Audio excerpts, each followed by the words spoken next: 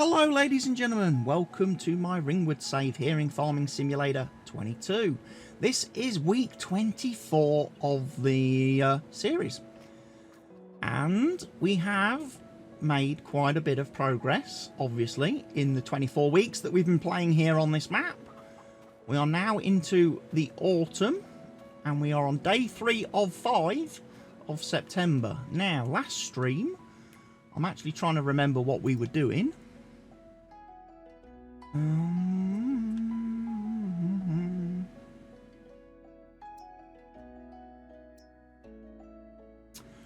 I think we finished doing field...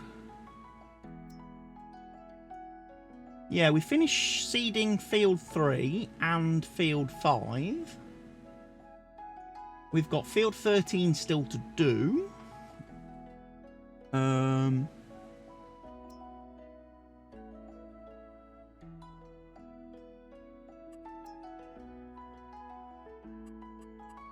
What about field 1?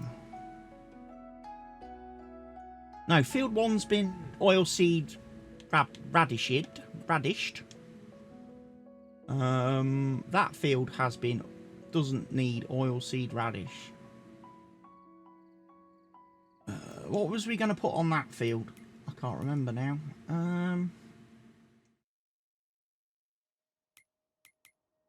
Because we can only plant wheat, barley and canola presently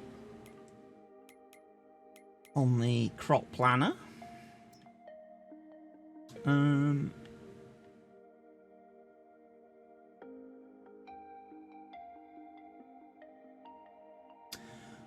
we also completely missed an entire section of that field, didn't we?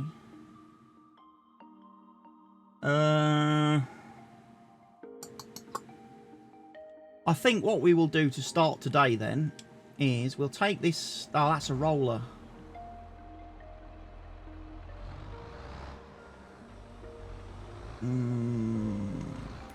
Yeah, do we need to do any rolling?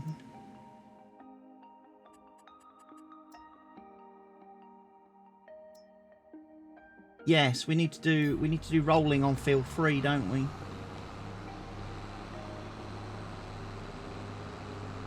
I might be very tempted to take the seeder, the quad track, back down to field 10 and actually seed the bit of the field that we haven't seeded, that has been missed.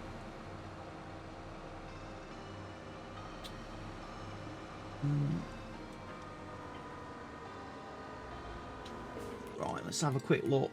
Have we got any courseplay courses? No courses loaded.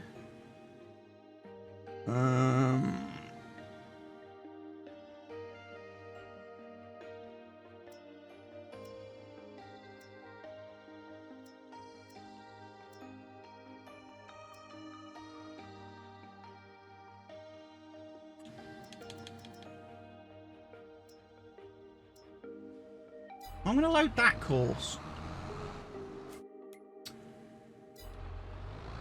I think the roller is technically wider than the seeder, than the stone collector. So hopefully this guy can do all the rolling that is required without missing any bits.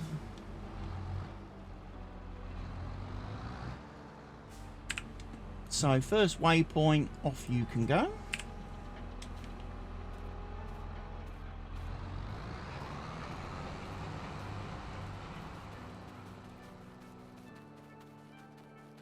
We'll have a rundown over this way.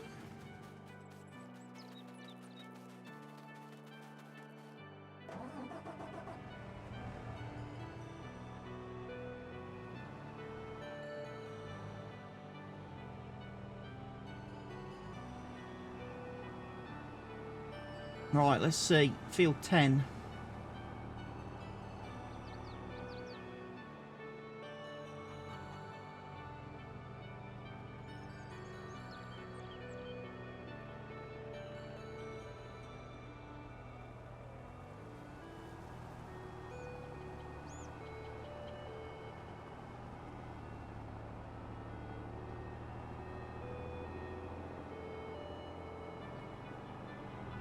Let's go.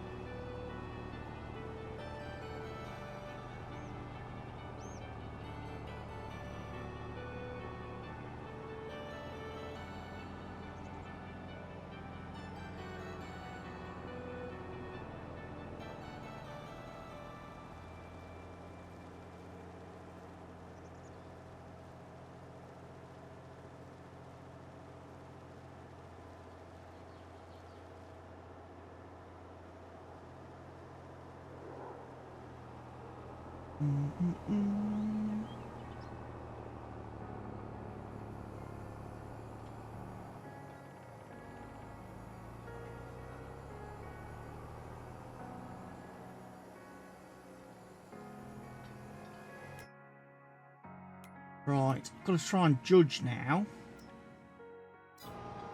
Right, I need to back up quite a bit.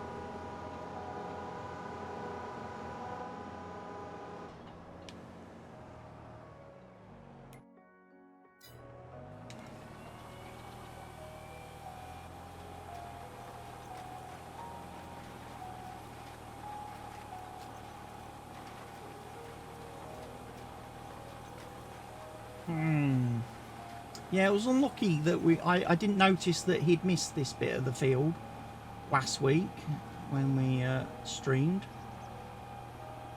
Otherwise, I would have done it before I took him off the field. I know he'd stopped way down the bottom and had missed a little bit, so I did that. But I didn't think he'd like missed this whole chunk.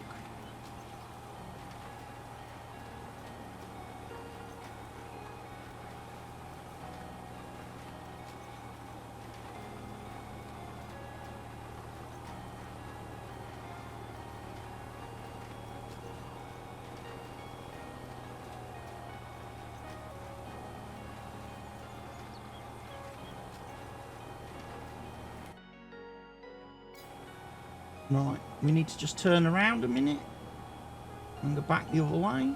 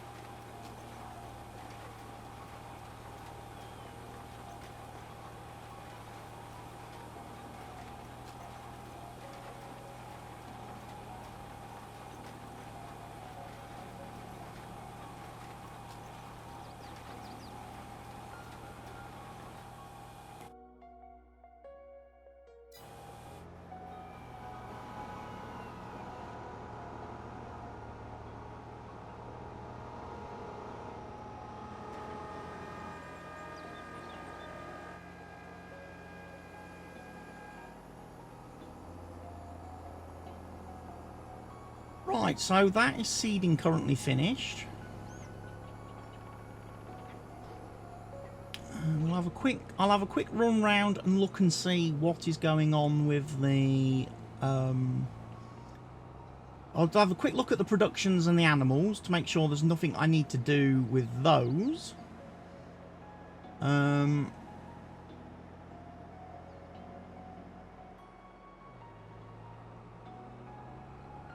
And then we'll probably move to October. We'll move time forward to October. And then we can start doing some more jobs, because there'll obviously be like sugar beets to harvest, I think.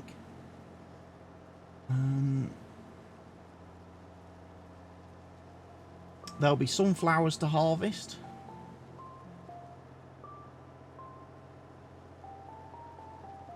We'll be able to do some more oilseed plantage.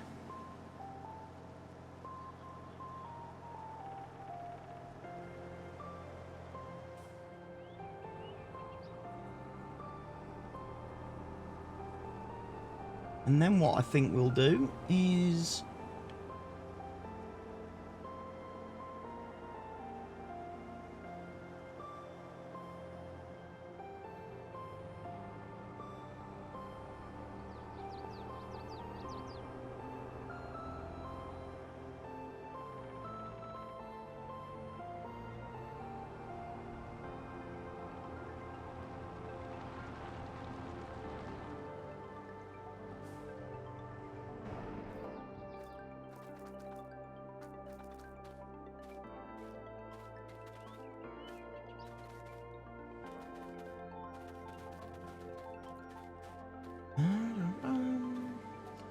Right, animals. Let's look at the animal overlay. We'll also look and see what new options there are in better contracts.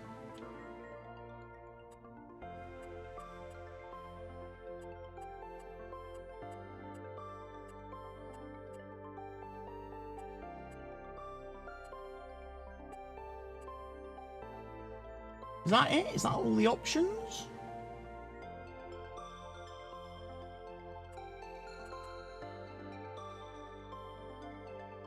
Apparently so. I thought there were some changes to that.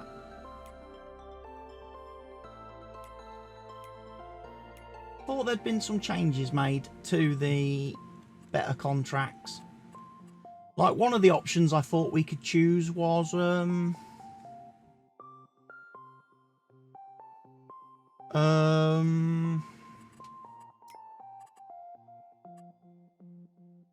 have bales instantly ferment. Instant fermentage of bales. How do I enable that feature? Let me go and check. I may have missed something there.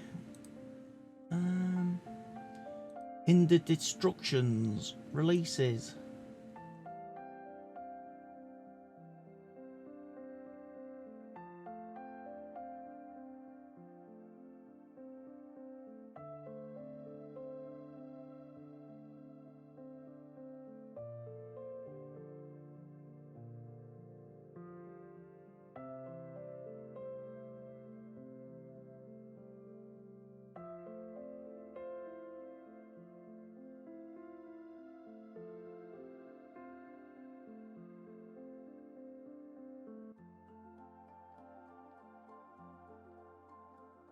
Okay, it's an option. So when you've got grass bales wrapped, if you actually walk up to them, there is an option to press a button to instantly ferment them. That's cool. So I don't have to wait for grass bales. We can probably test that, actually. Can't we? Because I've got a load of bales at the BGA.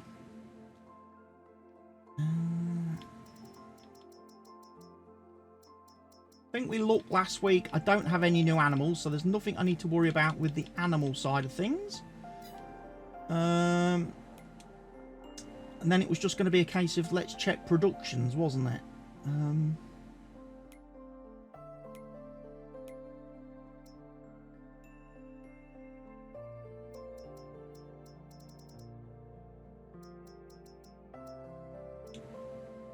Yeah, we don't have any cotton yet. We will be harvesting cotton.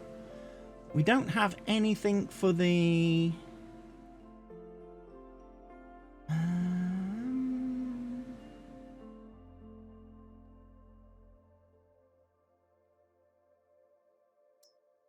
don't know if peanut oil and olive oil are used in any recipes, are they? Or are we just going to sell those?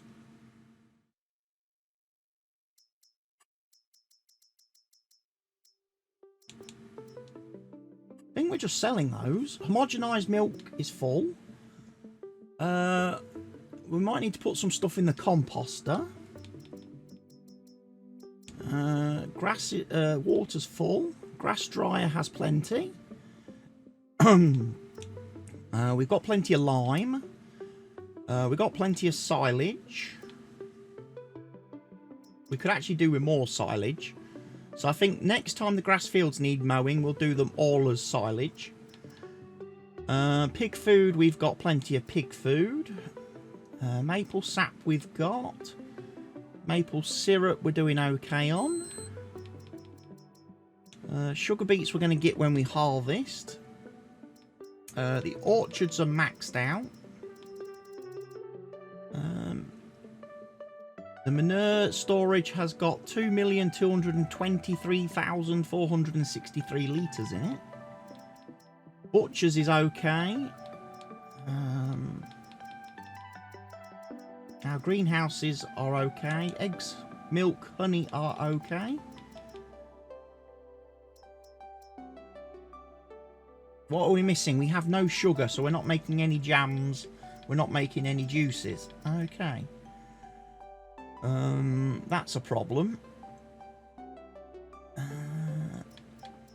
Like I say, sugar will come though when we get the sugar beets. Bakery is making everything but apple pies. Because it's missing, what I'm going to guess is brown sugar perhaps? We might have to go and buy that. And we're missing sugar. Brown sugar. Have we got brown sugar? No.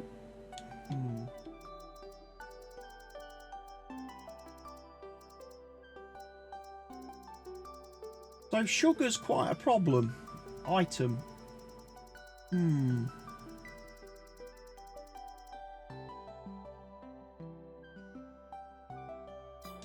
Next year, or should I say next spring, we are going to need to do a much bigger sugar beet harvest to make sure we get plenty of sugar beets. Right, let's have a look down here while we're here. Because there should be an option.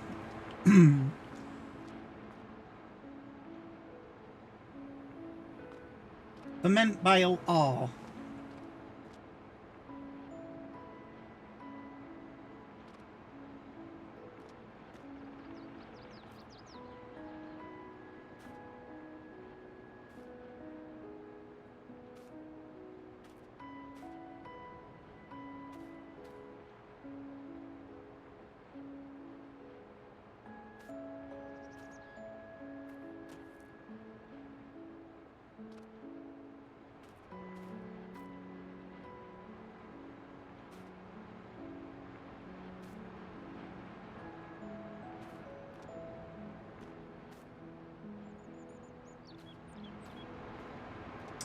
Right, let's just do this.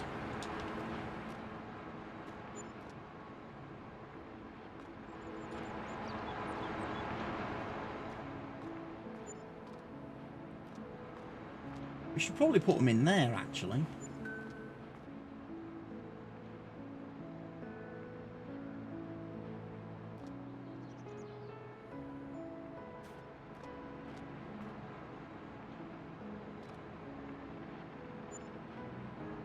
Let me just sort that out. Someone's posted a message.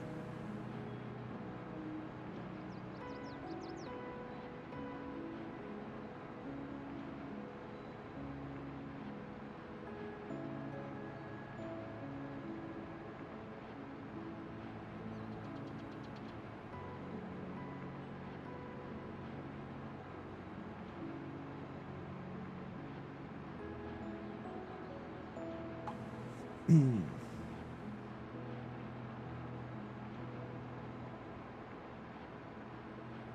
11 minutes ago.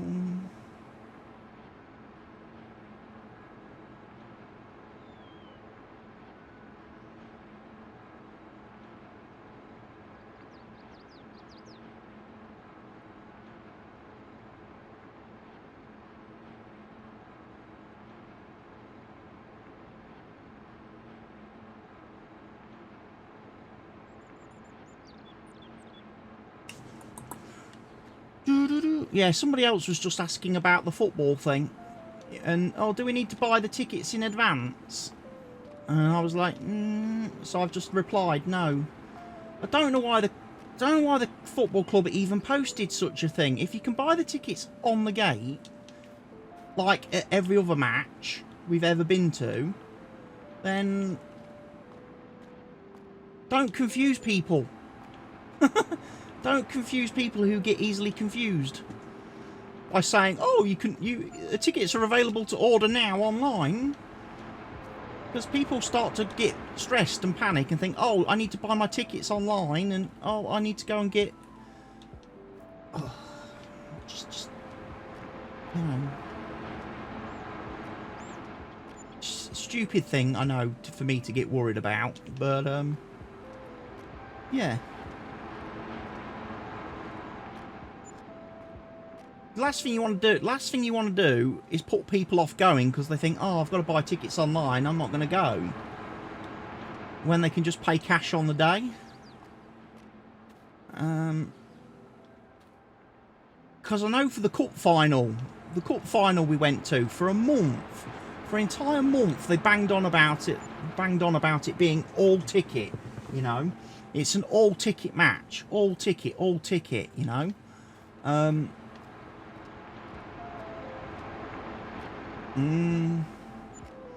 then on the actual day of the match, they then announced, oh no, you can buy tickets on the gate.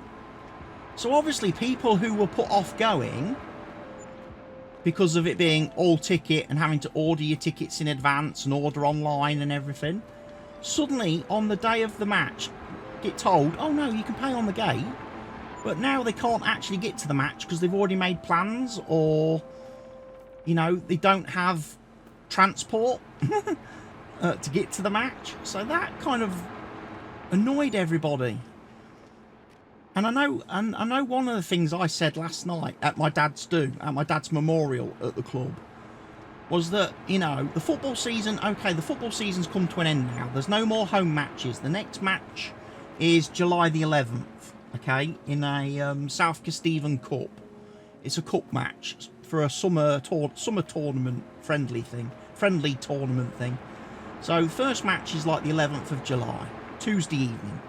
I was like, so between now and Tuesday evening, what is the club doing to hold, like, you know, to what events is the club running over the summer to get people down to the club, to get people spending money, you know, and helping out the club financially?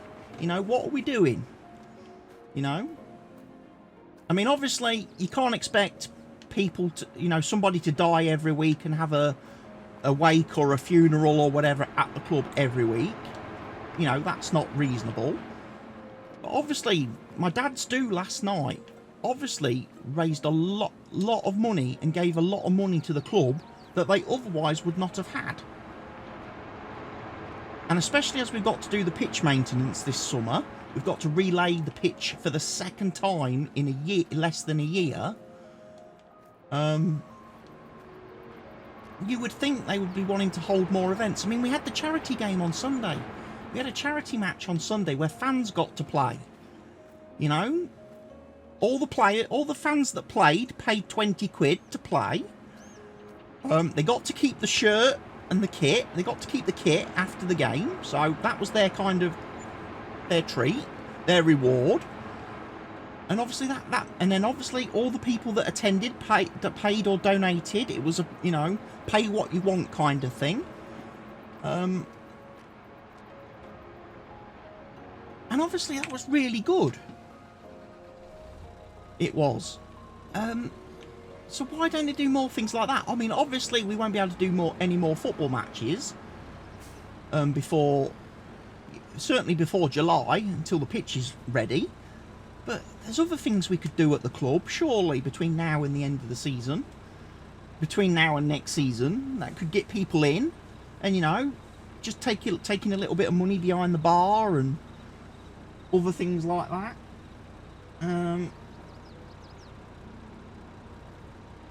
So, yeah, I've kind of got to get my thinking cap on a little bit, I think. and try and give them some suggestions for things to do.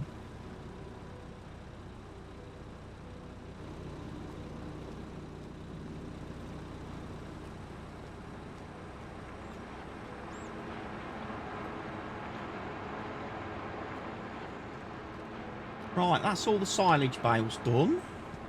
I didn't drop any more anywhere else, did I?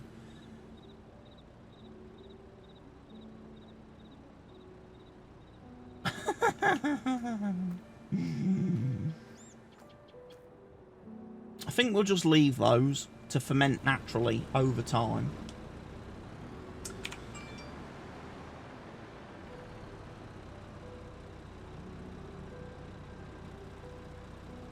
What was that?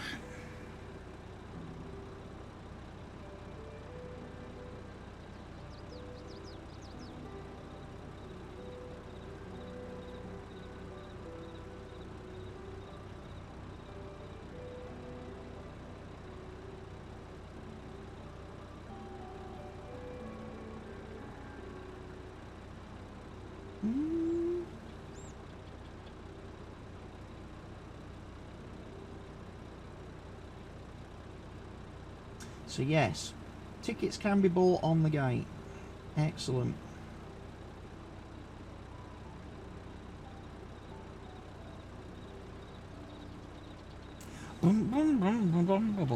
Right. We'll take the bale trailer back to the farm. We don't need that anymore. The other bale trailer, we will just... That other trailer, triple trailer, we will empty in October, when the bales are finished fermenting. The grass is rolled. All the grass fields are rolled, so they're going to be regrowing. We'll be harvesting cotton and sunflowers in October, as well as the sugar beet. So we need to get to October, ladies and gents. That's our next task. And I can also then obviously sort out the mistake I made on field 6 earlier on in the save, when I was painting the border around the field, and the camera collision on the trees forced the paint tool into the field, and basically I painted over a bit of the field, so I'll be able to plough that and put it all back right once we've harvested the sunny flowers.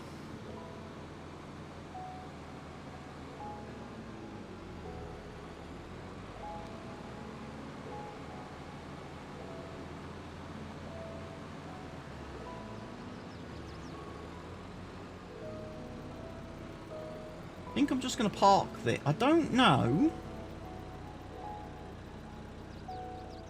No, there's no auto drive route that runs behind this shed. So actually, I am going to drop this lovely little bit of machinery over here.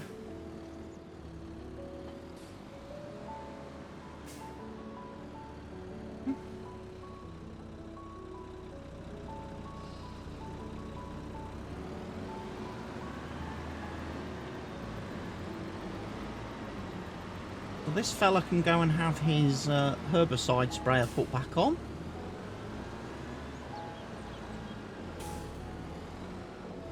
In case we have to do any weed spraying. I don't think we will need to do any weed spraying, because I have been ploughing all the fields as we've been...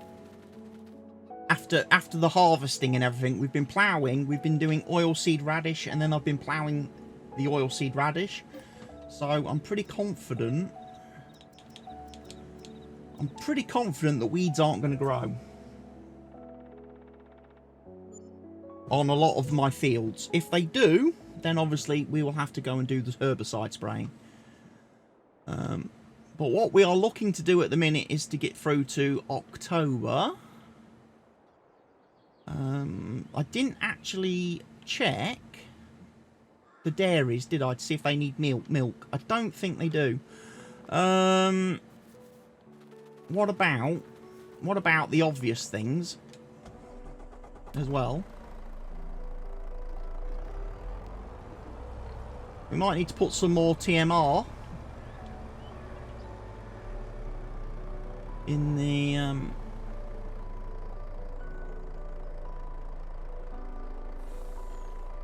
there's going to be a lot of manure and slurry, I think, kicking about.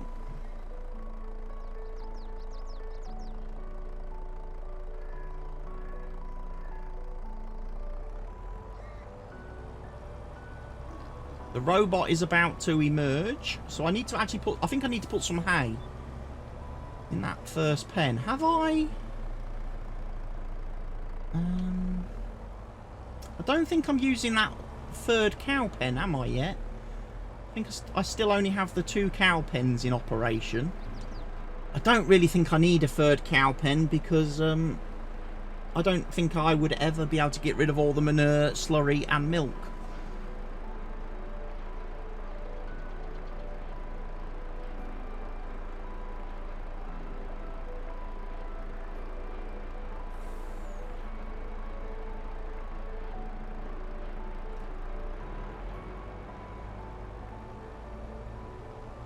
So we'll quickly lose all of the... I'll empty all the manure from down here.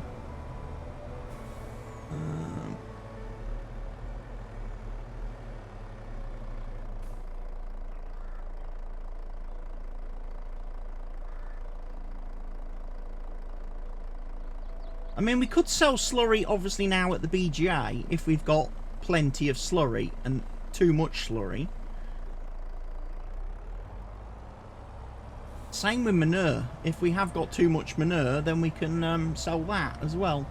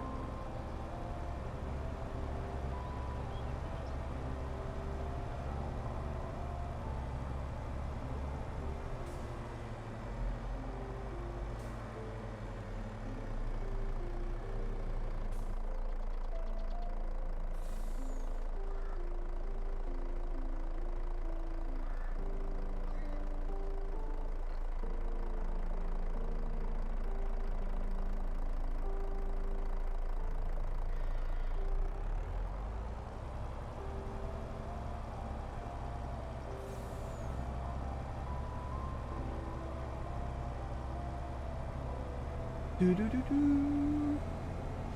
we'll quickly do that.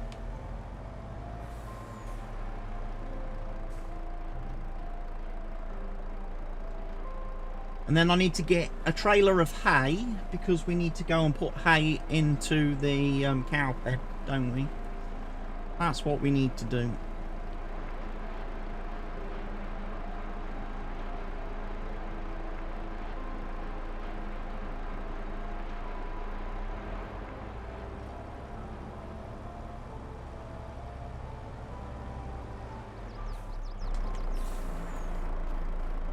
I need to move the JCB.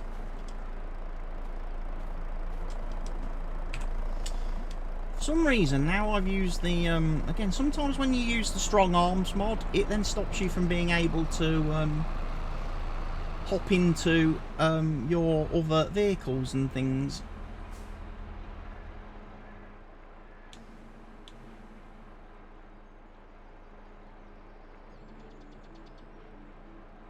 Entering.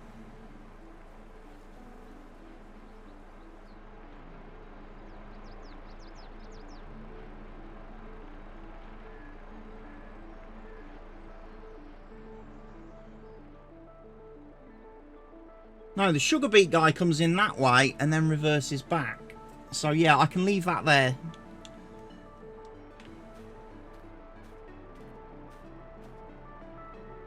Is this series close to an end, or just the other one? It's just the other one that's close to an end. I mean, if I was to show you the statistics page, Years played.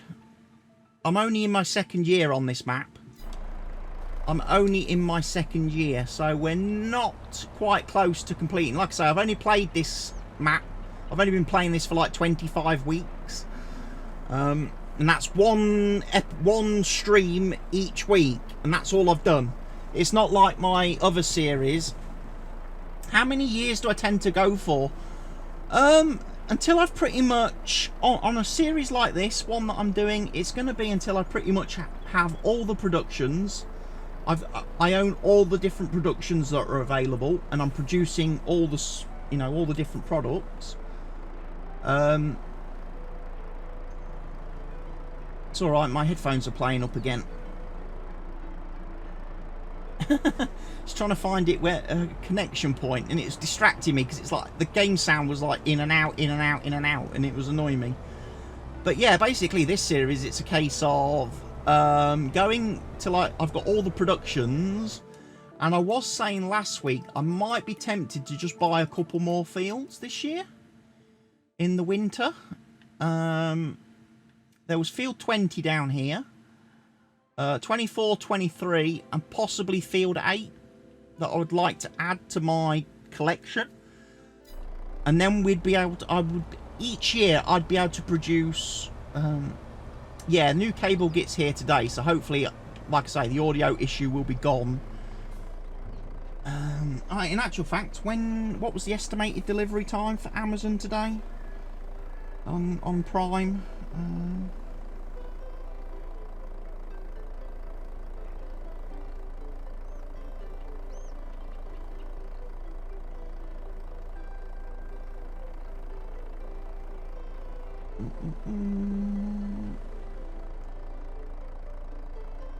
I think it was between 1 PM and 4 PM, I'm pretty sure.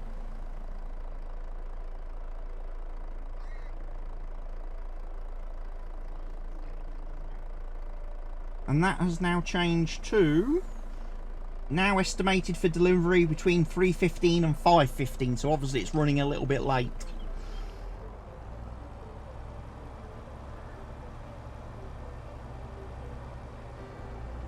But yeah, I want to be able to produce most products on this map by the time I finish this on this map, the save and series on this map. And then obviously I'll be looking then to start a new series on another one of Stevie's maps. Because I think this map, this has been quite well received, especially by a lot of the people in Stevie's Facebook community. You know, there's a lot of people that watch the VOD when I upload it to YouTube on a Saturday, so obviously replacing this map and this save with another Stevie one obviously is a no-brainer. That makes a lot of sense. And I will probably pick whichever map I don't pick for a Let's Play series. So like I was talking yesterday that when I finish my New Jersey save, I'll probably start a series on either Four Lakes or Hills View. So obviously whichever one I don't do will be the one I use for the stream series every week.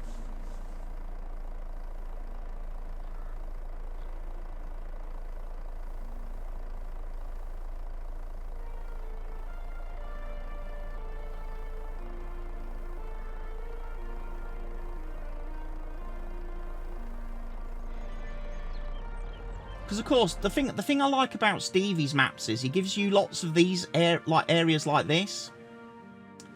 There's quite a few on this map. There's obviously a big one here.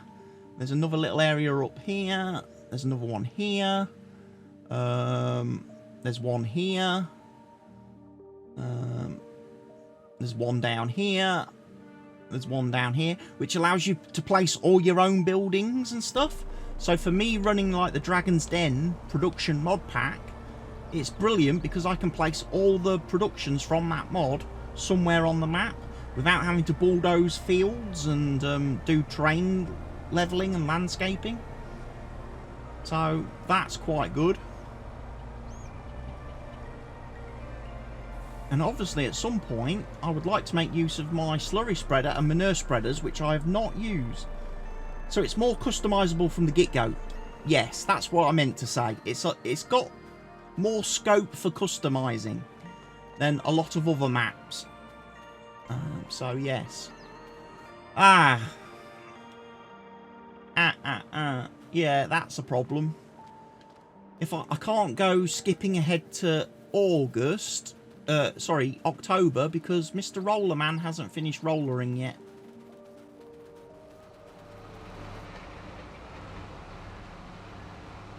I mean, he's doing a good job. He's obviously overlapping quite a lot. I'm going to have the last remaining cheese straw on my plate.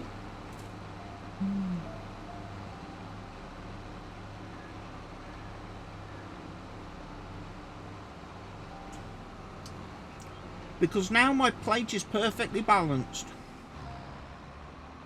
I have 3 pieces of pork pie left and I have 3 sausage rolls left. My OCD is calmed.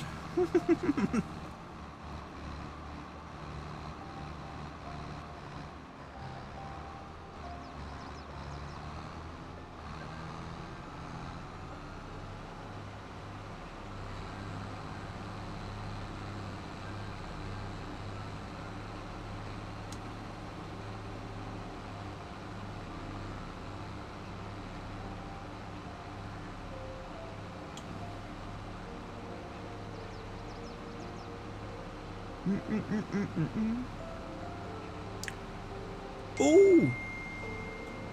The cost of living payment will be paid automatically from the 25th of April to the 17th of May.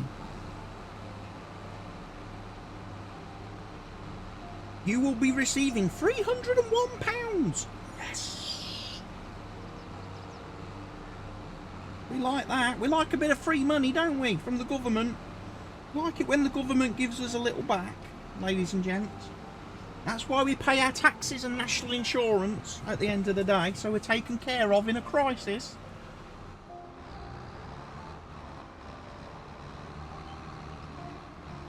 That's what my phone call was earlier. There was a lady from the, like, government thing. Okay, done with the workout, lol. How are you feeling, Lucy, after the workout? Are you good? Are you sore? Are you aching? I must admit, like I say, I always do the workout last thing in the evening, from the VOD, and I guarantee after every one of the workouts, it helps me go straight to sleep afterwards. Helps me go straight to sleep. It's like my bedtime routine. You was doing the Sunday one. Sunday one was that the cardio one, or was that the Pilates? What did she do Sunday? Was it Pilates or cardio? I forget. I know it's only been 3 days, but my memory is shocking at the minute. Pilates, yeah.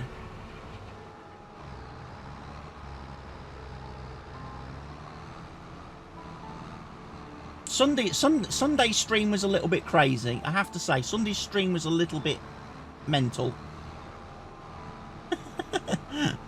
Things got a little bit out of hand in Sunday's stream, didn't it? With the subs and donations and everything.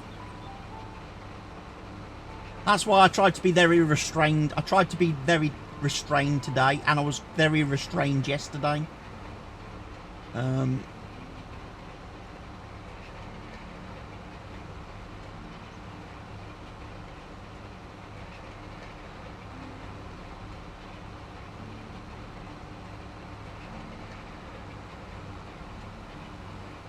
But yeah, it seems like I managed to upset Weston, so... you know... I managed to upset him today, so that's a bonus. I suppose that's one thing I can take from today's stream.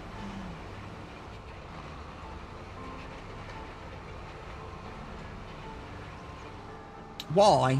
I don't know if you saw it, Lucy, but there was a troll in the chat, and it was one of those annoying people that just comes straight in and comes out with the question that, obviously, you know, the trolly question of the very first thing they say, no hello, no good morning or anything.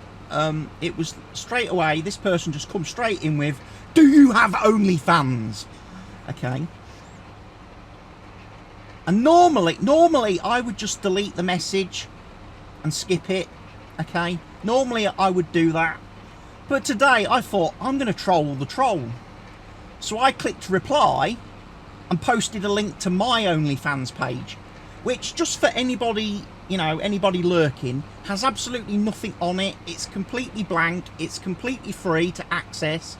I don't plan on posting any content on it at all, ever.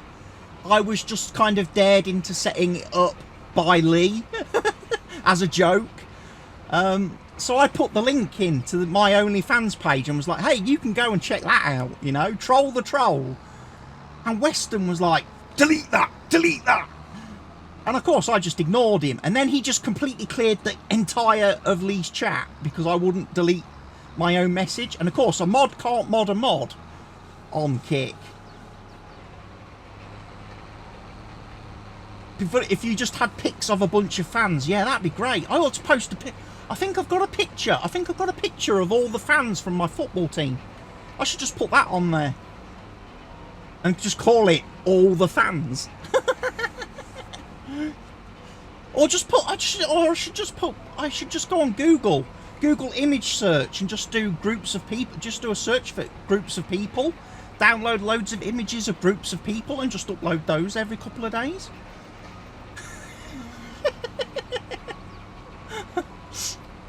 Or fans. Oh, you mean the spinning fans?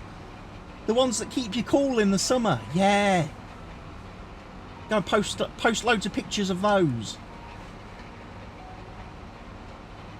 That would be the ultimate troll account. You know, unlock this awesome picture for $25, and then somebody does it and it's just a standing fan. Troll the trolls and make money out of it at the same time. Absolutely brilliant idea, Lucy. I like that. I like that. I'm going to do it.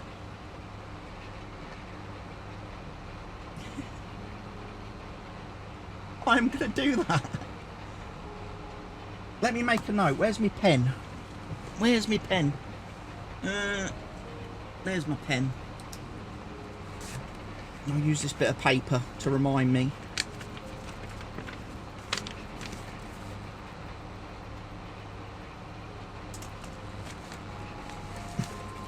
Put fan pictures on OnlyFans.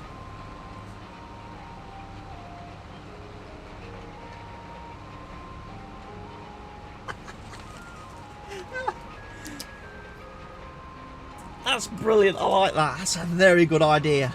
Right, I've claimed that one now. So everybody else, you've got to come up with your own ideas now to troll people. Okay, I'm borrowing that one from Lucy. I'm stealing that idea from Lucy.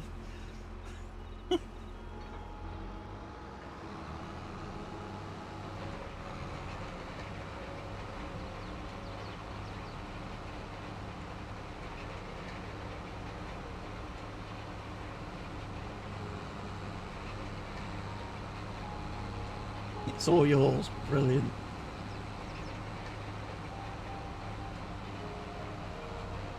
Yeah, I'm just going to go download loads of pictures of fans. Standing fans, desk fans.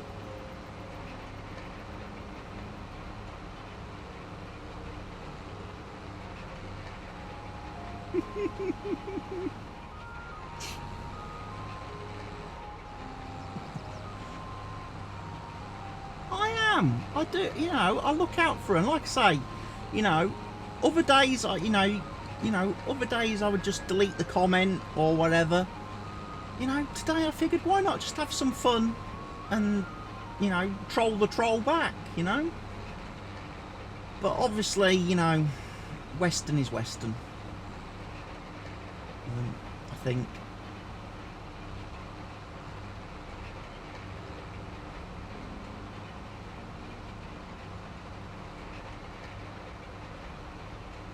Some days you just be salty, lol. Yeah, maybe it's because I've been eating lots of salt today. Because I've got all my leftover buffet from last night, from my dad's memorial event. I did catering for 50 people and I only had 25 turn up, so I've got quite a lot of leftovers to eat for the rest of the week. But I'm not bothered. And no, Lucy, it's not a bad thing. It's not a bad thing at all. Because the 25 people that turned up were the absolute best 25 people I could have wished for. They would have been the people that Dad wanted there. And I'm actually really glad that like none of his family or none of Mum's family turned up or any of that, because they would have just caused problems, and they would have caused trouble, and it would have been an absolutely awful night. As it was, the 25 people that came last night were absolutely awesome. We got to have great conversations with everybody. Everybody got to eat plenty of food because there was so much of it. So everybody went home absolutely stuffed. Because there was only 25 people there, we decided to pay for everybody's drinks for the whole night. So nobody ever had an empty glass. And it was absolutely wonderful. It was so nice. And like I say, I'm really pleased that all the people that came were real, genuine people that knew Dad, that had spent years working with him, years obviously being with him at the football, and everything. So it was a good night. Mum really enjoyed it. Mum, because obviously Mum was having her wobbles leading up to it. She was actually trying to cancel the event last week, and I wouldn't let her. She basically had she'd got a card which she was going to send to the club telling them to cancel the event, cancel the night, and just give them money. And I kind of lost the card somewhere, so she couldn't send it. I made the card disappear because I was like, I'm pretty sure with everything that's going on, and obviously we lost one of our dogs as well last week. One of our dogs died sadly last week as well, which was one of Dad's dogs. So obviously that affected Mum quite a bit, and I was just like, look, if we can just have the event, I'm sure she will benefit from it. You know, she'll see and get to meet people that obviously Dad had affected in his, you know, life that she wasn't aware of. And it was perfect. And it was perfect. And actually, one good thing that came out of the night as well, the lady that runs the bar and club part of the football club actually offered my mum a job next season if she wants it. If she wants to do it, has offered her a job in the tea bar on match days, doing teas and coffees for the fans, and burgers and bacon sandwiches and stuff like that. I hope my mum's going to do that. I hope my mum is going to do that, because it'd be a great way for her to get out of the house a couple of times. You know, it's not going to be every week, because obviously we play home and away matches. But it'd be really good. It'd give her a chance to meet some new people, maybe make some new friends. Gives her something to look forward to. And she's a really good cook. She would make really great burgers, really great, you know. Plus she said, she was already saying last night, I'll be able to do my winter stews and stuff like that. And I was like, that'd be perfect for her, you know. It'd give her a bit of purpose, you know, that she's now kind of lost. So I hope she takes that offer up. You lost your dad 5 years ago now, and it's been rough for all of us. Oh, I'm sorry to hear that, Lucy. Yeah, obviously there's going to be tough times ahead for us as well. You know, like Father's Day in June, when we have Father's Day, that's going to obviously hit us hard. Christmas is going to be awful for us, because Dad's birthday was Christmas Day. So obviously Christmas ain't going to be a lot of fun, because it was always his birthday and we always made a fuss of him.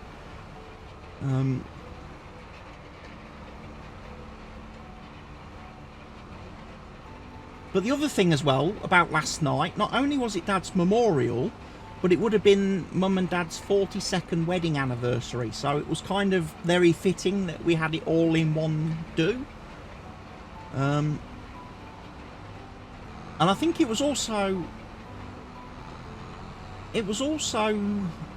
I think, good to do it, you know, like, you know, a month on from the actual funeral. Most people obviously tend to have the wake and stuff immediately after the funeral ceremony and stuff. You know, you go and do the thing on the day. It feels so much better doing it like last night, because you haven't, people aren't like grieving anymore. They aren't sad, you know. They're a lot more positive and upbeat, and I think that helped made the do as well nice. You haven't got people crying and sobbing and bawling everywhere. Because I you know, I couldn't cope with that. And that's one of the reasons why we didn't have, when we actually had his funeral, we didn't have that open to anyone but Mum and myself, because I couldn't have dealt with everybody else, you know, being all dramatic and emotional on that day, and I didn't want people to see me being dramatic and emotional as well, you know. So we, you know, we obviously did we had his funeral in private, and I think that upset the family. I think that's probably why a lot of the family didn't turn up last night, because they felt we'd excluded them. We'd prevented them from being able to say goodbye and all that. But, you know, it was Dad's wishes. He didn't want us. He had left specific instructions that we were not to be people pleasers. We were to do what we felt was right for us in the moment, or when the moment came. And yeah, it definitely was a lot better, certainly for me, with all my issues, not having to deal with the parade of people, because that's the worst part about the funeral as well, is after the actual, you know, the ceremony. Here in the UK, it's like tradition that the family of the person, or the next of kins, all stand, and everybody has to come past you, like walk past you, as like a bit of a freak show kind of thing. And everybody's like shaking your hand or kissing you, and oh, I'm so sorry. And obviously, if you've got hundreds of people turning up, you can be stood there for ages. and there's no way I would have wanted to do that, you know. I wouldn't, you know, physically I couldn't have done it. Plus, you know, there'll be a lot of people. There'll be a lot of people that we just would not have a clue who they were. We wouldn't have known who they were, you know. Whereas again, at least like last night, at last night's event, we knew everybody. We knew everybody first name terms. I had worked with a lot of the same people, because I spent 6 years working at the same company my father worked for 52 years, because I did an apprenticeship. So all his colleagues used to be my old colleagues. So I had a lot of reminiscing and catching up to do with them. Yeah, exactly. You know? And that's the best bit. That's the bit that obviously kind of irritated me, because the family members that kicked up the most fuss and were shouting the loudest on like social media and stuff about the funeral were the same family members that I don't think in my 40 years of life have ever visited the house once. They've never been here. They've never come to visit. So why are they trying to take over and tell us how the funeral should be done? You've not been part of his life, so jog on.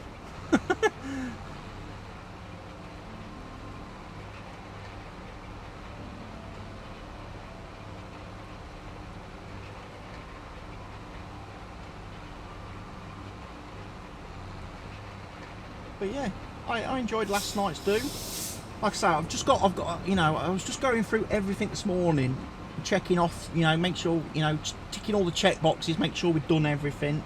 We hadn't forgotten anything. Like one of the first things obviously we did today, all the leftover food from last night, we took off the lovely silver trays, the silver platters, We've washed those, so they're ready to go back tomorrow morning to the company that did the catering.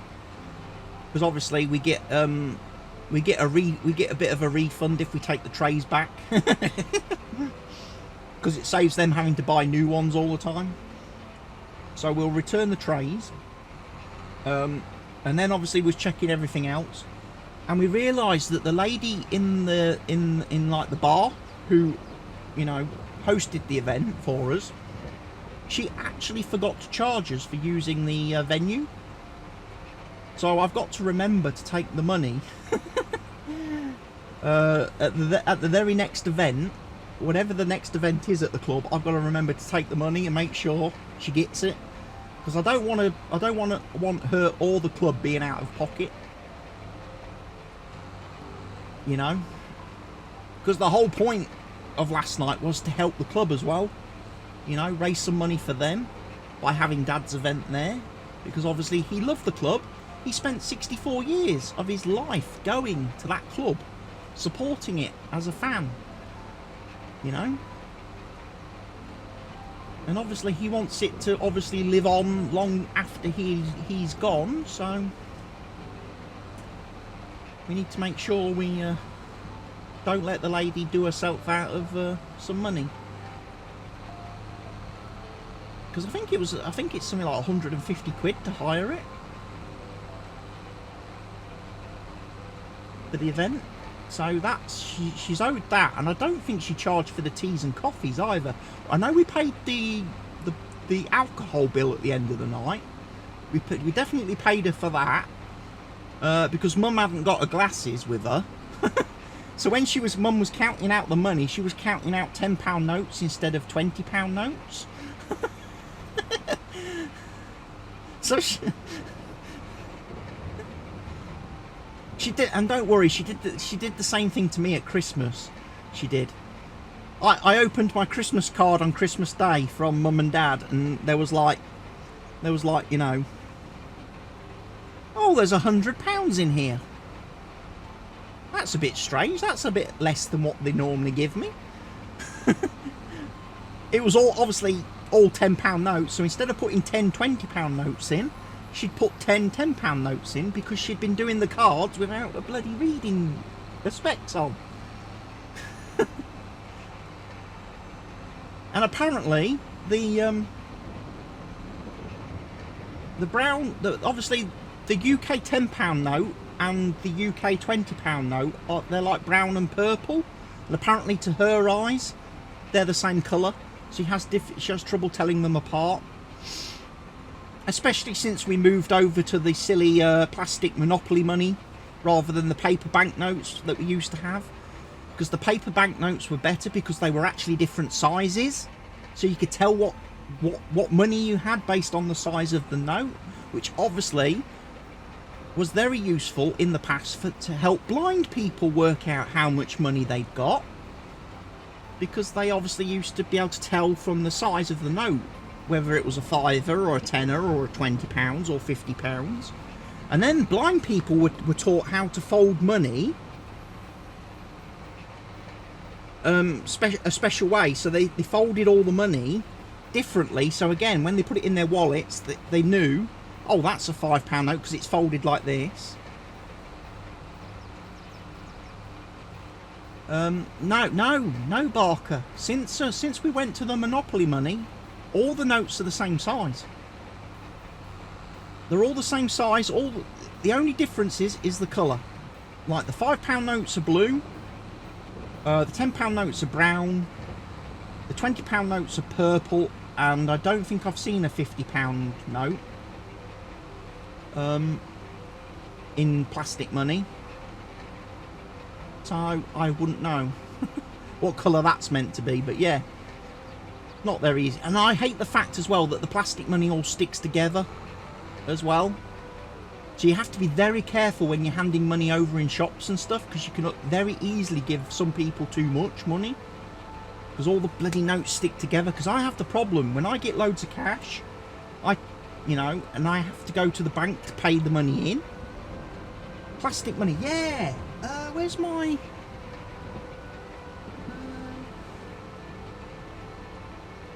Where's my wallet? I think it's hanging up on the back of the door.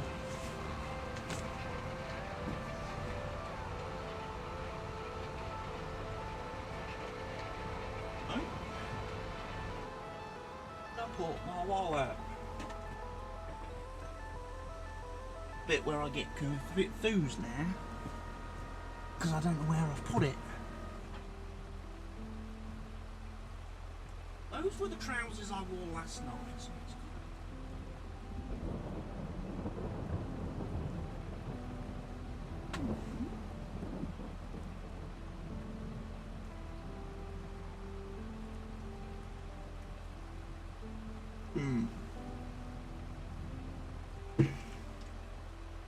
Lost it.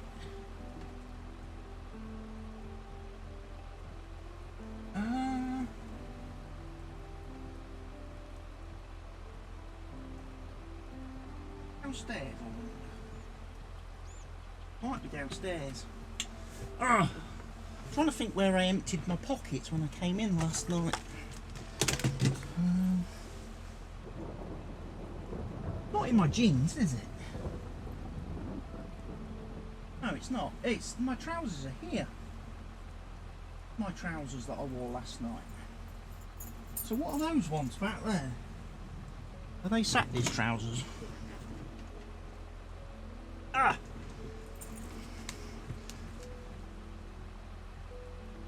Drop my headphones on the floor. You have plastic money in the form of a debit card. No, Lucy. Here in the UK,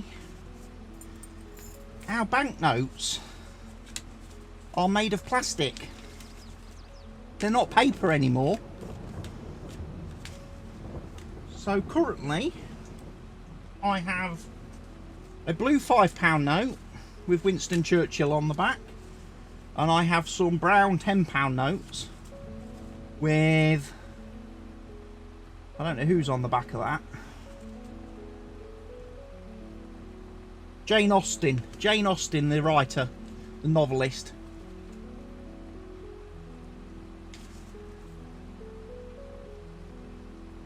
Yeah, they made it out. They changed it to plastic because they felt it was harder for people to counterfeit and forge the money. When it was easier to do fake money when it was made of paper. But like I say, the problem I have with the plastic money is it all sticks together, especially for like me, especially for us men. Yeah, well, it's made out of animal fat, isn't it? Actually, the banknote, or our money's actually made out of like animal fat that's like processing away to make the plastic. Because I know there was a big fuss. There was a big fuss from the like the vegetarians and vegans who didn't want the money. They refused to accept notes in shops because they were like, "Oh, it's made from animals." So, you go to give them their change and they'd go, "Oh, I don't want it, it's made from animals." And I'd go, "Yeah, cheers then. Bye-bye."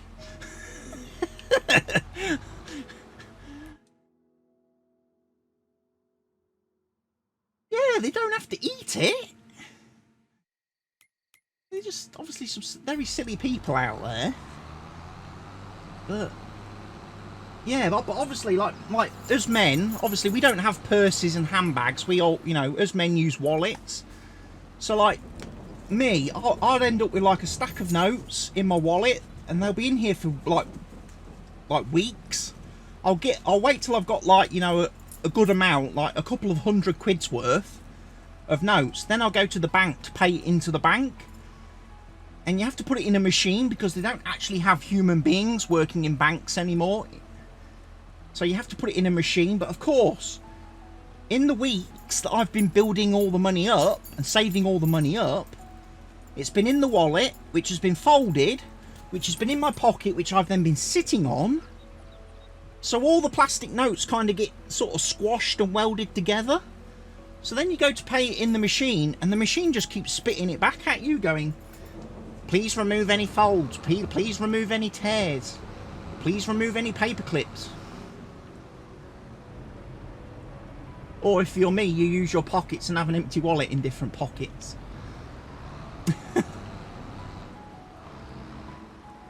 Well, I tell you what I did the other day, Barker. I emptied all the change out of my wallet, all the coins, and I got the coins converted into, I think it was 30 quid. I had 30 quid's worth of change just in the little coin pocket on the side of the wallet. When you get rid of 30 quid's worth of change, it's amazing how light your wallet becomes. And when I go to my health course and step on the scales, that makes quite a nice difference. When I'm weighing in without 30 quid's worth of change rattling around in my pocket.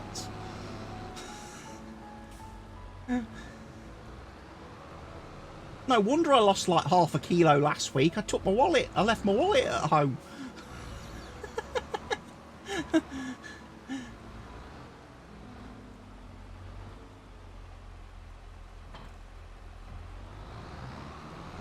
Right, we have finished rollering. So that means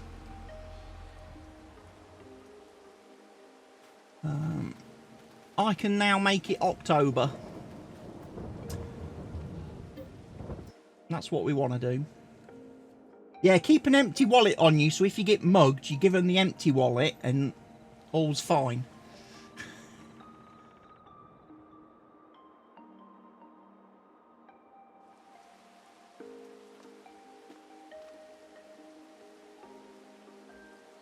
Hello, Lady Serene.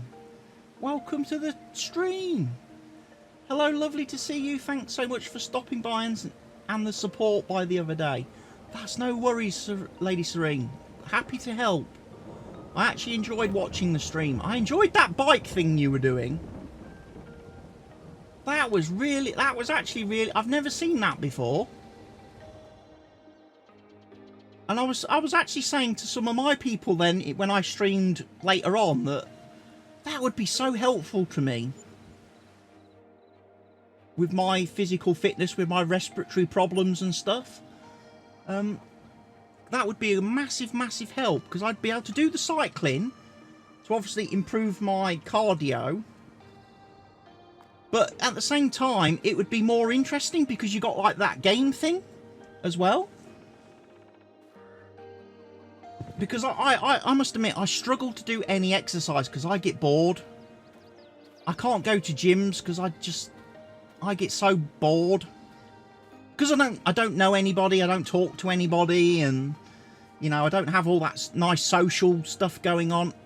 I just get very fed up on the machines, and if I have to queue for machines and wait for machines because there's people that are using them or want to use them.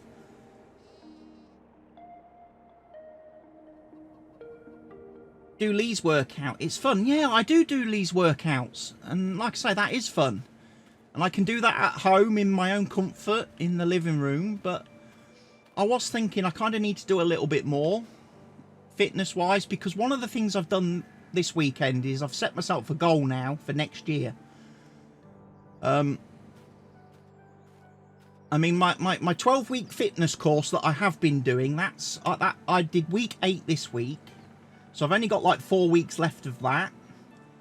And the guy that takes the course has said to me on Tuesday that I've already completed the course. Basically, I've passed my target of, you know, the required how much I had to lose, how much weight I had to lose over the 12 weeks. So the next 4 weeks are basically freebies for me. But I said what I would like to do now is I would like to keep going with the weight loss. I would like to get back ideally under 100 kilos, which is probably about right for where I am, given obviously my height and, you know, my build. I don't want to obviously lose too much weight. So if I could get down to between 90 and 100, you know, that'd be great. And then I want to work on my cardio so that I can, you know, do some basic running about and stuff like that. Because one of the things I would like to do then next year is when they have the charity football match next year, I would like to be one of the players. I would like to run out on the pitch and have a game. So that's my goal. That's my target for the next 12 months. That's what I'm going to be working towards. Right, we've got harvesting to do. It's October. Like I say, I would have loved to. I'd love to have done it on Sunday. I would have loved to have done it on Sunday, but at this moment in time, there's no way I could have run. I would have done one sprint, and then that would have been it. I'd have been completely and totally done. You know.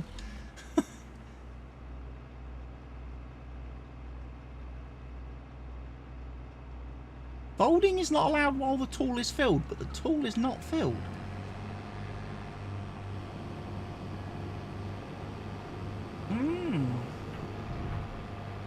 So yes, that is my target. It would be very nice. I mean, I'm hoping as well, from the sounds of things as well, from the chitter chatter on the WhatsApp group for the club, they are planning on holding some like training sessions and some kickabouts for the I might go along to some of those as well over the year, because that might give me a chance to do a little bit of training before. If you decide to try Zwift and need any help setting up, you can join my Discord. We have a channel. Oh, I will definitely consider that. I'll definitely consider doing that, Lady Serene. I'll definitely, like I say, definitely look into that, because it probably would be really cool to get. Obviously, need to get a bike and then get the program, the Zwift program. The only trouble is I wouldn't be able to set it up in here because I don't have the room, so I'd have to borrow another room of the house, which means obviously I won't be able to stream any of it, unfortunately. And until they allow you to do the streaming via the app, to do mobile streaming here on Kick, I hope that's something in the pipeline.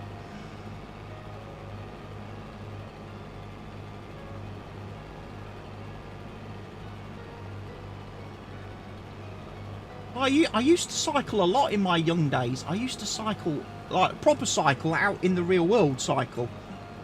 And I did that until I was about 24. Even after I learnt to drive and passed my driving test, I carried on cycling for many, many months.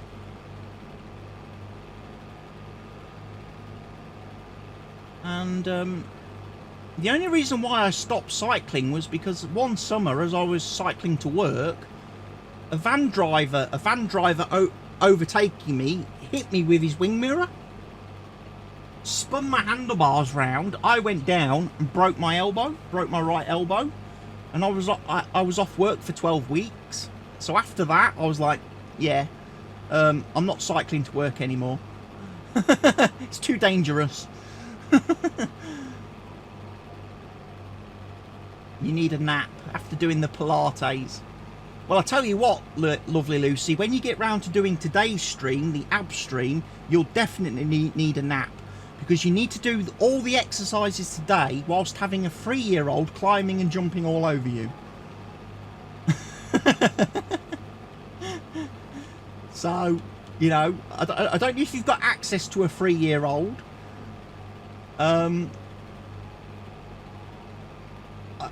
But if you can borrow one from somewhere, you will do so.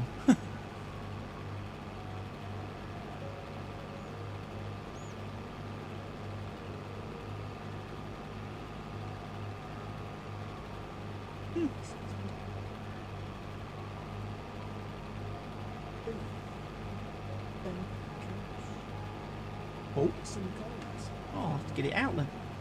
I can lay on that then on the living room floor. I'm doing your workouts later.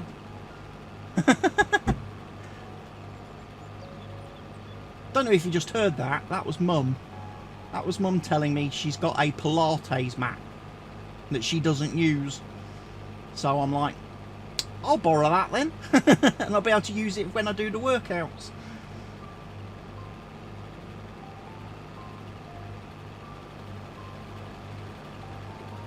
I wonder if she's got has she got a Zwift bike?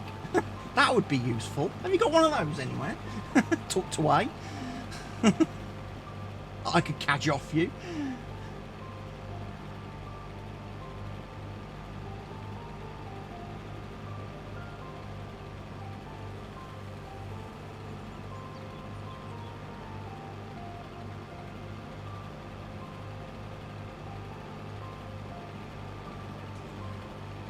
So cotton harvesting is going okay. I might hand this over to a worker, let the worker carry on, because I need to go back to the farm, grab the combine,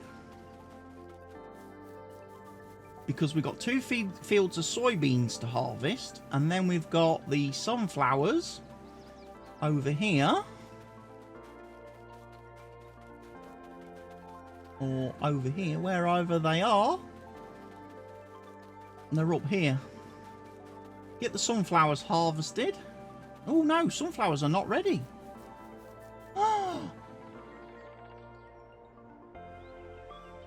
they going to be November then? They're probably going to be November. So yeah, 2 fields of soybeans then. And is it the sugar beets? No.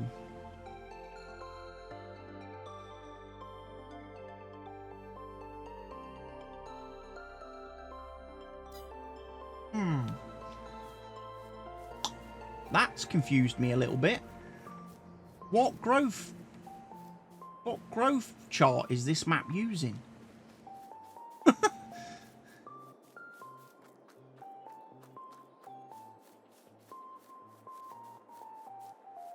yeah, the Pilates and ab workouts are probably the ones that I really need to do at the minute.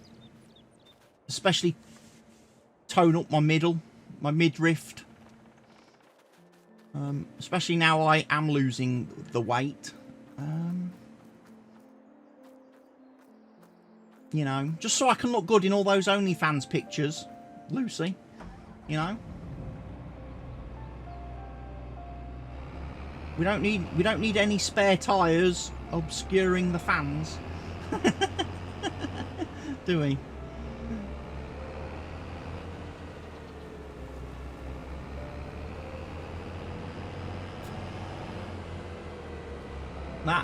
That was such a great suggestion, that was.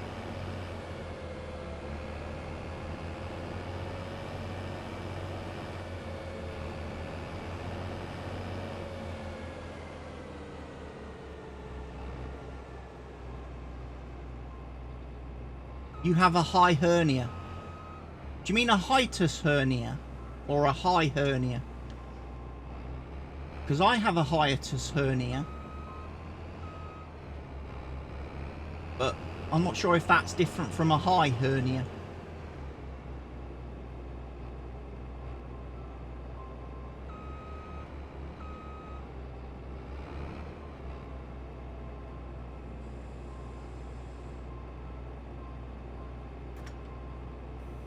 In my case, the hernia I've got is the one where part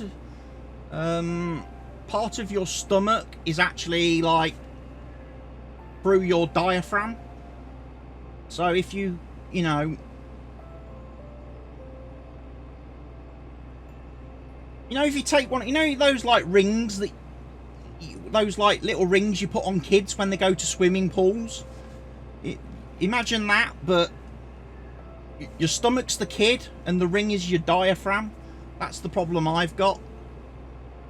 And that was because of my car accident. Because I obviously got chest trauma and got crushed, it kind of basically popped my stomach up through my diaphragm.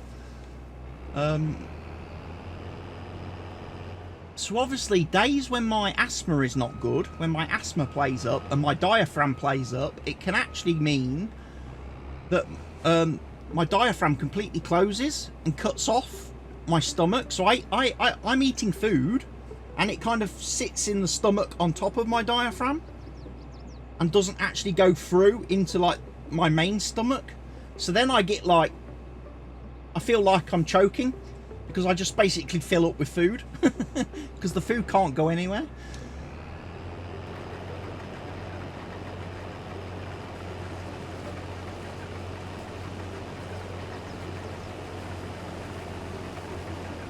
And another problem when you have a hiatus hernia is you get really bad, like, acid reflux as well. So you obviously have to be very careful with certain types of foods, and you sometimes have to take like medications to try to lower your stomach acid production, which are not fun. And obviously on the days when you get really bad attacks, you have to take like the over-the-counter stuff for like indigestion to, you know, help you out.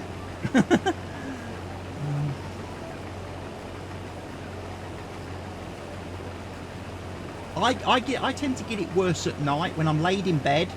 All of a sudden, you just suddenly get like stomach acid at the back of your nose, and you wake up choking, and then all your throat and everything's burning then for the rest of the night, and you don't get any sleep because you're scared that if you fall asleep it'll happen again.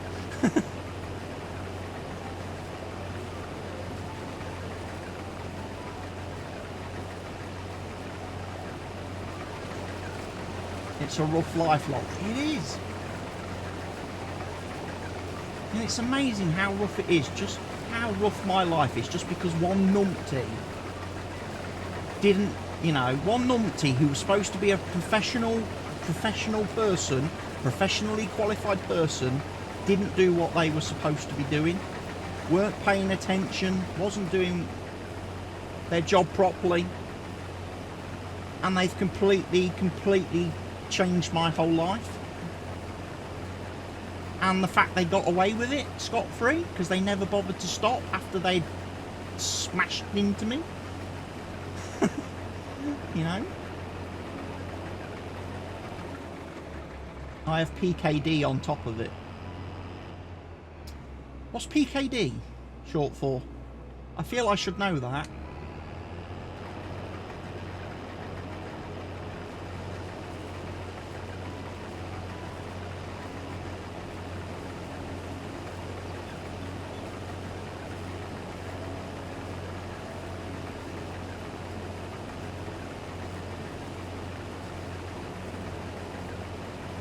I'm so happy chat's working now. Shame it wasn't working this morning. And of course there's no chat histories yet on Kick, so I can't go back and see what Barker and polycystic kidney disease. Oh. Yeah, that doesn't sound fun at all.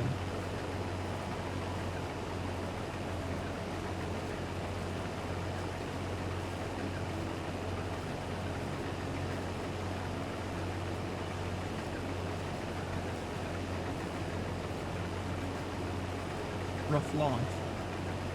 It certainly is.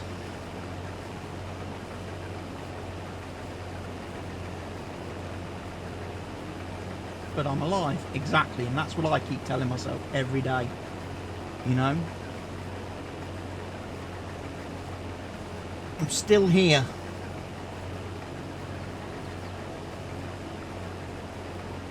Dropped and put up for sale because I was ignoring you. Yeah, I wasn't ignoring you, I just couldn't see anything you were typing because chat was just not working. So I was sat here as I am now, and yeah, I was looking at an empty chat and thinking, oh, there's no one here.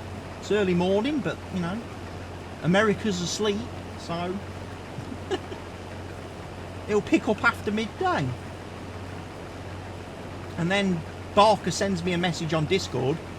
Is your chat broken? You're ignoring everybody. I was like, huh? What?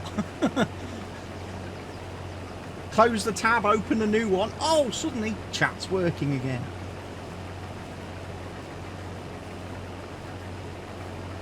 I'm actually the top played player for them. I hope I am. From everything I was seeing last night, I deserved a pay rise on Kick's team, because I'm the master of assists. I'm the guy that puts the passes together for all the other players to score from. I know people like Alpha take all the credit for scoring all the goals, but he couldn't do it unless I gave him the ball in the first place. The chat is messed up. I hope they fix it. Yeah, they've released updates today. They have, Lucy, which has added some obviously great new functionality to the whole Kick chat and stuff.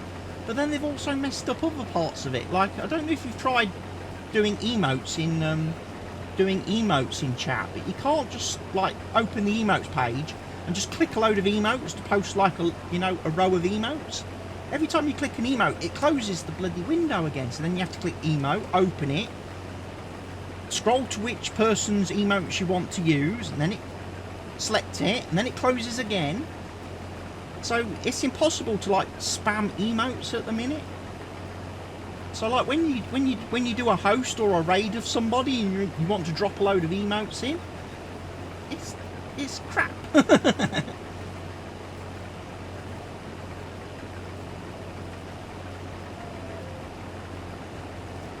Can't see chat in theatre mode. Yeah, well, as I say, I've not used the app today. I've not actually gone and looked at the app because the app doesn't let you even view the creator dashboard. So whilst I'm streaming, the app is absolutely pointless to me.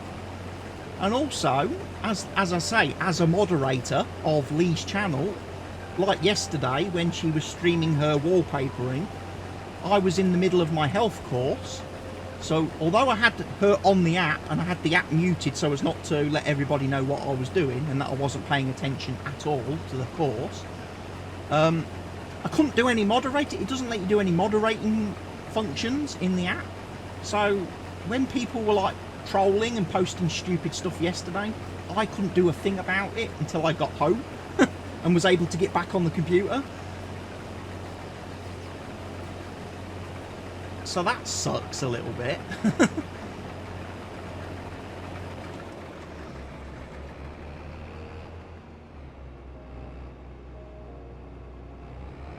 But like I say, I've only got 4 more weeks left of that health course, and then I get my Tuesday mornings back.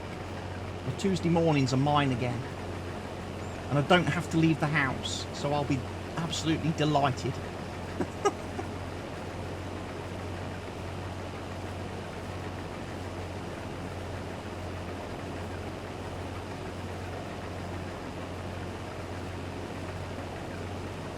But have you managed to figure out your Me 6 bot thing yet, Lucy?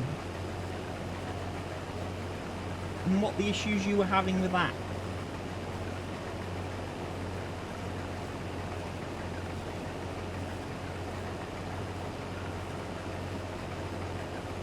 Because I was setting mine up last night, and I've got mine doing. I've now got on my Discord, got mine posting all my Twitter. All my Twitter stuff into my Discord, and you got Bottrix. Okay. Yeah, Bottrix does Discord alerts, doesn't it? But I didn't use it because I'd already got the kick alerts thing. No, I didn't. Well, if you need some help with that, just ask me, and I can give you some pointers because I've been setting it up on. I've been setting it up on my Discord, and obviously I tweaked around with some things for Lee at the weekend because her social links weren't working either on her Discord. It wasn't posting her Twitters and Instagrams and YouTubes and stuff. So I managed to get all that fixed. It's the first time I've ever used it, so it was quite fun figuring all that out, learning all that stuff. So I hope I can share some of that knowledge now with other people.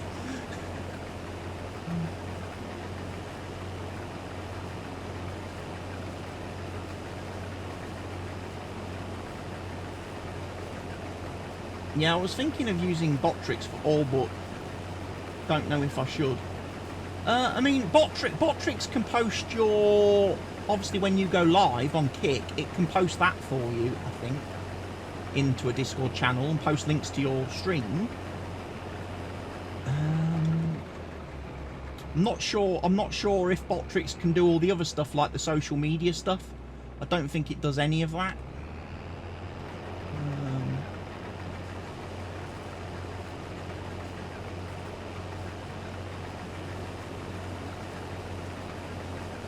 But then again, I only use bot tricks for kicks, so I haven't like explored what bot tricks can do if you sign in for Discord or sign in for Twitch or sign in for YouTube, because I don't use it for any of those things. I only use it for like my kick channel, because I have other services that do all my other channels. So like all my YouTube stuff that gets posted onto Twitter and onto my Discord and onto my Facebook group via a service called Zapier. Same with my live streams. When I do live streams on Twitch and stuff, I use Zapier.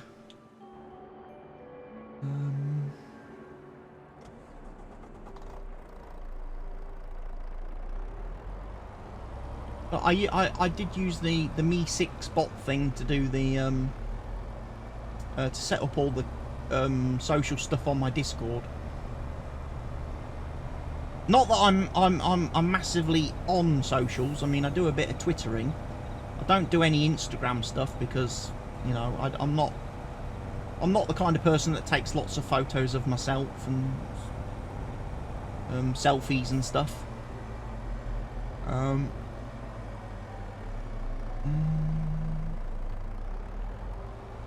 I don't do TikTok.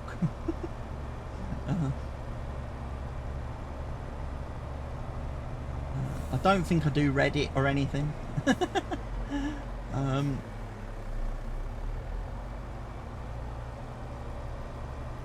yeah, the only other thing I have is the OnlyFans, but I don't think there's anything that automatically posts your OnlyFans content anywhere at the minute. I don't think there's any bots that work with that site. You have socials for stream only, yeah. That's more or less what I do. My Twitter is, I mean, I've started posting a bit more day-to-day stuff on my Twitter. But mainly my Twitter was just for a long time just used to post the links to my videos and my streams. But I have started putting more actual content on there again, partly because I've been told to do it by, you know, more experienced people. You know, like proper streamers. You know, all these verified people with the ticks. You know, make sure you promote yourself and, you know, engage in stuff. And it's so strange for me to do that because I'm, you know, just Billy No Mates.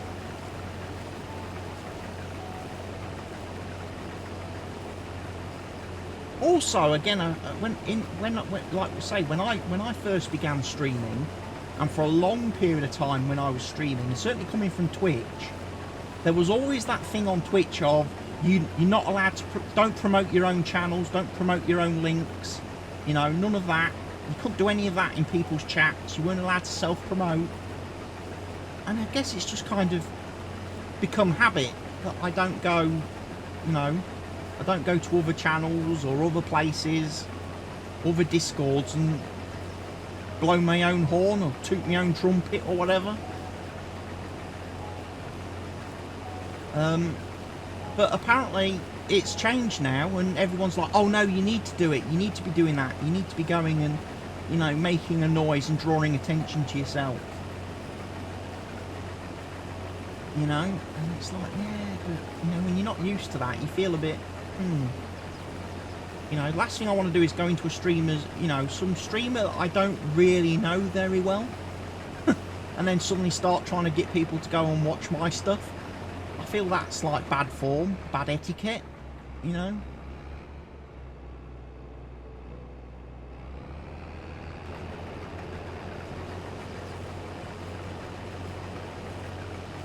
You know, it's a bit different if, you know, like a streamer gives you a shout out and does like the shout out thing and that, you know, that's completely different if they choose to do it.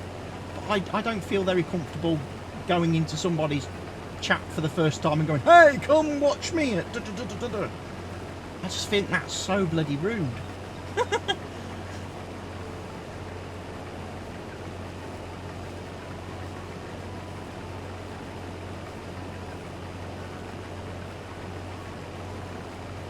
No, no, don't take the spotlight off the streamer. That's exactly right.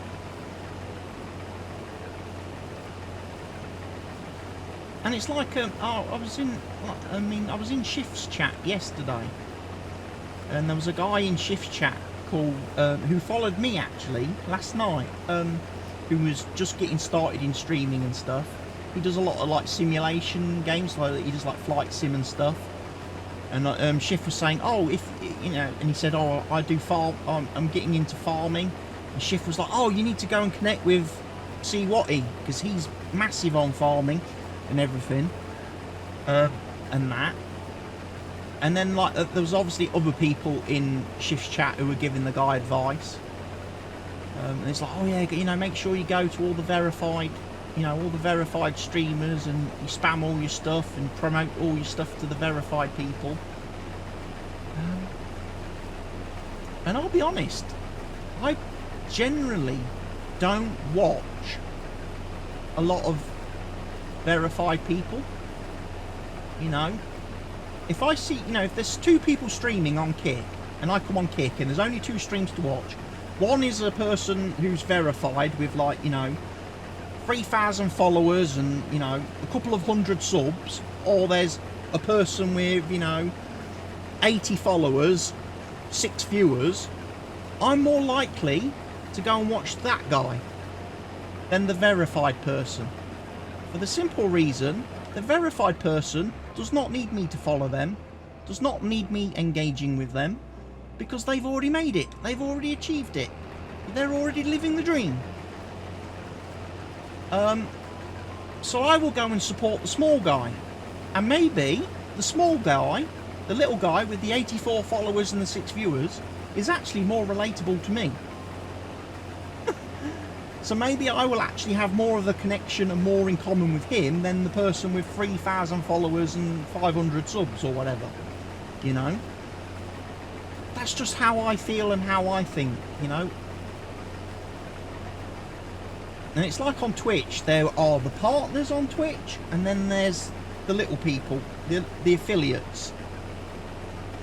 And I never watch partners on Twitch. I never watch people like that, because it's like they're just in a different world. They're in a different world, they're in a different league. I can't relate to that and don't want to. If Lee wasn't cool and sweet, I wouldn't watch her. Yeah, because obviously she's just exploded massively and grown massively on this platform, which you would expect with what she does. But it's the fact that, like I say, I knew her before she did that, and knew that she's a very down-to-earth, normal person when the camera is off. That's why I watch her. If I didn't know her at all, you know, if I didn't know her at all, I probably wouldn't click on her streams. If I was just, you know, if I just turned up on the Kick website and there was her channel as today's featured stream, I probably wouldn't have clicked on it. You wouldn't have met her. You only met her because I raided her. Well, I feel very proud now that I actually introduced you to her, Lucy. Well, yeah, there's a lot of new mods. She's obviously modding a lot, adding a lot of people to her modding team, but that's to be expected. You know, because like I say, Tuesday mornings for the next 4 weeks, I can't do any moderating, so she needs somebody there in my absence.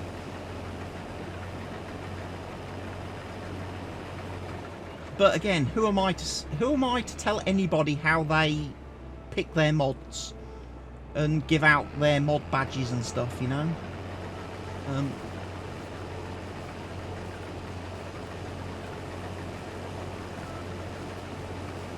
I mean, I only have Lee at the minute, and I think Mr. Helgi is a mod. Mr. Helgi was a mod for me on Twitch, but Mr. Helgi has no clue how to do any of that stuff. It was just a perk I gave him for being such a great supporter of me for the last 5 years. But he has no time to learn about. He just comes on to Twitch or Kick or YouTube just to watch the content.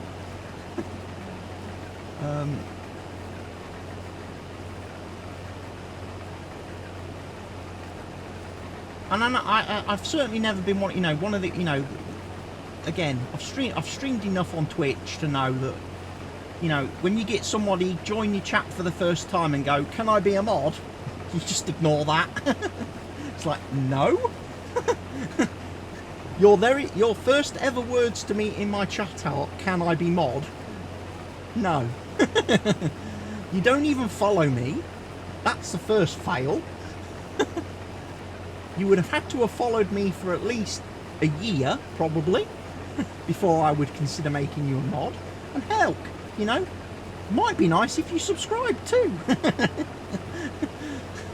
To be a mod. That's just kind of my view on it. But yeah, I know there's some people that they just throw out mod privileges willy-nilly left and right just because somebody's been nice to them, or somebody's gifted them a sub, or somebody's hosted them or raided them, and it's like, really?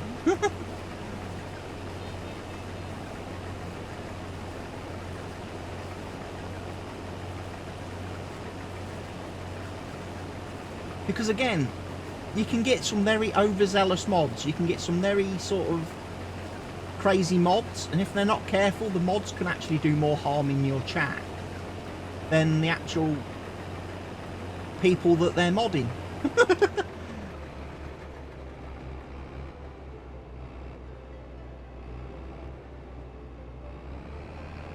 Because they can spoil conversations and spoil fun that people are having, especially if people, like say, if over time people in the community have got to know each other quite a lot. Like obviously I recognise you now, Lucy, so obviously we have a bit of banter, you know, and over time that sort of thing can develop where people have their own private little jokes amongst themselves, and then you get a mod come along that doesn't understand and know any of that, and then, like I say, goes crazy. Starts issuing timeouts and bans and things, and you think, well, hang on a minute, dude. You had to demod a friend who turned toxic. Yeah, it's happened. I've seen it in streamers in the past. There was two guys. I mean, I used to watch two guys on Twitch. They were the ones that originally got me into playing Farming Simulator. I used to watch them every, like, Thursday evening. They would do like a big multiplayer, open to followers and subscribers type thing. One guy was from relatively my part of the country, my county. He was from Doncaster, and the other guy was from further down south way, Cheltenham way, I think it is. And they would, you know, they did this lovely, great farming community thing for so long, and then all of a sudden they fell out. And yeah, the two of them now have a very toxic relationship, to the point where when they go to like insomnia, like gaming events here in the UK, if they meet each other, it gets very nasty. And I still to this day don't know what actually went on between them to make things like that. And whenever you try to ask one of them, it's just like, oh, sorry I spoke. Oh, that's too bad. It is too bad. But on the good side of it, was that as a result of that fallout and that breakup, I started playing with the guy who lives near me, the Doncaster guy, and I started playing in his multiplayer sessions, which he then started doing his own on a Sunday afternoon, which was great for me because then I got to learn all about the multiplayer aspect of this game and how to set up servers and do all that. And then obviously I went off and started doing my own in addition to his. And then all of a sudden one day he decided, I'm not streaming anymore. I'm giving up streaming completely, and I'm going back to normal employment. I'm going to become a truck driver in real life. And off he went. And that was it. So all of a sudden I became the like de facto farm sim guy.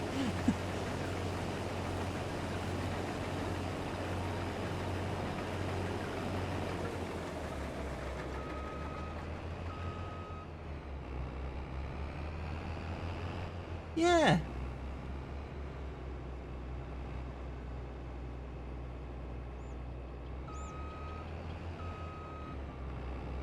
I mean, that was, I mean, kind of going back to what I was saying earlier on in the stream today, or a little bit earlier, when I was talking about, you know, my exit from my job at the golf club. How long have I been playing Farm Sim? I've been playing Farm Sim for 7 years now. I've been making content for the last 5. And I've been I've been partnered with the developer that makes the game for the last 3. So yeah, being the Farm Sim guy on YouTube and streaming Farm Sim has been very good to me. But over here on Kick, I do try to do a bit more variety. That was one of the reasons for me moving to Kick, Lady Serene, from Twitch, was because I kind of got pigeonholed and trapped in the box of, you're the Farm Sim person, you just do Farm Sim. And every time I tried to do anything different, Twitch just, you know, a bit like YouTube really, with their algorithms and everything, every time you try to do something different, it just kills you. It kills your visibility, your discoverability, and your growth. So here on Kick, I was like, you know what, I'm starting from scratch, I'm starting from new. I'm going to do different things, I'm going to stream different things, different days, and I'm not just going to be stuck doing the one thing. And so far, I've been loving it. I've been loving it. Because I think, I mean, certainly for me, in past experience, when I'm just playing this one game for, you know, 70, 80 hours of the week, you can get very burnt out. And I've watched a lot of my content back where you can hear me in the content being very negative, being very miserable, and I don't think that makes for a great viewing experience for people.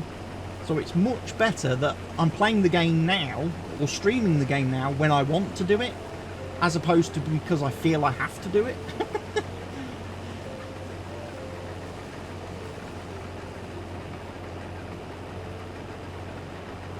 Yeah, I mean, that's the thing. I was watching your, like I say, I watched, you were live for a long time yesterday, Lady Serene. I mean, you were doing the cycling, and then I kind of tuned back in, and you was at the PC, and I saw you'd got my name on the PC. And then you was doing, like, dancing and stuff, and then you was doing stretching, and then, so you in your stream, you're kind of like all over. You like move around. You actually like physically move around and do different things in your stream. Yeah, 9.5 hours. I thought you had been on for ages yesterday.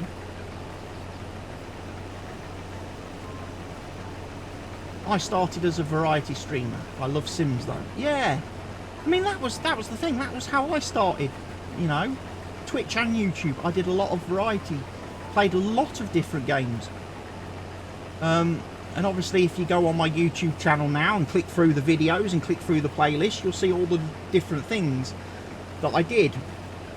One of the really bad habits I did get into though was the fact that I would start like a series on a game, and never finish the game. There are so many series on my channel where it's like incomplete. And I think that hurt me a lot as well, in terms of growth and stuff. But again, I felt there was like once the viewing numbers had dropped on the videos, when there was like nobody watching the videos, it seemed very pointless just carrying on to play the game, to finish the game. I could do that in my own time.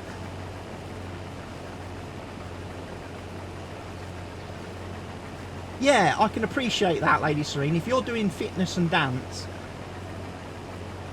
you can't do that for 9, 10, 11, 12 hours. It's impossible. You know, those sorts of things you do in like, you know, an hour. You do like maybe an hour, and then you take a break and do something else. Then you go and do an hour, and then take a break, do something else. So yeah, adding different things into the stream, that does sound like a good idea, Lady Serene. But I take it you're not really much of a gamer. Good afternoon, Mr. Helgi.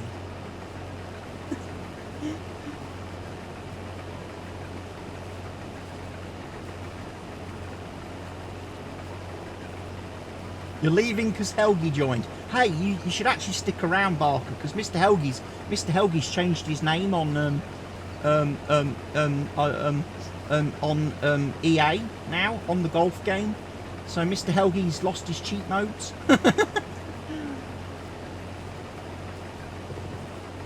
You reserve kick for crafting. Yeah, Lovely Lucy does these like memory bears. She makes memory bears and stuff.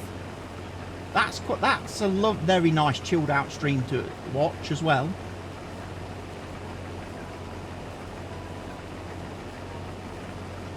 You actually have to do some stuff. That's okay then, Barker. You run off. We'll carry on talking, and you will be completely oblivious to what we're talking about now. Should be back later if you're still on. I will be back later. I will still be on later. My plan tonight, Barker, before you run off, is to play either Murdered Soul Suspect or the Demonologist on the stream. And I will let the chat people decide what I'm going to play. I've got two brand new games that I've never played before. So we can take a look at whichever one the people want to watch.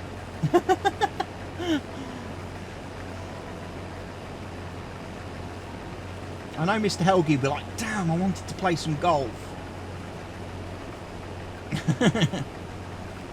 We could play some golf tomorrow, Mr. Helgi. Although you're in the office on a Thursday, aren't you? So we wouldn't be able to play golf until the evening. But that's not bad. We could still play golf tomorrow evening, Mr. Helgi, if you want. Gives me a chance to do a bit of practice in the daytime. Yes, that's perfect. You go to the office tomorrow, Mr. Helgi, and I'll do a couple of hours of good practice and level up a bit more, and then I'll be ready to take you on and beat you.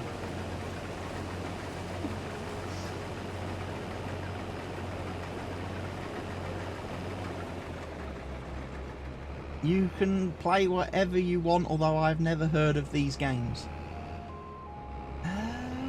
Well, I think it was Pete, some guy, who recommended Murdered Soul Suspects to me. It's quite an old game.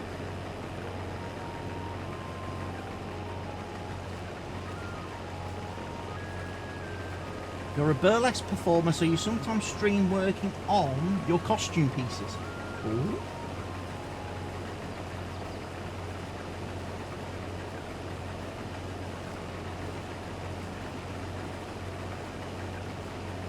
Well, Lucy's like the sewing master.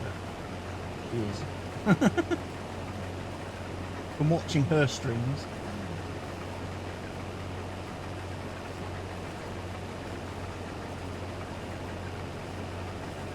She's like a sewing ninja.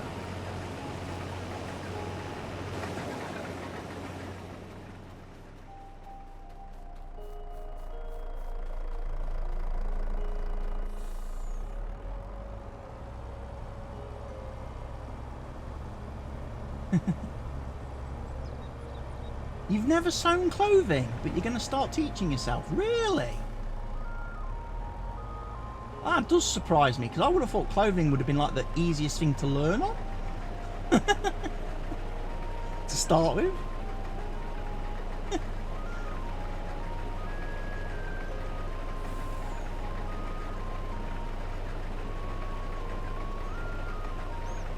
I remember doing like home economics at school, and we had sewing. We had like sewing class in home economics, and they taught us to like make things like t-shirts and shorts and stuff. So yeah, I could do sewing back then. I couldn't remember how to do any of it now. I couldn't. Maybe it would come back to me if I tried, but.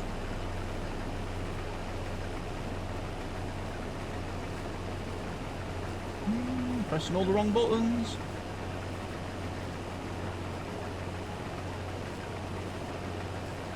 You could do a knitting channel. That wouldn't be a bad idea. I taught myself how to make these bears because my papa died and I wanted to make my mum and myself a bear. Exactly, yeah.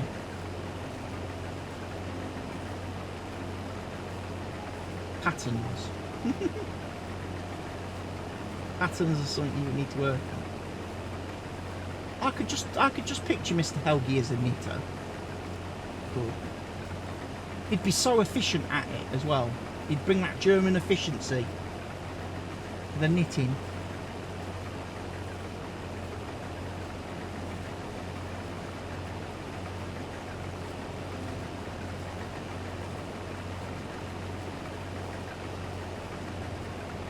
You specialise in knitting socks.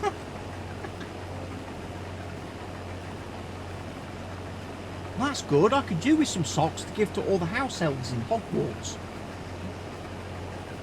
But I can set all the house elves free.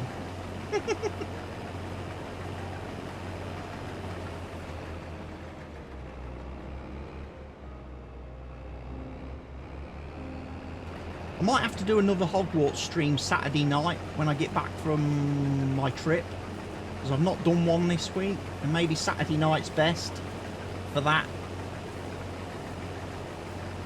I think that's probably the night that's probably best for Lee as well.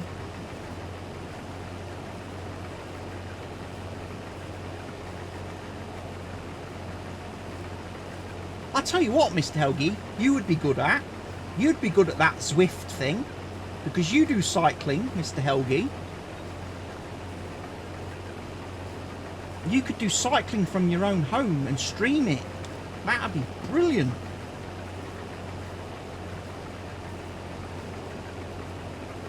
You'll have the support of the experts on YouTube so you can fast forward and rewind. Got you on alert, homie, it's lunchtime. Oh, good afternoon, Shift.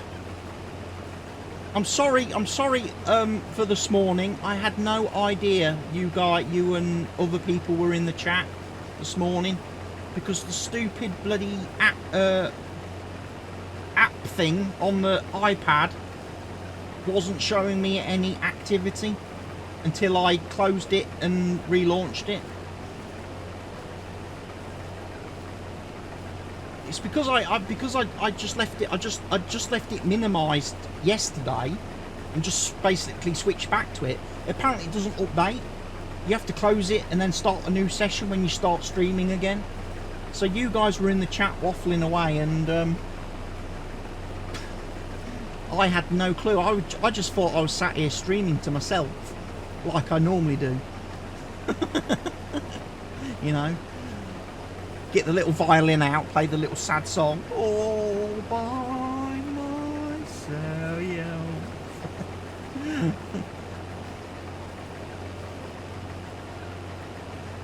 My old age had caught up with me. Yeah, it probably had. It probably had. Apparently, you've transfer listed me in your Kick United team because I was ignoring you in chat. Oh, well. I hope Man United come and sign me.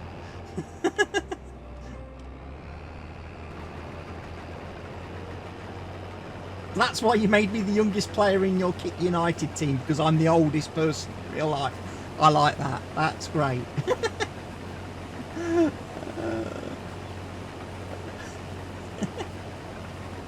I just found it so funny last night that when you read out my what was it, my personality in the game, and Football Manager had decided that I was fickle, I was like, yeah, I could probably agree with that. You know, I change my allegiances and my alliances fairly often. You know, I can be easily persuaded and emotional and stuff.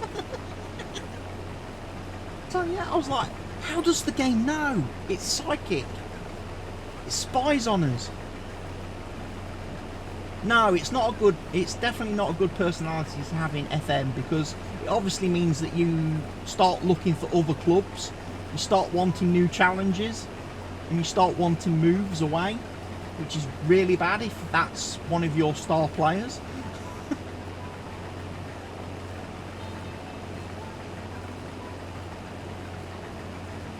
Football Manager knows everything. It does.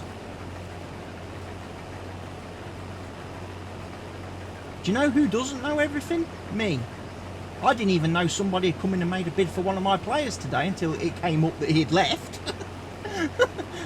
I was like, no, No! Not another one! That's two central defenders I've lost since the start of the season.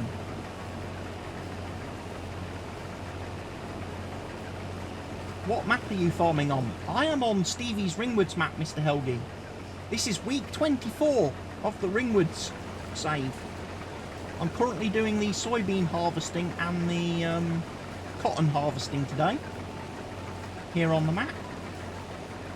I thought I might have been doing sunflowers and sugar beet as well, but Stevie must have fiddled with the growth chart a little bit because they're not ready till November. Which is a little bit sad. But it gives me something to do in November then, doesn't it? Before the winter. And the soybeans are just about finished. I've only got another couple of rows to do. So then it will be a case of what do I do on these fields next? Because I think crop wise, after soybeans it should be wheat, but obviously we can't. Oh, can we plant wheat at the minute? We can plant wheat. So actually, as soon as we finished harvesting this, I should get the seeder out and come and straight over the top both of these fields and put wheat on them. I was thinking of doing the oilseed radish and then cultivate that and then put the wheat on to get the free fertiliser, but it makes sense to get the crops on, really.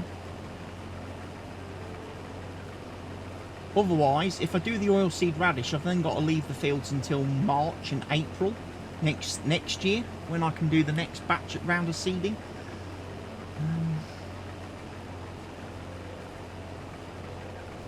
I will probably, though, do the oilseed radish on the cotton field, because I don't know what we can follow cotton up with.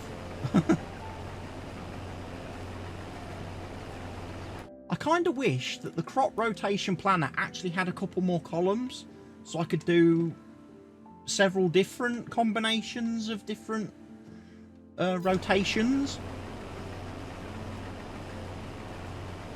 I had a feeling that was when the mod first came out, that was part of the mod, and then it got an update, and then we just ended up with one column. So I don't know why we lost all the other columns.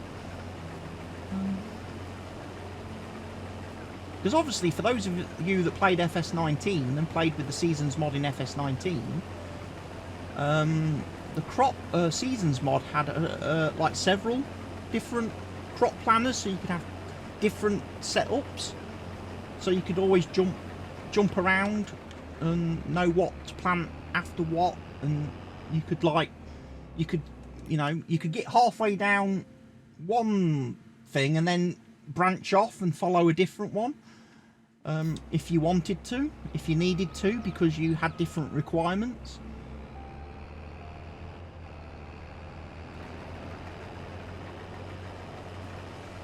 I also need to check obviously on the animal situation. We might need to get... Oh, we've got no grain. We need to give the cows... The cows are going to need mineral feed. Pigs are going to need straw. The chickens are okay. The sheep need a little bit of silage. So we'll do some animal care as well before the end of today's stream. It's nearly 4 PM, ladies and gents. The afternoon's just flown by. It doesn't seem like 5 minutes ago since I started on this map.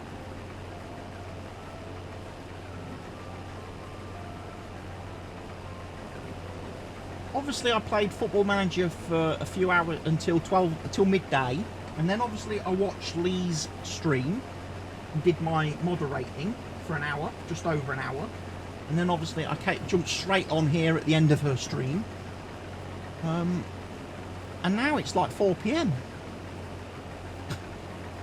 Be dinner time soon. I don't know, what am I going to have for dinner?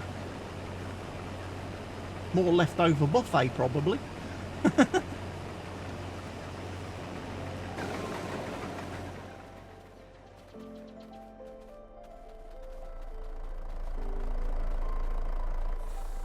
As I say, made a slight miscalculation in my estimation of numbers for last night's do.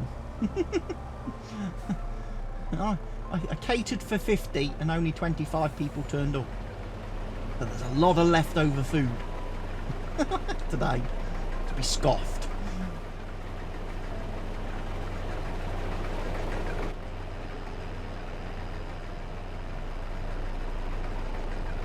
The dogs are enjoying it though. The three that we've got left, they've been eating Scotch eggs and sausages all day.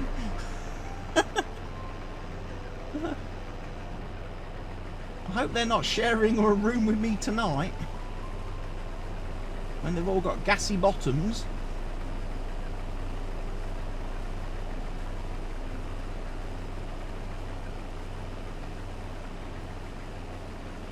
Two of them we'll have to take for a walk tomorrow to get them a bit of exercise, because they're starting to put on a lot of weight now, eating all these treats. I just hope it's a nice day like it is today, because the sun's come out now after a really rubbishy start to the morning. It's a lovely, just clear blue sky again this afternoon outside now. Not a single cloud anywhere in sight. Beautiful. Looks a little bit windy though, judging by the cables on the pylons are flapping about a bit, so it might be a bit windy out there. But other than that, it looks quite nice. Quite warm as well for early April here in the UK.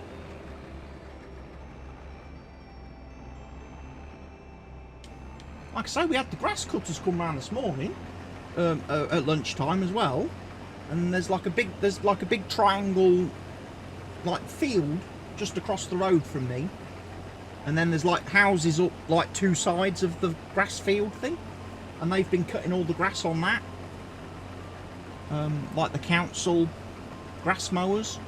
And there was two of them at it, so it's the first time I've ever seen two mowers on that field. Normally you just get one guy who turns up on his own, but no, there was two of them at it today on their little John Deere ride-ons. It's a shame we don't have one of those in game. That's something they need to add. Some more drivable, self-propelled mowers for this game. Giants, you need to get on that if you're watching. We need more options in Farm Sim 24. We need more mower options, Giants. Listen to your partner, feedback.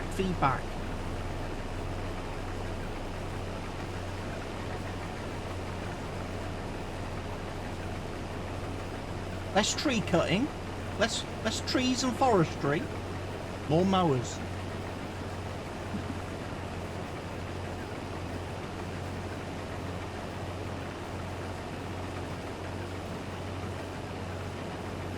Also, Mr. Helgi should go on the mod hub and download himself a mod that came out yesterday for Farm Sim.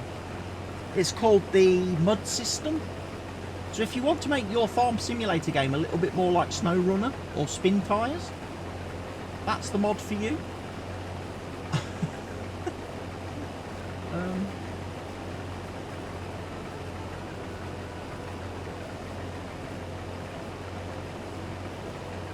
So map authors can actually paint special areas of mud on the map where your vehicles will sink and get stuck.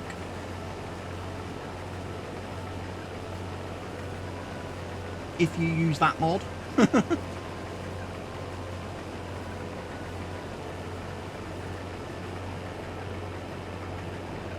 don't think I'm going to need it anytime soon. I certainly don't think I'll need it on my next series, YouTube series, which I will start next week, having finished my Riverview series yesterday, was it? Yeah, yesterday. Finished my Riverview series.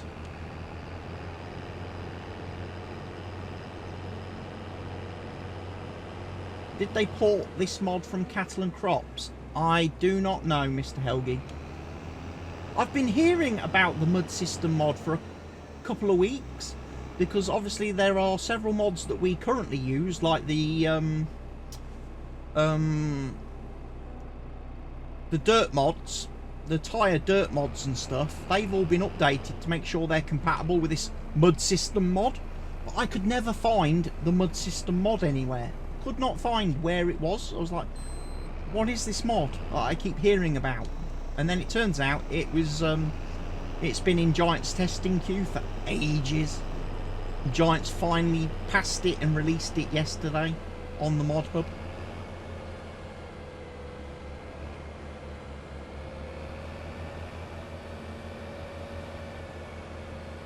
But I think, like I say, I think it only works at the minute with maps that mod authors have actually added the mud layer to in the Giants editor. So if you plug it into a map that hasn't had that info layer set up, you won't notice anything. You won't notice any difference. You won't see any difference in your game. So it'll be interesting to see how many map authors adopt it and build support into their maps for it.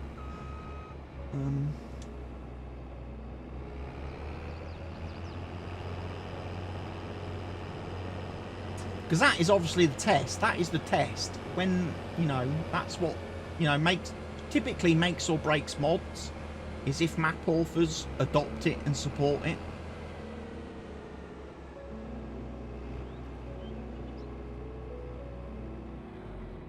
Because I think this year Maize Plus is having a few issues, because I know there's quite a few maps coming out that just the map authors are just like, nope, not gonna do support for that mod, not gonna bother.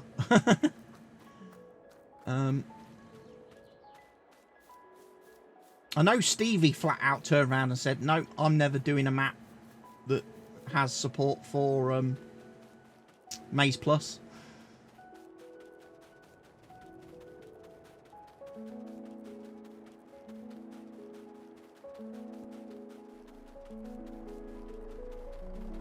The map that I'm looking forward to next, I must admit, the one that I'm looking forward to coming out next is the one from Oxygen David. It's the map, the guy who did Calmsden Farms, that we played, and I have played. His next map, I'm really looking forward to that one. We will definitely be playing that map as a multiplayer map, Mr. Helgi. Definitely, I'm telling you now. I'll be doing that as a multiplayer map, and I hope we can get more people to play with us, because it's going to be an absolutely beautiful, beautiful map. I mean, Calmsden was just fantastic, wasn't it? Because it was actually based on the real place, and this new map's the same. And he's adding loads and loads of new features that haven't been seen on any maps before. There's going to be all new animals, loads of different new animal types that you can do for husbandry of. So that's going to be really cool. Right. We need to check on the cotton baler, don't we? Sorry, I was just looking at the lily that sat on top of my monitor.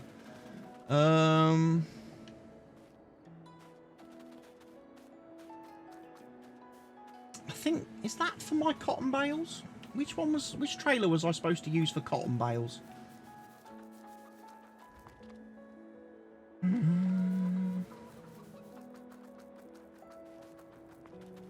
Have I only got the one trailer now for cotton bales? It might just be that one trailer. I may have got rid of the other ones. I think I did. Yeah.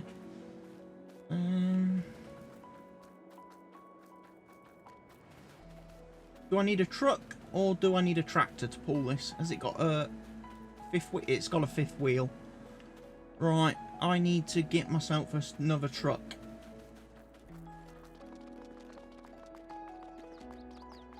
Wow. Manure pit's full up again. I only emptied that at the start of the stream. Where's all my trucks?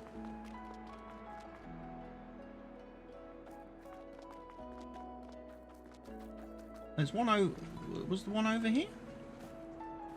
No. We've got... Do you know what? I'm not even going to muck about looking for trucks. Let's just buy another one. Just buy another one. You've got money. Stop being tight.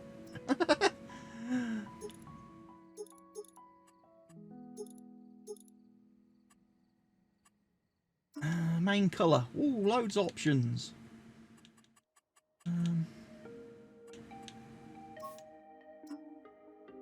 Don't like that colour. Nice metallic red, maybe. With... Have we got some nice chrome wheels? Yes, we have.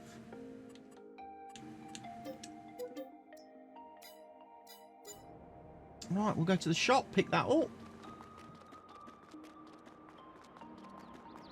My moo cows.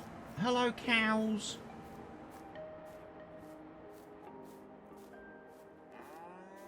Yeah, we will get some... we need to get you some mineral feed, don't we? We need to get you some mineral feed.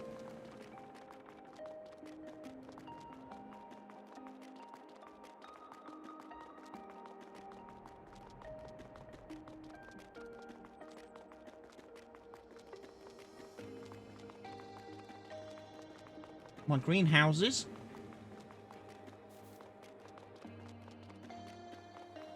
Are all nicely set up. That was an epic afternoon. That was building up that area, doing all the landscaping to make room for all those.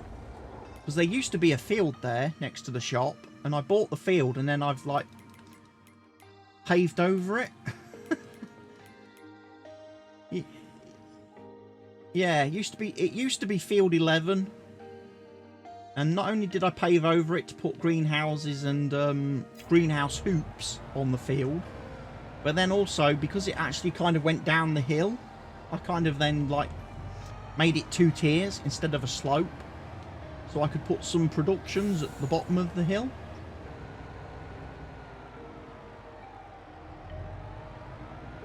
So I've still got some room for some more. So if I ever need any more of those greenhouses with hoops, I've still got plenty of room to paint them.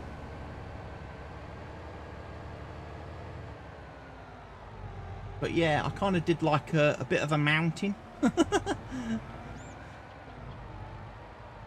And then in the area that I flattened down the bottom of here, I put in a dairy, so I've got somewhere to get rid of all my milk and stuff. And then I also put in a sugar mill, which I will hopefully be using just as soon as we get all the sugar beets. We harvest the sugar beets, which, like I say, I was really hoping was going to be this month. But we've got to wait till November. I am very tempted to buy that field next as well, to add to my little collection. Because ideally what I would like to have is all the base game crops. I would like to be able to grow each of the base game crops every year, so I don't miss anything. So I have all the base game stuff covered, which is what I need for all the production chains on the map, and all the obviously animal needs and things like that. And then if I've got any spare fields after that, then we can start doing some of the multi-fruits that Stevie added to the map. We can start doing things like carrots, onions, rye, triticale, poppies. Although I've got a few of those planted already, when we harvest those, we're just purely selling them. So this needs to be set to cotton bales, doesn't it?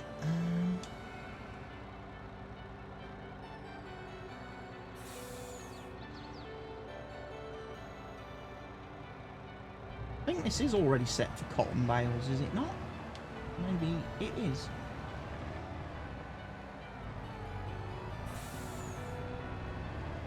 Hopefully it's round cotton bales, because that's what I'm producing.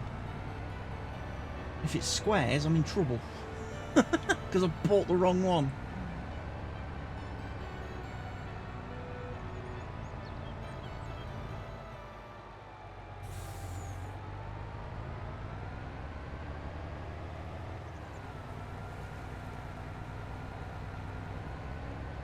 yes, wheat on those 2 fields next.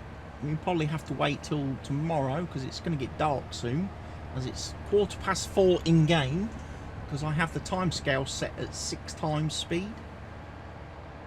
And we tried to bang through the days of the month fairly quickly.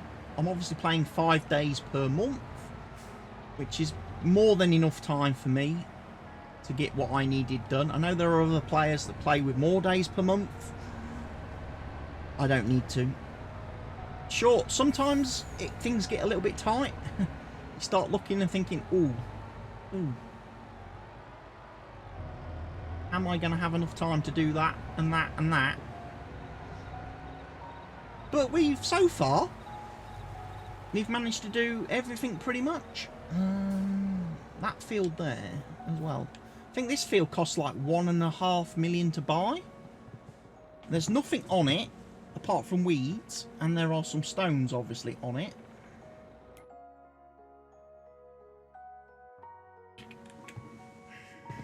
Yeah, $1,040,844 pounds, euros to buy that field. That's a lot of money.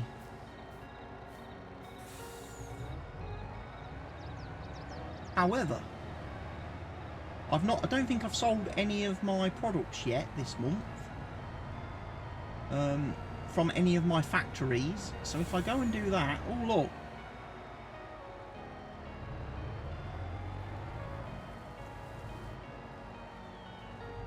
The cotton bale.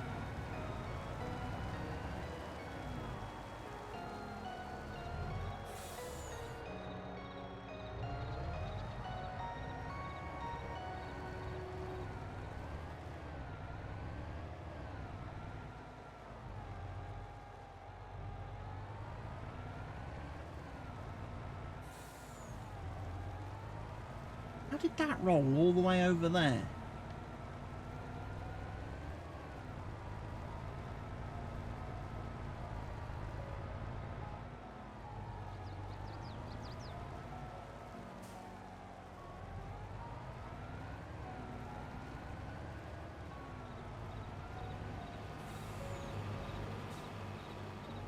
Calmsden was indeed a very nice map, Mr. Helgi.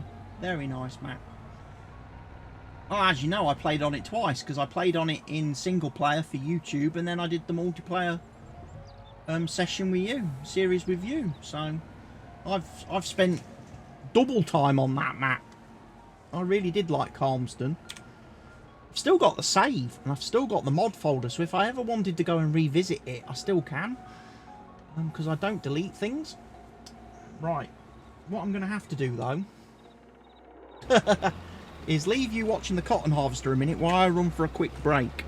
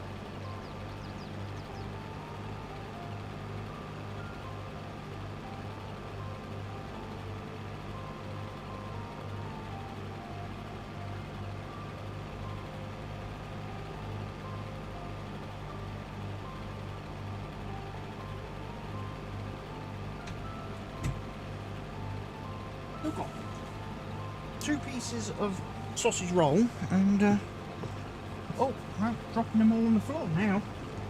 Don't drop the book, man.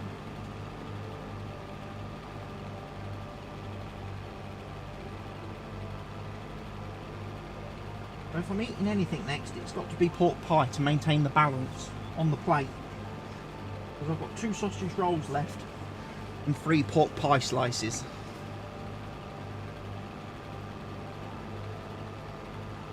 Right, it's now 4:15.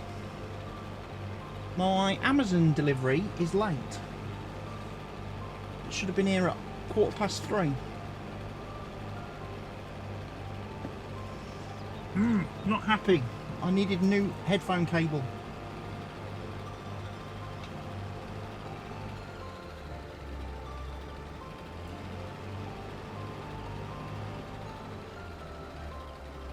Pour myself a drink whilst we wait for all this lovely cotton to be harvested. It's a nice late note. It's this old guy again.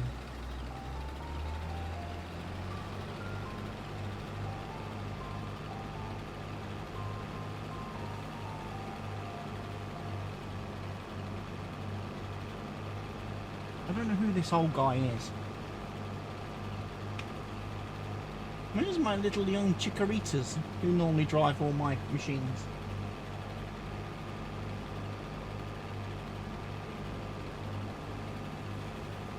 Bum, bum, bum, bum. There we go. So you mean I'm driving? Does that look like you, Mr. Helgi? Does that guy look like you? He's got a bit of a beard. I don't think you've got a beard.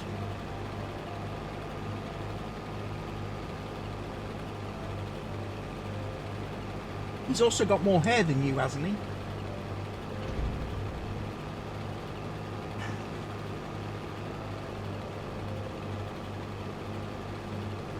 He looks much cooler than you. What, with his little slip-ons, his little cream slip-on shoes? Looks like he's going for a night of dancing, you know, night of discoing.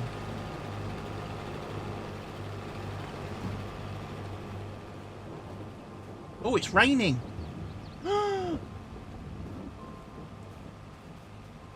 I'm pleased I got the harvest done. He looks very fancy. He looks very fancy for a farmer, doesn't he? Far too fancy to be a farmer. I mean,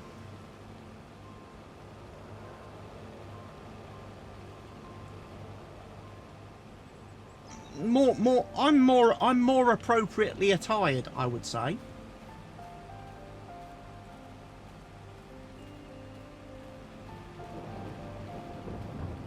I do believe I forgot where I parked my truck.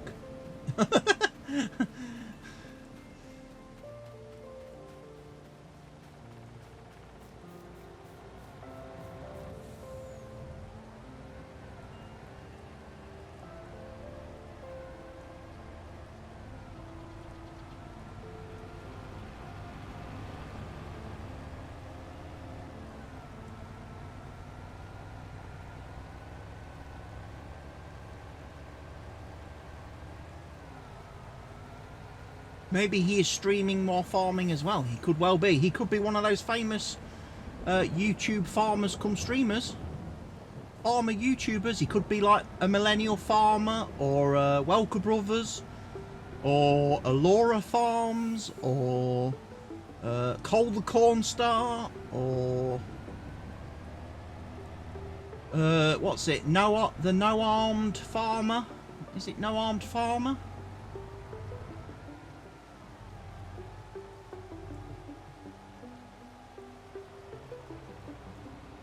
There's a load of them. There is a load of them. You've got also the Pembertons here in the UK. I think they're a farming YouTube channel. And obviously the most famous farmer of all, Jeremy Clarkson, with his Amazon series. He's probably dressed like Jeremy, actually, I would say. He's got Jeremy's dress sense.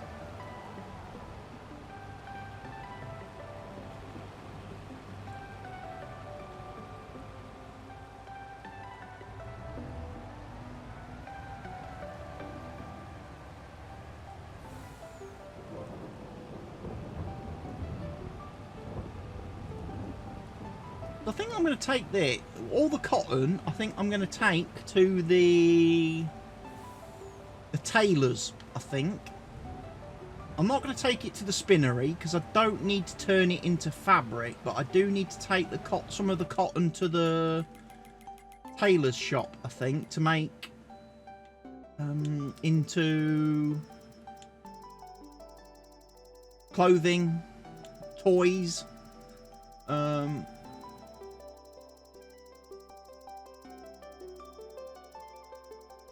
All that other good stuff.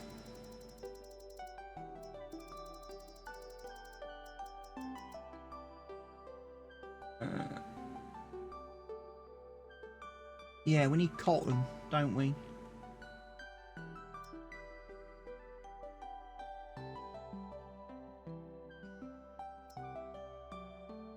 In fact, actually, I probably need to divide it. I need to split it up, put half of it into the tailors and the other half into the spinnery. Because the spinnery could do with some more wool. Unless we choose to buy and place some more sheep pens.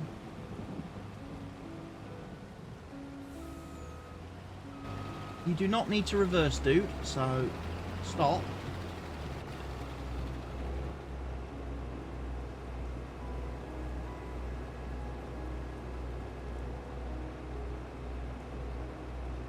Right.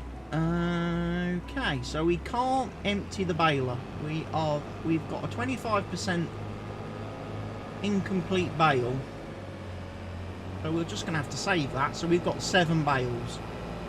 So if I put 4 of those into the tailors and 3 of them into the spinnery. Whoa, there. Skidded.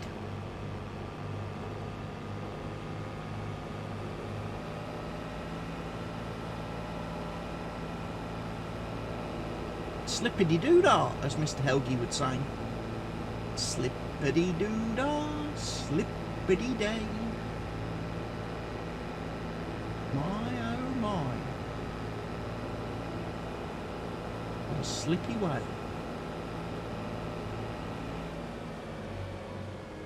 Broken field.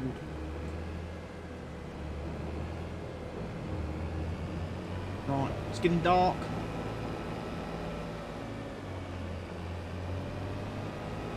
Let's go get rid of the cotton bales if we can.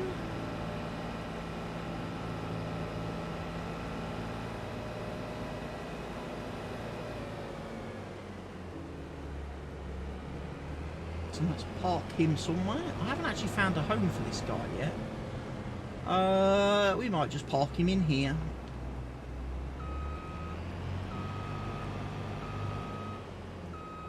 As he's not something we will use terribly frequently. And, right.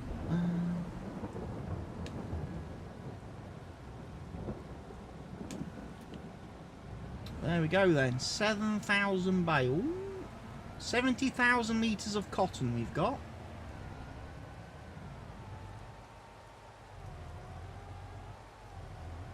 It's a lot of cotton.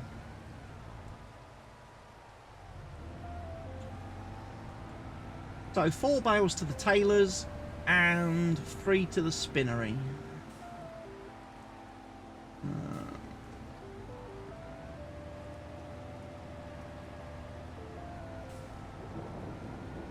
Now we're going to test my memory and see if I can remember where everything is.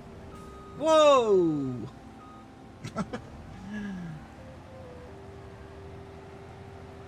Love these physics. It's like my summer's car physics at times in this game.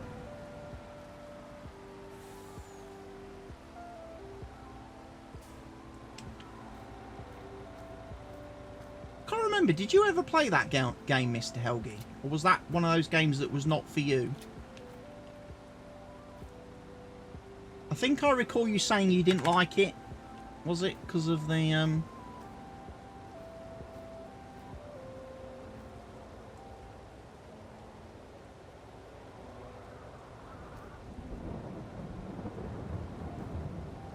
a feeling I can't pick these up, you know.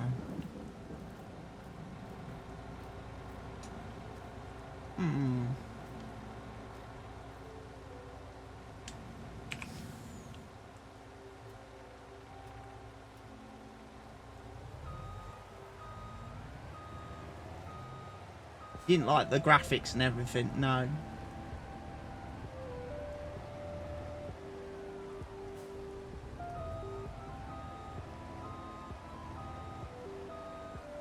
I think I remember you saying that now. Is that right?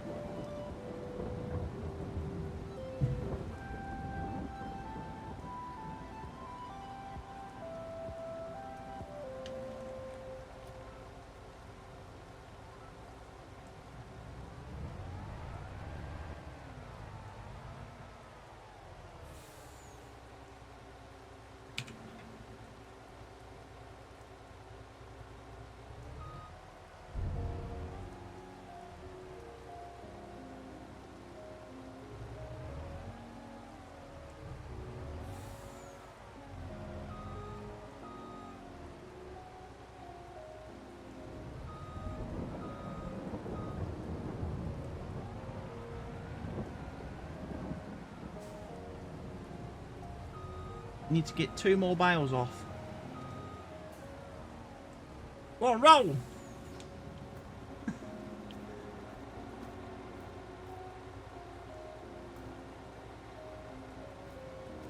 I can pick them up now. I think I just had to take off all the straps, didn't I? There we go.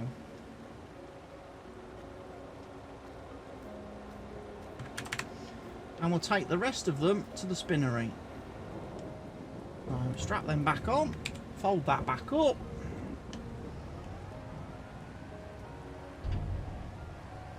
Off we go. Then we'll go and have some sleep. And then in the morning, as soon as we've got daylight, we'll go feed the animals, make sure the cows have got their mineral feed that they need. Oof. Not today, Mr. Train. Not today. 24 weeks I've been on this map and I've not been run over once by the train yet. That's got to be a record for me.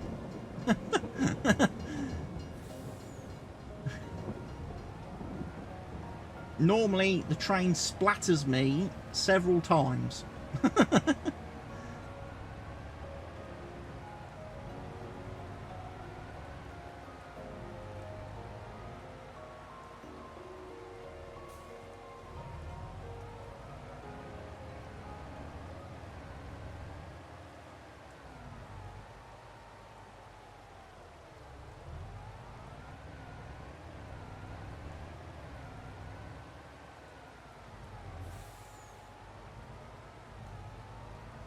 I think the spinnery is located right here.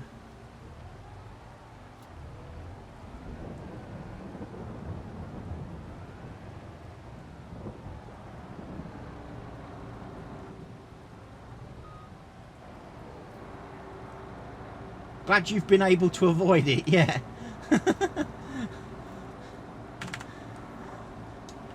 There's not a lot that can typically go wrong in this game, but certainly when the train hits you, that tends to make a mess of things. You're normally having to look for the reset button at that point, because normally where your vehicles and trailers end up, you can't recover them from. Right, so that's everything there delivered. Right, we'll go back to the farm. We'll have some sleep. And then we'll start having a look at making sure all the animals have all their needs and everything taken care of. We'll go past the Mexican restaurant, the bowling alley. I don't need any fuel.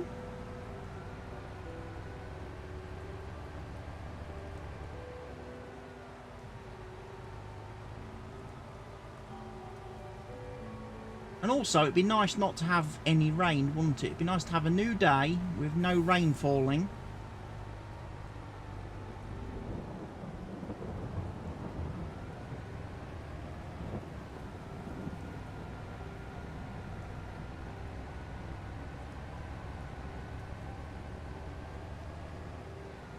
So we'll get some silage for the sheep.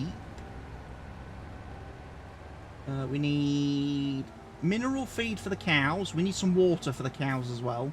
And then I think for the pigs we needed straw, didn't we, for the bedding. Then I'll have a look to see if we've actually had any little baby animals produced this month. And if we have, then obviously I'll get the trailer, round them all up, and take them to the lovely meat factory. So, unfortunately, any vegetarians will not like what happens to the animals. But it's nature. Right. Put my torch on, so my chickens are all floating around here somewhere. Hello, chickens.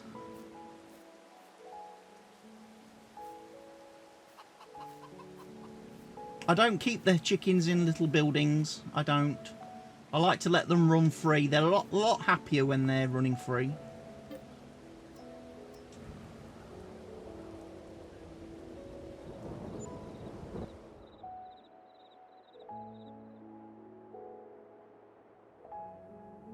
There we go. Lovely new sunny morning. Yes. Right. So the chickens are all happy. Did we get any new ones? Did we get any new ones this month?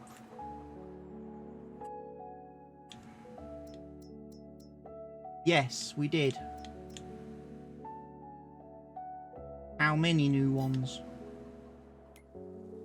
Let's check the animal menu. That'll tell me. A lot. We got 558 of one lot and 544 of another. So that's over 1,000 chickens we need to go and sell. Did we get any new pigs? No new pigs. No new cows.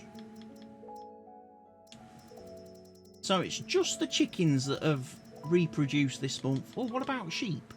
Oh no, we got some sheeps as well. We got 36 Swiss Black Brown Mountains. We've got 37 Landrace of Bentheim. We've got 39 Black Welsh Mountains. And we've got 33 Steinschaft.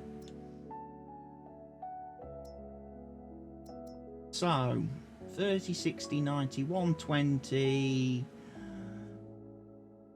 133, 148, just over 150 sheep to go and sell as well. Right. Trailer.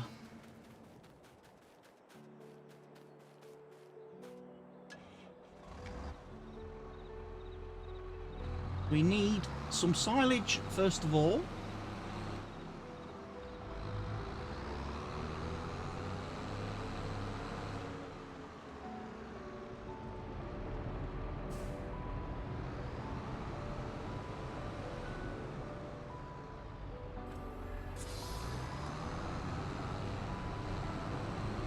Silage for the sheep.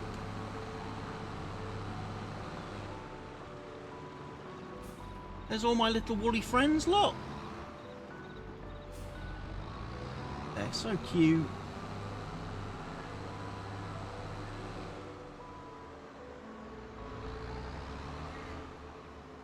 All the little piggies. We go this way. Look at the little piggies, the little porkers.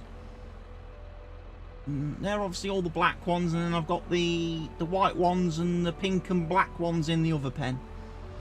The only animals I don't have on this farm are the horses.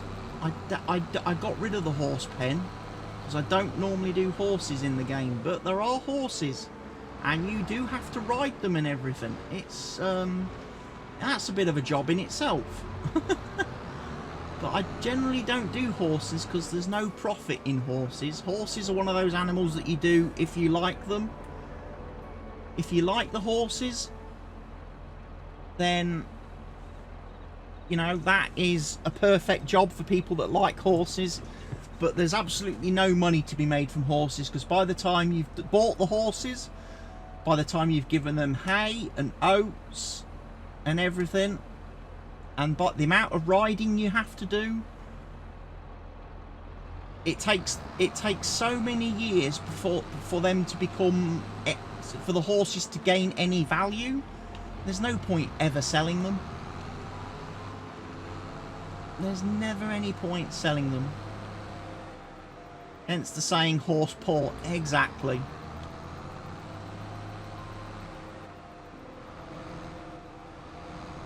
I mean, basically, horses, you have to just look at horses as pets.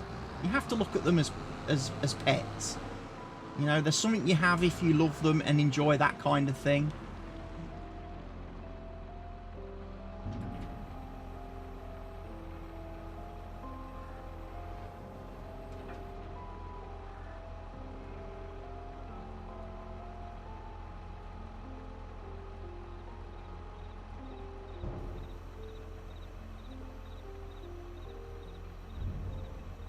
That is why yours is just a carousel horse, lol. You never know, Lady Serene. You never know. One day, when you've got thousands of subscribers on Kick, you might be able to have a real horse and incorporate that into your streams. Wouldn't that be a goal to have?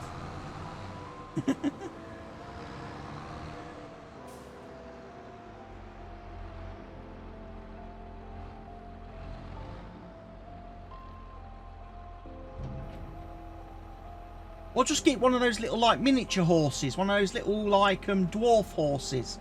You know?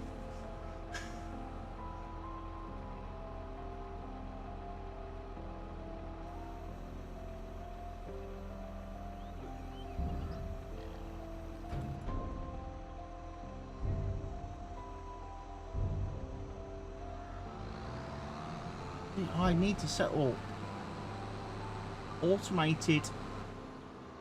automated manure cycling, I think. Right, we need mineral feed. I think I can buy that. You thought about that too, getting one of those little, like, pygmy horses, is it that they call them, or something like that? This stuff's expensive.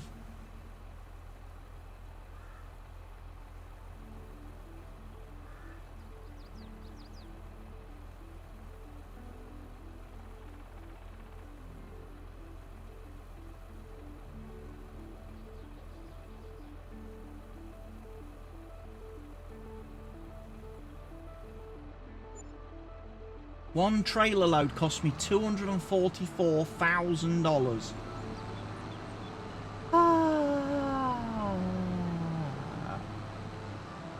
Now I see why I don't give the cows this very often.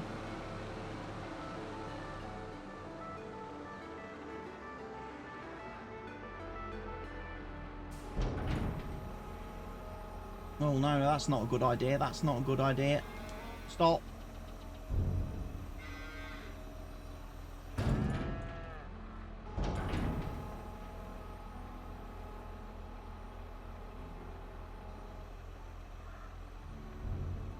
I have to do this in stages because this trailer tips up and I don't have the height clearance.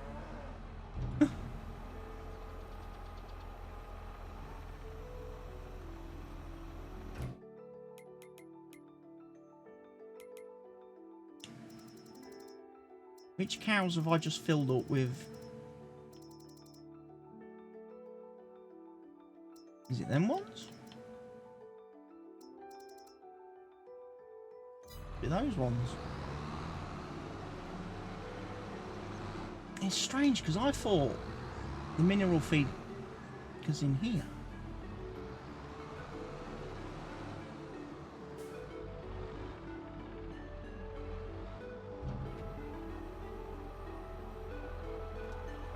I bet there's going to be a ton of mineral feed sitting in here. Isn't being put.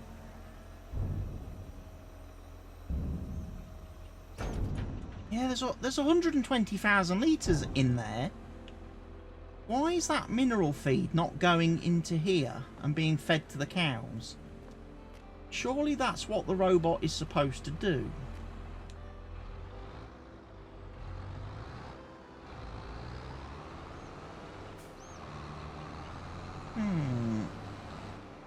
I wonder if it's because Stevie's completely messed with all the animal food types. No spare capacity for mineral feed. Okay. So they don't actually need any more at the minute. That's okay. But I will tip the rest of this in there.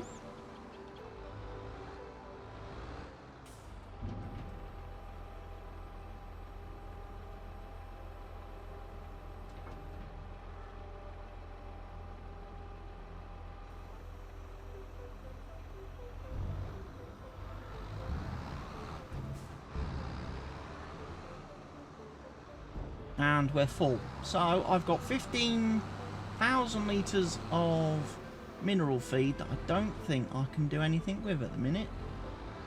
Apart from put back into the silo.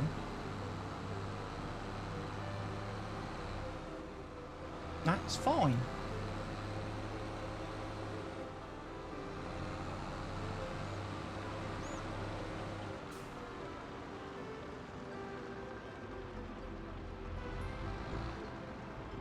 Move the truck.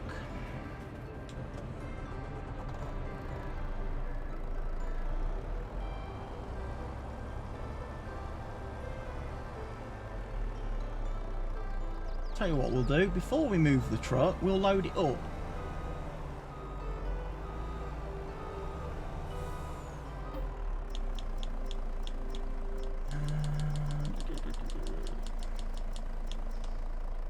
We'll have some of our 4 million litres of straw.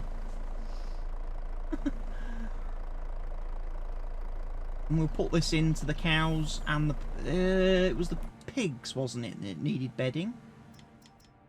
Yeah, pigs need bedding, so do some of the cow... Oh, yeah, all the cows need bedding. So we might need to do quite a few straw runs as well.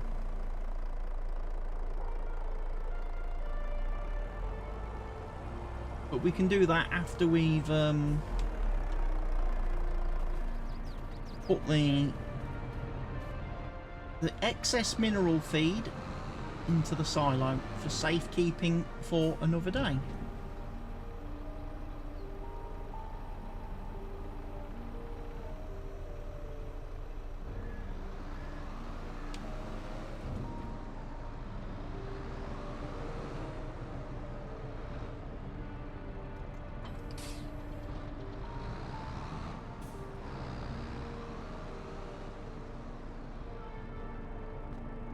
So nice.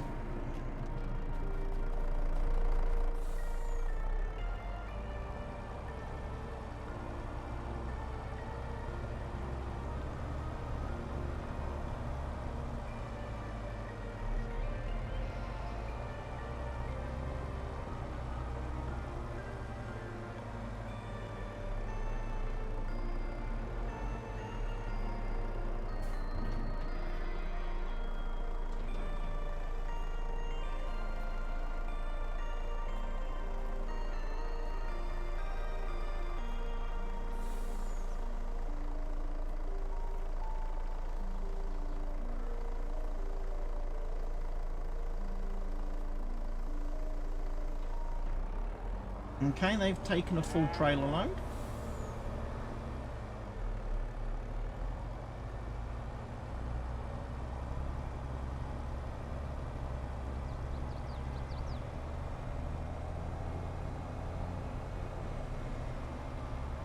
A little bit more. Might be a case of one trailer per animal pen. So we might need to do 3 of these in total. One for the other cow pen and one for each of the pig pens.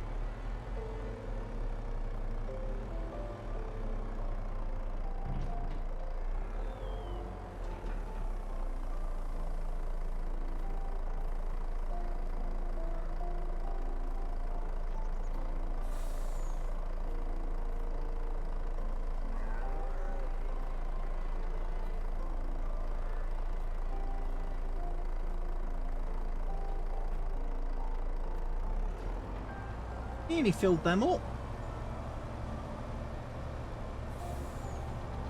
And of course we don't use the third pen. The third pen is empty.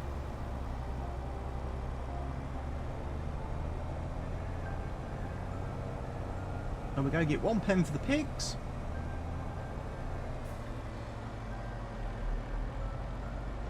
Well, one load of straw for the first pen of pigs, and then we need one more for the second. Then we need to go and get the animal transport trailer, and we need to move the chickens and the sheep.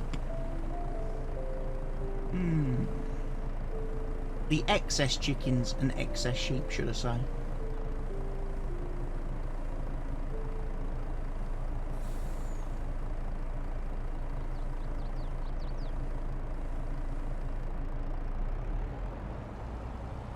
And then we'll have done fairly well to start with in October, and then like I say, I can focus on the seeding then, getting the wheat planted on 2 of the fields, an oilseed radish on the field where we've just done the cotton.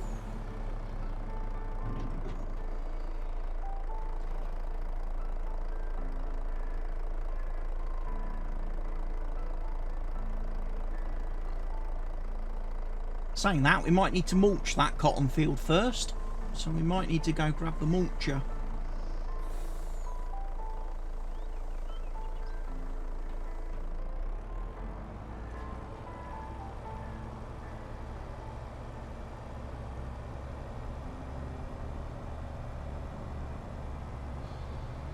And I've still got, obviously, my triple trailer down at the BGA loaded up with silage bales that we also need to sell.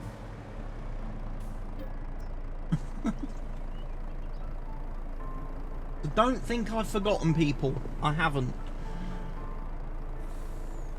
That might actually give me the perfect opportunity to take a screenshot for the VOD's thumbnail. At some point I'll have to stop recording anyway, because we're nearly at 3 hours recording time. And I'll have to render that video overnight, ready to upload to the YouTube. Right, so let's go do the last pig pen.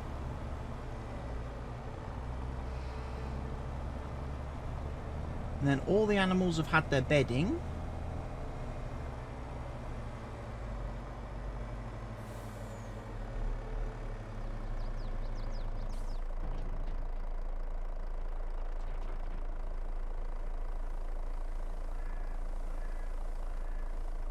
This is a pretty neat game. It is, Lady Serene.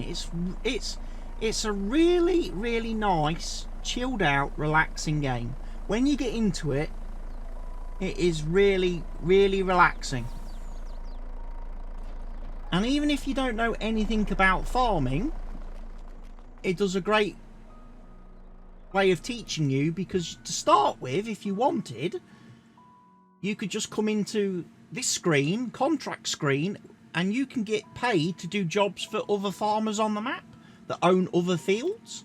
So you could go and decide, oh, I want to do a cultivating job, and you would go off and learn how to do the cultivating job by cultivating a field. So you can practice on the other farmers' land first, make all your mistakes, get paid for doing so, and then when you've got experience, you can come back, buy your own land, and then start working your own farm and building your own farm up. So you get to do harvesting jobs, look. There's baling, if you want to do grass mowing and baling.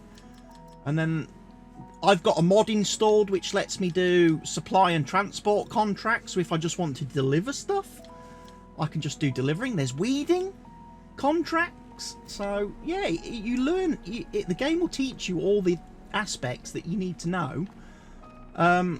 The animal stuff's a little bit different. You do kind of have to come into the help menu of the game and read all about the animals.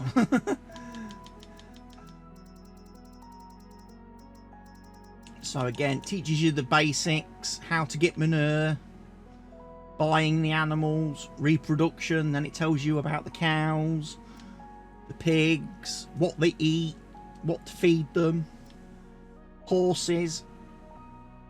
Tells you about the horses. They eat hay, oat and sorghum. Horses need to be ridden, and after the horses have been ridden, you need to brush them as well to maintain their health.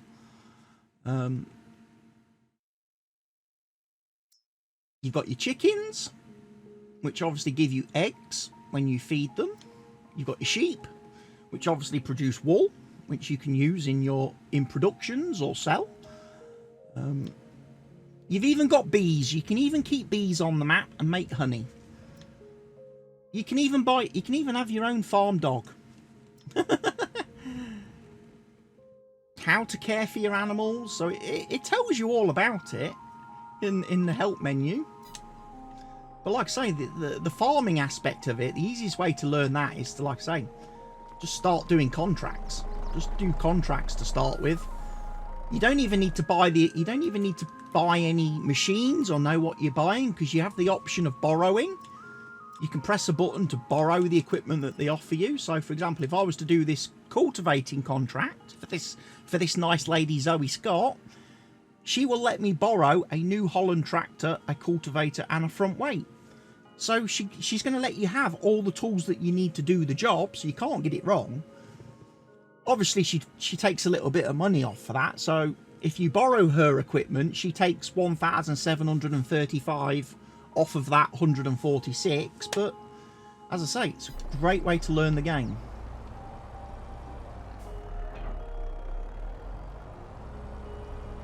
And then once you've learnt the game and you've got pretty good at it, obviously the whole multiplayer side of it then comes in, where you can play with other people, and you can either play cooperatively, where you all work for the same farm and help each other out, or you can do it kind of like sort of friendly competitively, where you each have your own farms and you each do your own things. Very cool. And like I say, the farming simulator game, this game has a very nice, friendly, chilled out community behind it. And you never know, you might get to the stage where if you really get into the game and you get really, really a big fan of it, you might even go to the annual FarmCon. which is like the whole like big event they hold every year just for this game. That the developers of this game hold.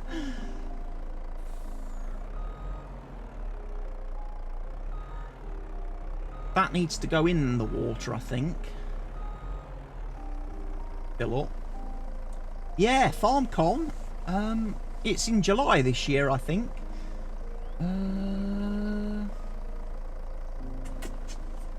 Let me look at my calendar. It's one weekend in July this year. They normally live stream it as well, so you can actually watch the whole of FarmCon. I think they do it on Twitch and YouTube if you don't go to the actual event, but you get to like see a lot of the creators. You get to obviously see the developers, all the community people. So yeah, it is a really, really good event. Where's my calendar? There's my calendar. I think FarmCon is 22nd and 23rd of July this year, I think, or 21st, 22nd, 23rd and 24th of July, over that weekend period. So yeah, I'm looking forward to that. Be interesting to see what they announce this year, what they've got, what little sneaky things they've got to announce. I've hit the tree.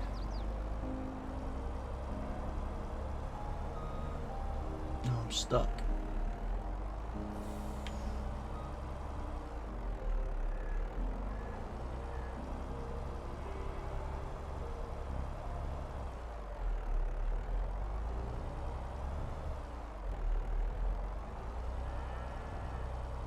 Because I think they've just announced today that they're releasing a, they're doing a, like, magazine,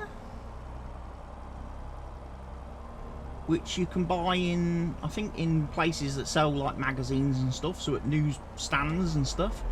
Then there's also an option, I think, to download an electronic version of it if you don't go to newsstands and stuff. I know they put a tweet out earlier, and I did retweet it a couple of times in case people didn't see it.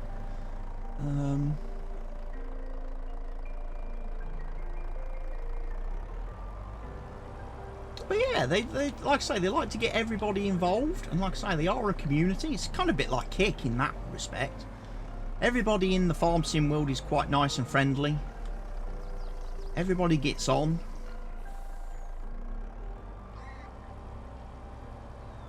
And it's one of the few games that actually, it's also one of the few games that I know where the developers actually encourage users to make their own content for the game, and make their own mods, and they actually then pay the people that make the mods. They actually have a whole program where people can submit their work, they will test it, and if it's all okay and above board and everything passes okay, they actually release it on the there's like an in-game like store where you can download all the user-made content. It doesn't cost anything, it's 100% free, but the developers then pay real money to every creator based on how many times their mods get downloaded. So for people who are like really cool at making stuff, they can actually earn a pretty decent bit of money from modding. And it helps all the players as well, because as they're producing stuff, we've got more stuff to play with in game. So for example, this map, this whole map that I am playing on and have been playing on for 24 weeks, this whole map was made by one person. One person made this entire map. And pretty much every single vehicle and every piece of equipment that I am using on this map to do all the different tasks, he made every one of those as well.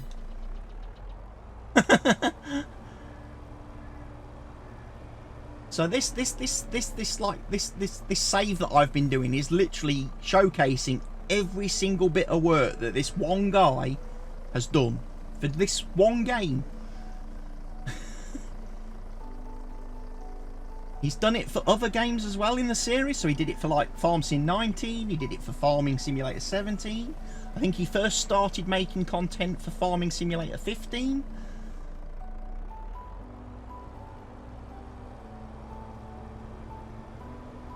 And I think one of my first streams here on Kick, when I started here on Kick, one of the first streams that I did was a 16-hour stream testing a map for him, one of the new maps that he's made that he's hoping to release to the public fairly soon.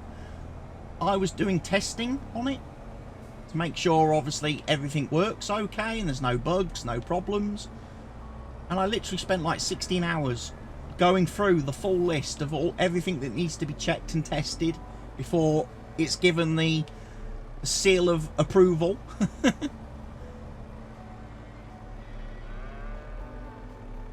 Because again, I don't think a lot of people in the community realise how much work goes into that aspect of the game. You know, they click on the mod hub each day. Oh, there's a new map come out. Download it. It's that simple. Don't see how much work a lot of these people do. I mean, this guy was literally backwards and forwards with me all day long, because every time I found a problem, he would literally, he was watching the stream, and every time I found a problem, he would turn to his computer and fix it. So after I'd been playing on the map for about 8 hours, he sent me a message on, I think it was Facebook Messenger. Oh, I've got a new version of the map you can download. I fixed all the things you found wrong so far. I was like, wow, that's dedication.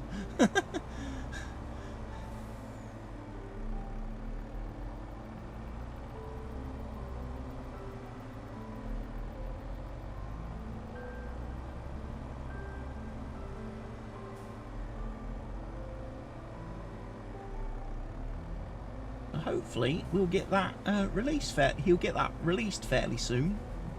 I think we're just waiting for a game update, because the last thing he wants to do, he says, is he doesn't want to release the map, then Giants release an update for the game, and then he has to do an update for the map. So I think he's just kind of waiting at the moment. Water is not accepted here, yeah? Or it would be. Unless I filled that one up already. Oh. Yeah, I have. So, I'm trying to think now, which of the cow pens have I done? Have I done that one? I've done that one. I've done that pig pen there. I haven't done this cow pen.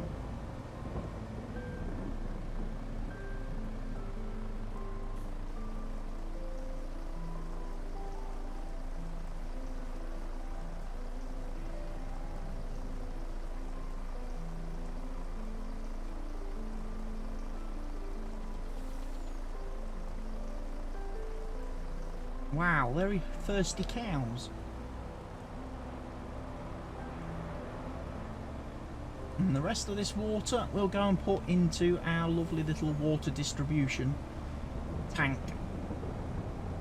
So if there's anything else on the map that needs water, it can have it. And then I've got the trailer empty, ready for when we do the next... Well, I'm going to have to do slurry moving next, I think. Oh yeah, we'll just unload that in there.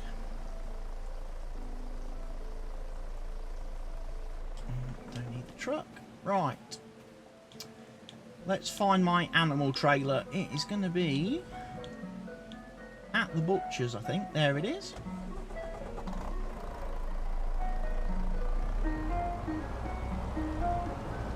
Hey, the ice cream van's here. Woohoo!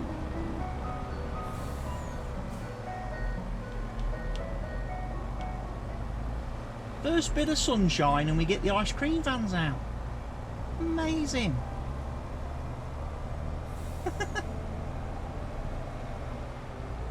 Woohoo!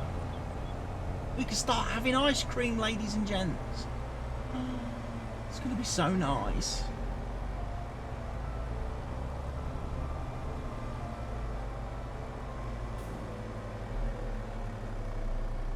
Right, we'll do the chickens last, I think.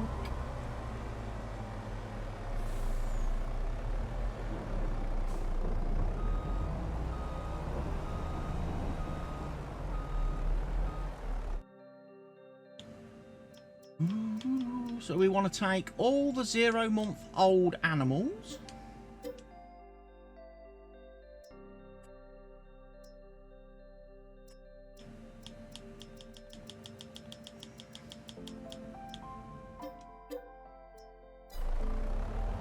Woohoo! Yes, indeed, woohoo. I must admit, I do like ice cream. I do like ice cream. I do like to have a little treat every now and again.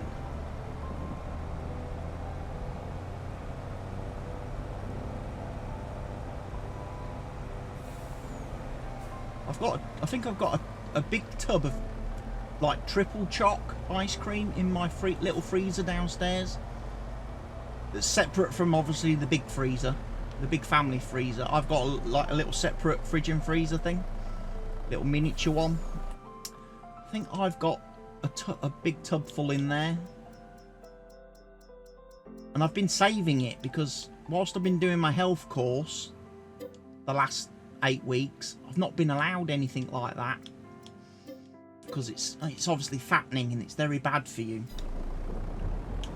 So I've been waiting, and I think once the course ends in a couple of weeks' time, I'm going to have a big blowout session and just sit there and eat the whole tub. I'm just going to sit there and eat the whole tub to celebrate 12 weeks of not having anything nice to eat or drink.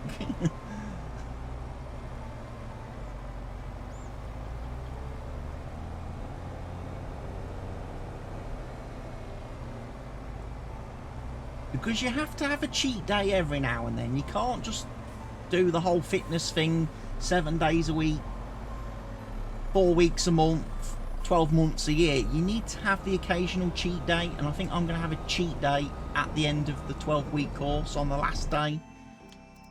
That's going to be my cheat day.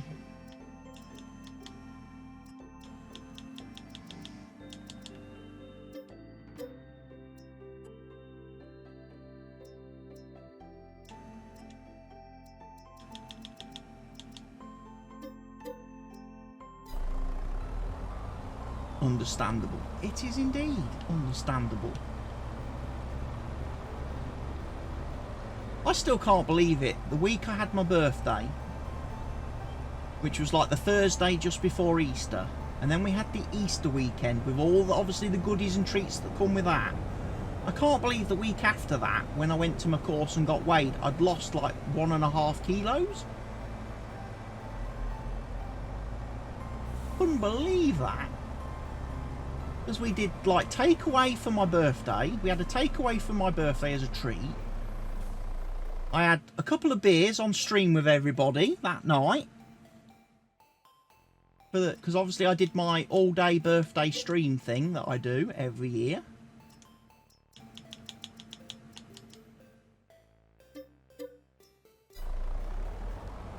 And yet, and then I had all the Easter loveliness that weekend. And yet I lost the most amount of weight when I went to the course the next Tuesday. Tuesday straight after Easter. I was like, ow.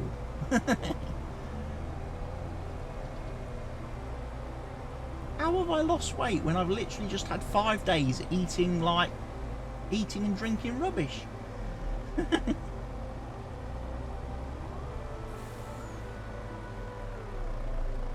But then, as Lee explained to me, sometimes you need a day, you need a spell like that, because it like kickstarts your metabolism a little bit, and forces your metabolism to go into like overdrive.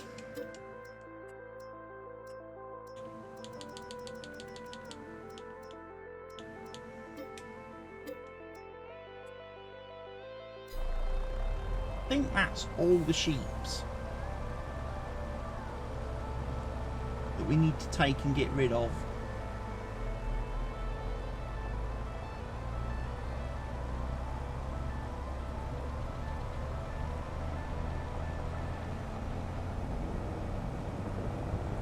Sorry, little woolly critters.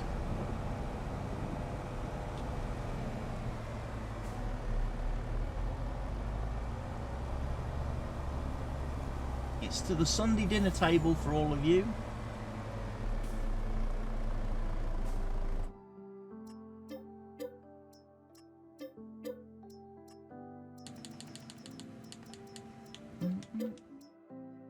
Right.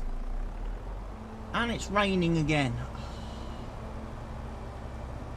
Oh, what a pity.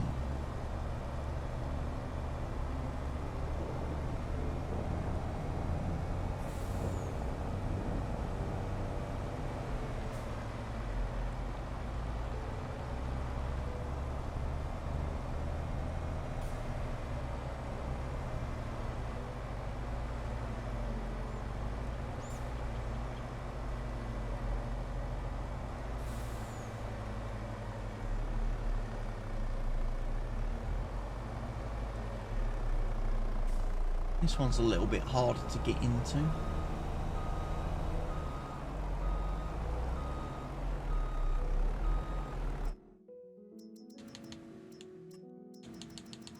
How many chickens can we take at once? Is it 466 or something like that? No.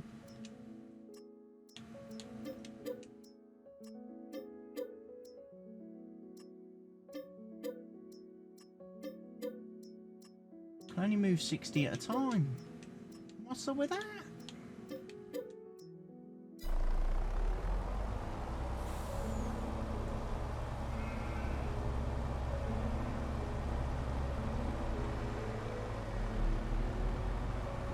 All the chickens.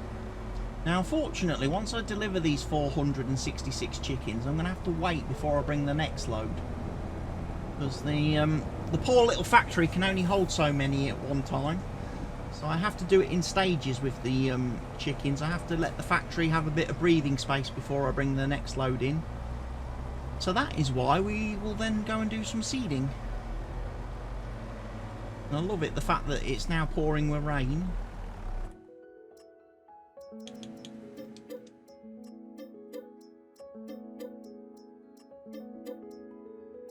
So are you streaming today, Lady Serene?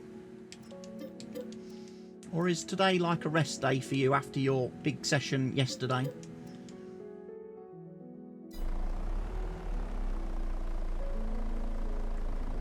Are we empty? We are empty.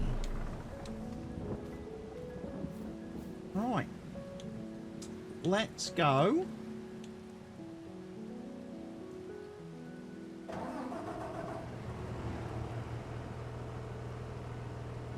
So we said we was going to seed wheat, didn't we?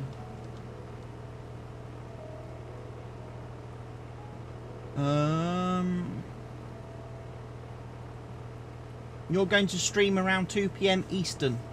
So that is, if my time zone clock is right, about 7 PM my time.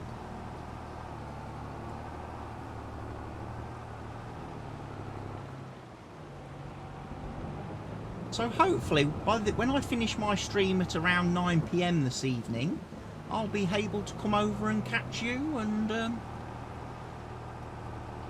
see what's going on in your channel, see what you're streaming today.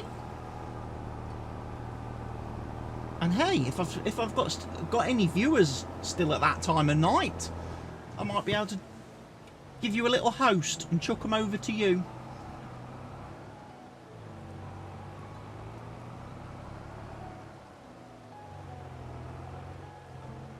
Right.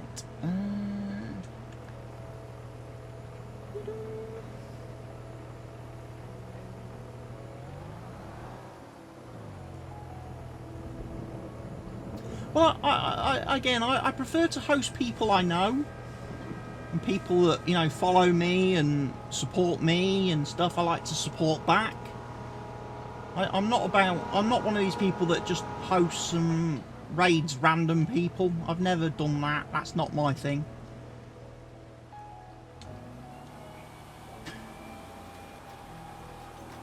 Again, people would tell me, well, that's the worst. That's how to be a very bad. That's, you know, very bad streaming practice. You should go and raid and host people you don't know.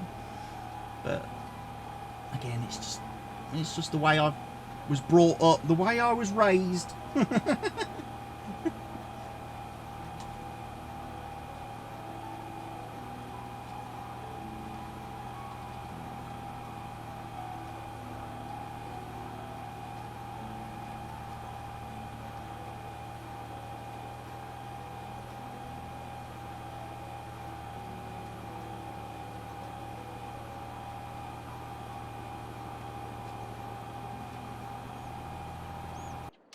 Oh, I pressed the wrong button there. Let's turn him off.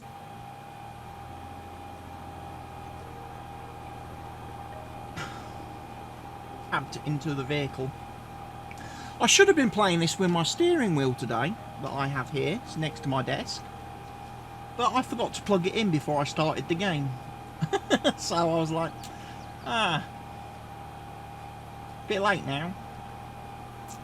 But I have actually gone to the trouble of downloading the drivers and installing them, so it does all work. I did test it the other evening. It does still work. After I reformatted my PC before Christmas, it's been sat here on this stand next to me, kind of in my way actually, since last year, and haven't used it yet once this year. But I did reinstall it the other night, so I might start doing some, when I do my farming, or if I do any of my Forza racing, I might see if I can use the wheel and start playing with the wheel a bit more. Because hey, if you get the old force feedback settings on that right, that gives you quite a workout for arms and upper body. I just need to scroll back a second. Yeah, I tried to host people I have met as well. Every now and then I will host someone new on Kick. It took some time to meet fellow streamers. I've met so many great people and I love that. Yeah.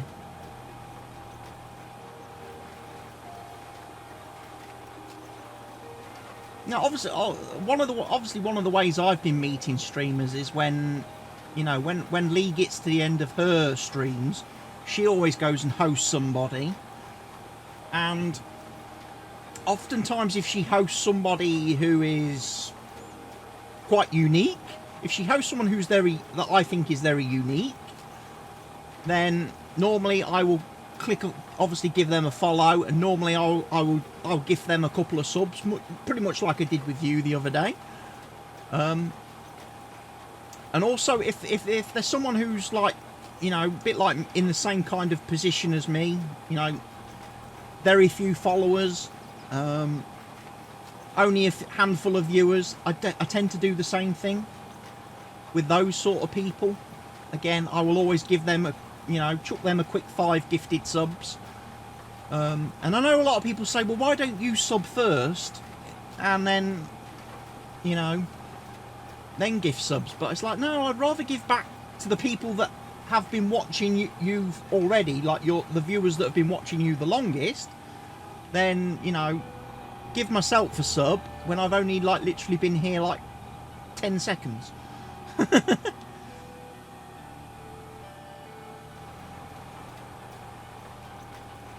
Plus, again, there's only so many hours in the day, unfortunately for me. I only have so many hours, and obviously I can't watch everybody's stream, you know, and it's like the people I do follow, I can't watch all their streams, so I might not personally subscribe to people because I just don't think I watch enough content that it's worth doing. But obviously I will give subs to viewers who probably do watch that creator a lot more than me. So at the end of the day, the creator obviously still benefits, and obviously benefits more from that, and their community that's been obviously there a lot longer and is there a lot more frequently, they get the reward from that too. So yeah, that's kind of how I tend to do it.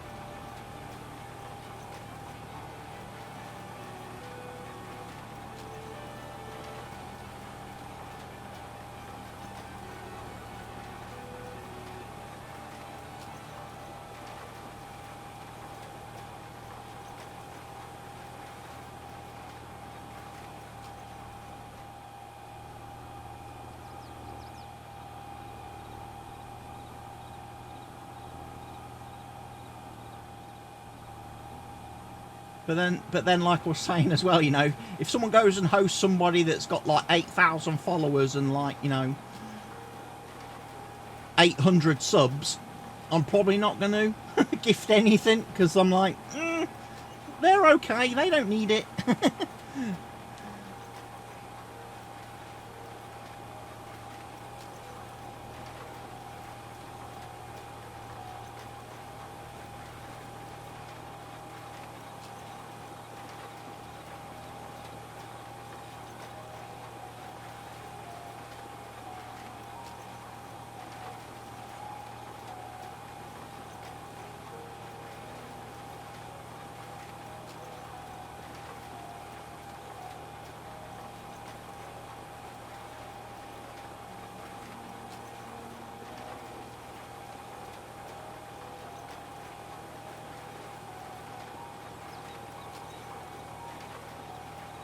It's a bit like yesterday. I know at the end of Lee's stream yesterday, she raided a young lady who was playing. I think she was playing Fortnite.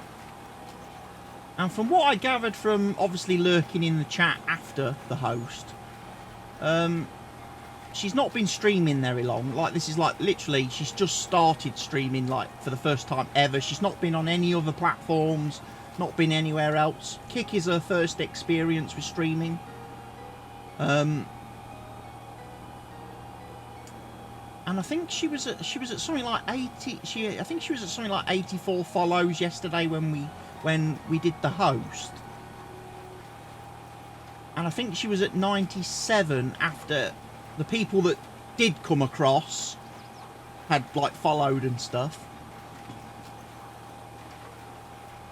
But I was quite surprised, because I think when Lee did the host, there was like 197 viewers in the stream. But then when we actually like went over there was only like 5 or 6 people that kind of like said hi, hello, and like engaged with her. And I was like, I feel that's a little bit disappointing, you know.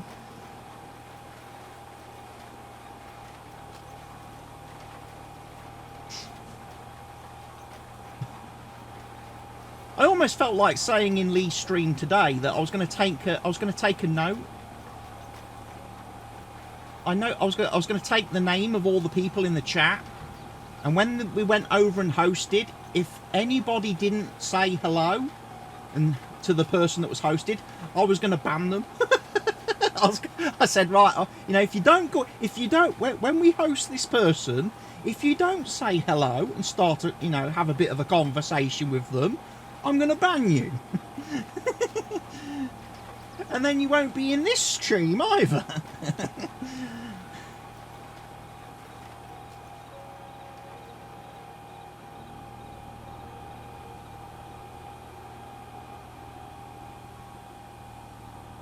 You know, it's not like we're saying, you know, go over there, follow this person, or go over there and subscribe to this person. It's just like, go over there, say hello, give them a bit of, you know, just a bit of engagement in the chat.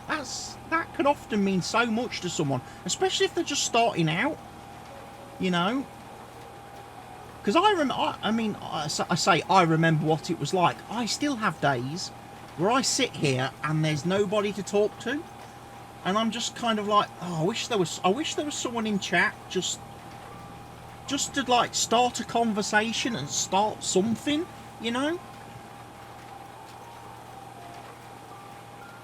You know, I'm not asking, you know, I don't need everybody to follow, and like I say, you know, I don't need all the people who are viewing the channel to follow or subscribe, but you know, just say something in chat, just ask a question, just something, just something that might start a conversation or a discussion or a topic, or I mean, even if it just, you know, even if it like sets me off on a rant, you know, it can be so better, because obviously when you do this kind of thing for hours and hours and hours of the week that we do, there are days where we get like a bit of a creative block, where we actually do run out of things to say.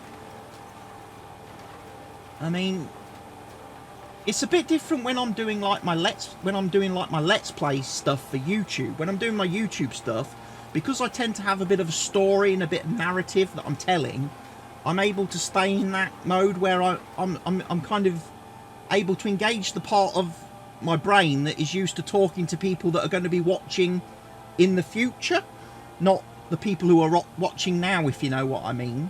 But then obviously when you're streaming, you are expecting to be talking to the live audience, and if the audience isn't giving you much feedback,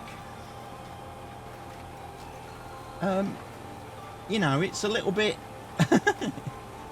it's a bit disheartening. I would liken it to, like, you know, if you ever go to watch a comedian, you know, and the comedian comes out, starts reading off his list of jokes or her jokes, and everybody just sits there, doesn't laugh, doesn't make a sound.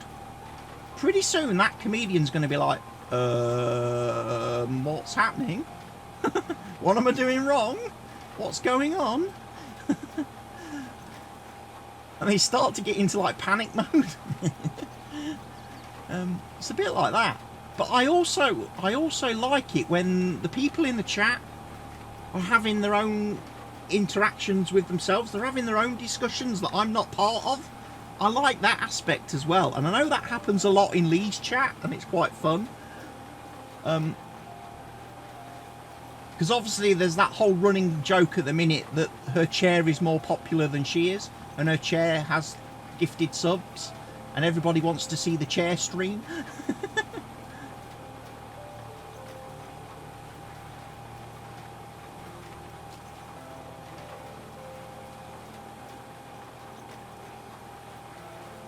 Yeah, it's so nice to see when the people in the chat interact with themselves, and like I say, they have that they take off, they have their own little conversations. They come up with their own little like I say, their own little private jokes and stuff, and it's cool to see that as a streamer.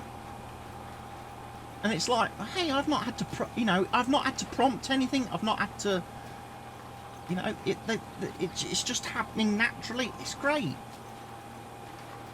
But when everybody sits there, never says anything, it's like, what's going on?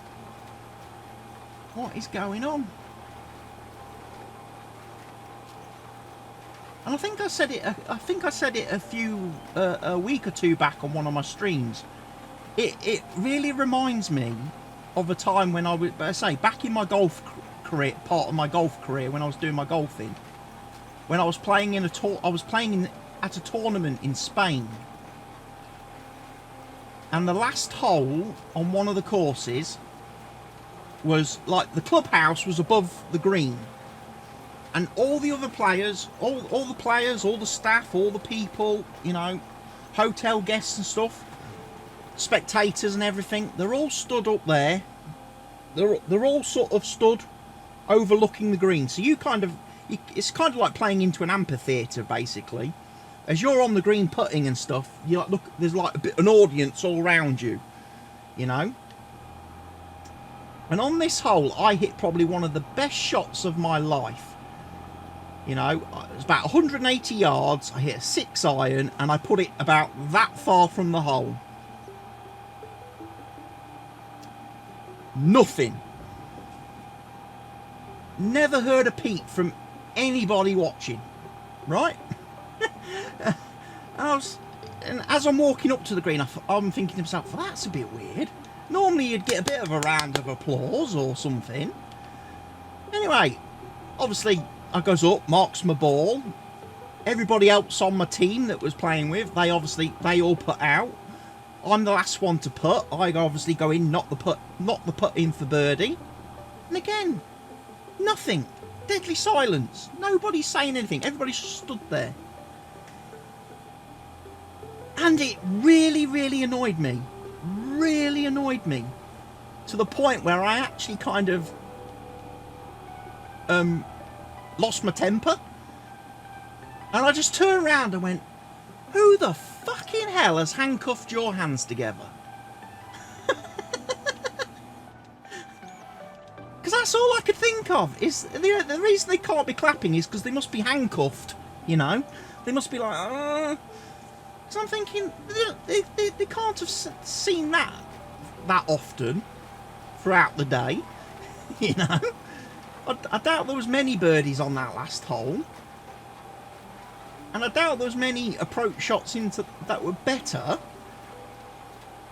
Just baffles me. And I was like, who handcuffed you? Make a bit of noise. Cheer. Do something. Let us know you're having a good day. We're out here playing. Okay, we're out. But we're, you're spectating. You've obviously come because you like what you're watching. So make a bit of noise. Have a bit of fun. I was like, I don't understand this silent treatment from people.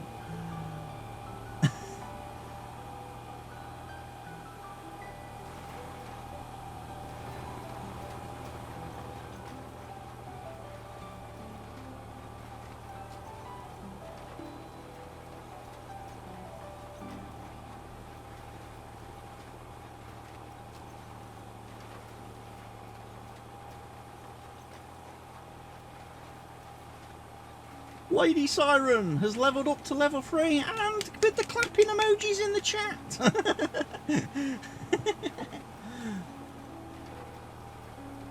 Well, you don't need to clap because you've been talking all afternoon, Lady Siren.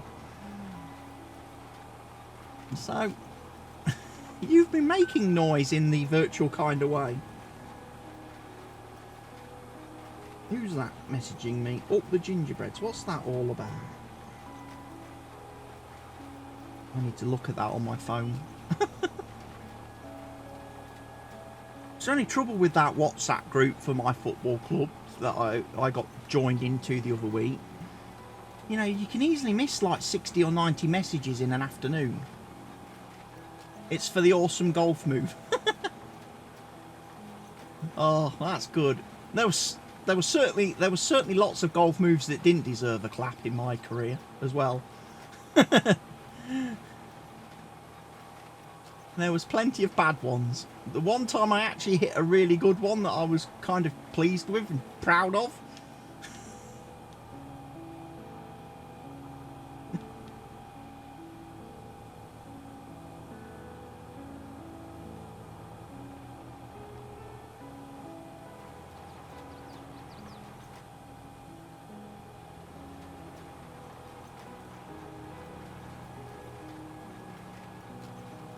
I remember one day I travelled. I mean, I played in a tournament that was quite local. I'd say quite low. It took me about half an hour to travel to the course from where I live. About half an hour's drive. Got there, did all my warm up, met my playing partners for the round that was ahead. Signed in, did all the signing in stuff, made sure I'd done everything properly. So, you know, wasn't going to get any kind of admin trouble or issues. Obviously went to the first tee, met the starter and everything. Tee time came. Two playing partners I was with, they went off, hit tee shots, balls in the jungle, in the forest. I walks up, hits a little soft sort of fadey, punchy sort of drive, middle of the fairway.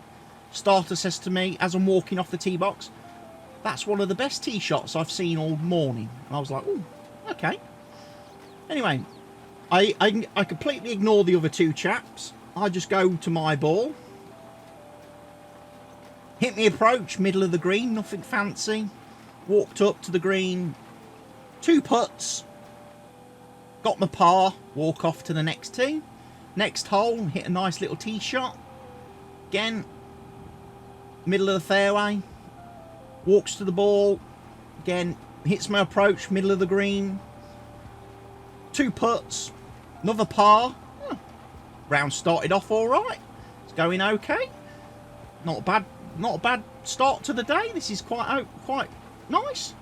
Next hole, short little 120-yard par 3. I made 9.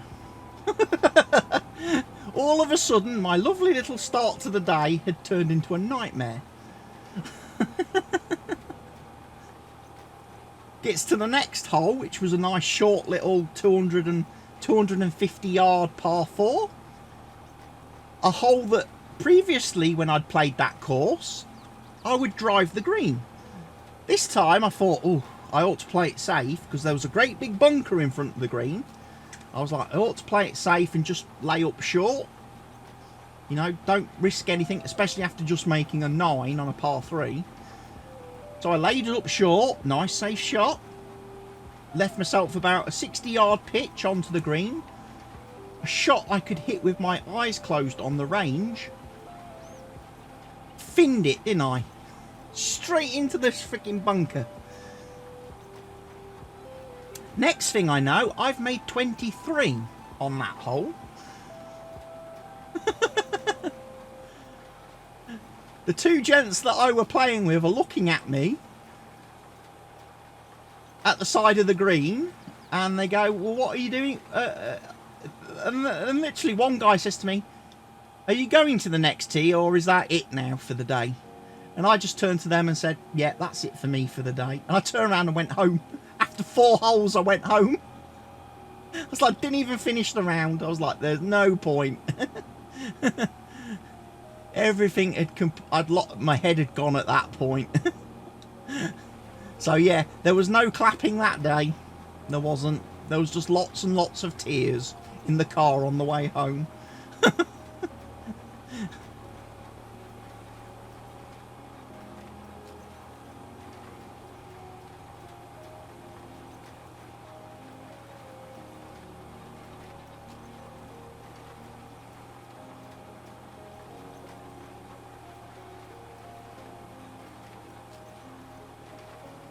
I think that was probably one of the last times I ever played as well.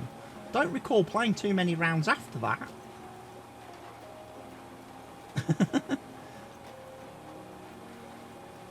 So I can't even say I finished my career on a high note.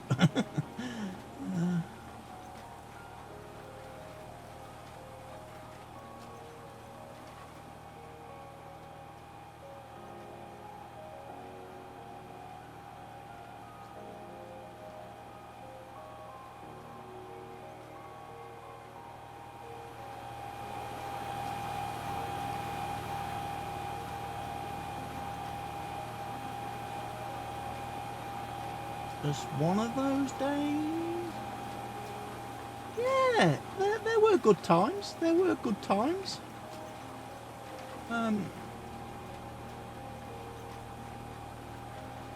Especially some of the mixed opens I played in.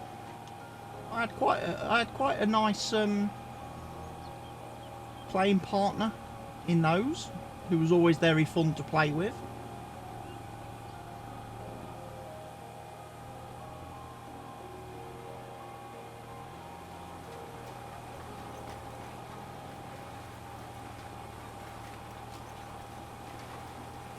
Again, she hadn't been playing golf long when I started playing in these competitions with her. I mean, she was still quite a high handicap player, but she was so enthusiastic, you know, and she'd spend the hours practicing in between, and you know, if I gave her any tips or any pointers, she would listen, and she'd go away, and you'd see her practice. I'd sometimes see her on the range practicing exactly what I told her.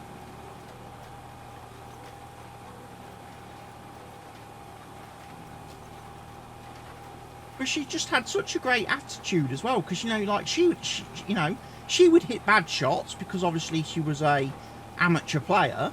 She would hit bad shots, but she'd always just have a laugh and a giggle, you know.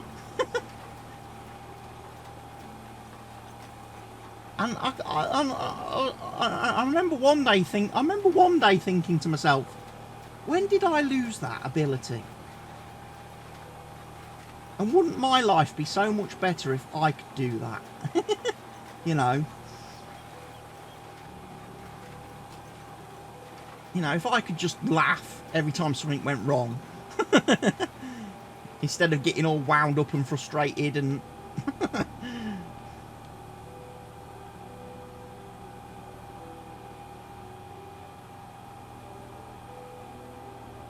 But I think that's the problem when something is a hobby, and obviously you do it purely for fun, purely for the love of it. It's so much different than when you're actually doing it then for a living.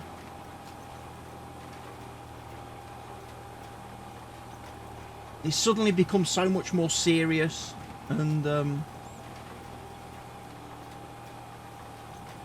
I think I think in some ways you'd be better off if you could try and keep that. It becomes stressful. Exactly. It becomes less enjoyable, and it'd be nice if you could somehow retain that ability to always see it as that hobby, you know, that bit of fun. But I guess we're all human, and we can't do that. Our brains just can't do that.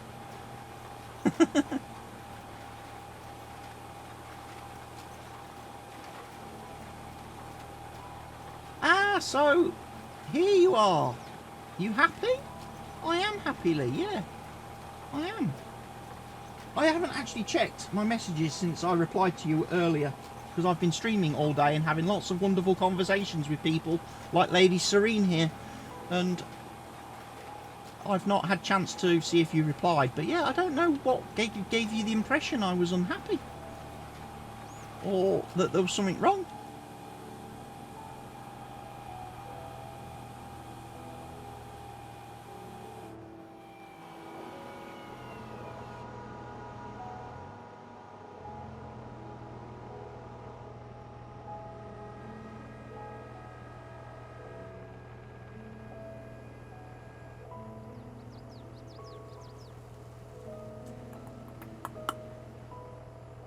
No, I'm all good. I'm all good, Lee. I've just been over here all day putting the world to right. Been putting the world to right, Lee. That's what I've been doing.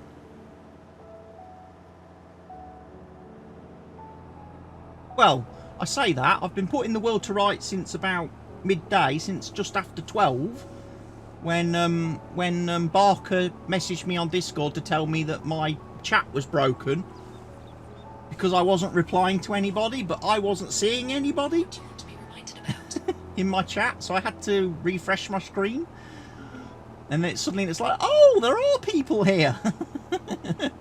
There's me been sat here for 3 hours just thinking I was all by me lonesome, talking to myself. So thank you, Kick, for breaking the chat on your site this morning. Oh, we've been talking loads of stuff. Loads of different conversations with loads of different people. We've had lovely Lucy in here talking about loads of stuff, and got Lady Serene here now.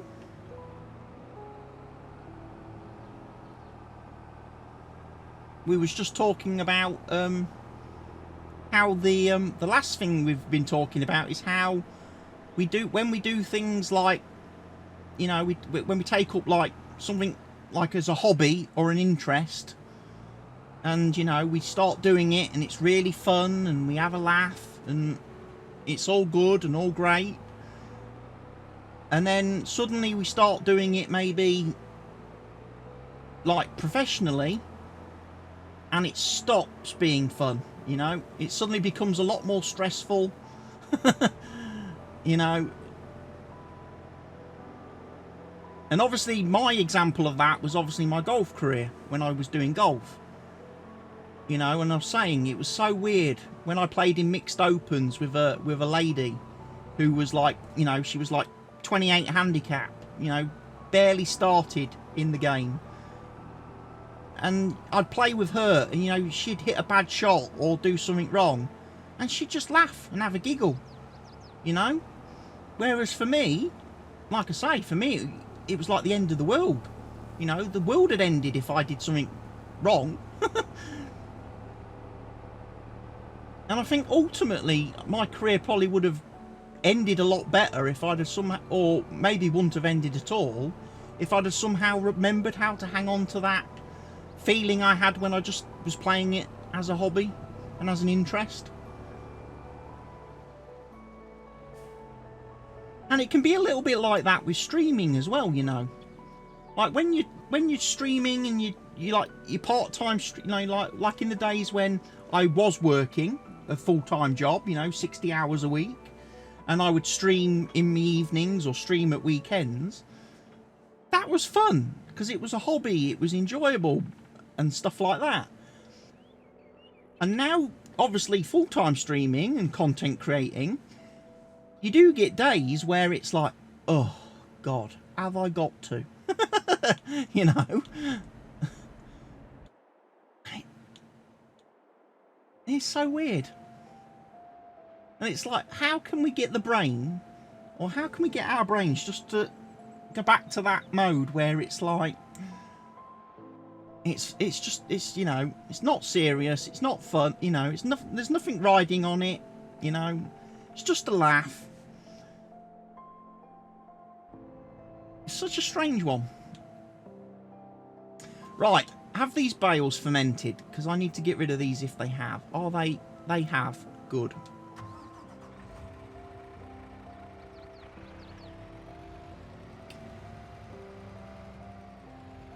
It looks like the BGA might be full. Is it because I've not actually turned the BGA on? Lovely Lucy is back. You've had a little nap. Well, lovely Lucy, that's the leeway is here in the channel right now. So you can blame her for your nap because you just did her Pilates stream earlier, didn't you, from Sunday? And the Pilates stream absolutely kicked Lucy's ass.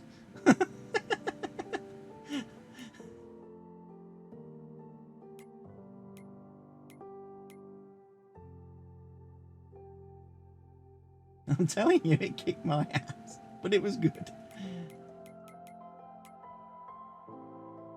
I've already prepared her as well, Lee. I've told Lucy that for the stream today, when she comes to do today's stream, she's going to need to get herself a 3-year-old because a lot of the exercises require you to have a 3-year-old. You know, like when you did your squats, you've got to squat with a 3-year-old in your arms, and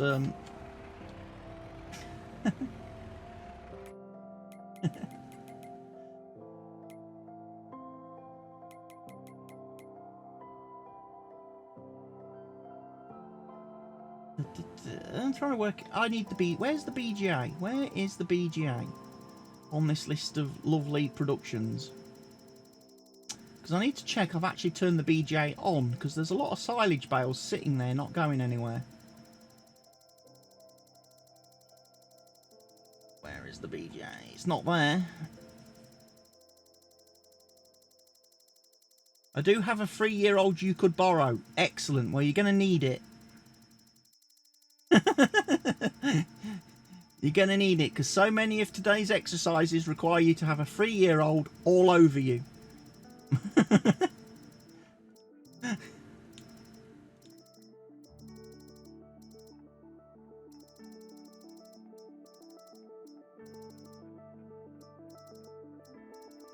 Where's the BGA?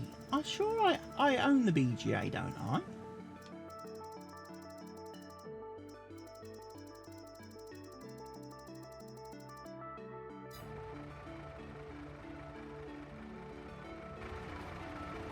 I can't remember if I did. Borrow sounds ideal. Yeah, if you could give the 3-year-old back once you're done with it, that probably would be the most ideal way, wouldn't it?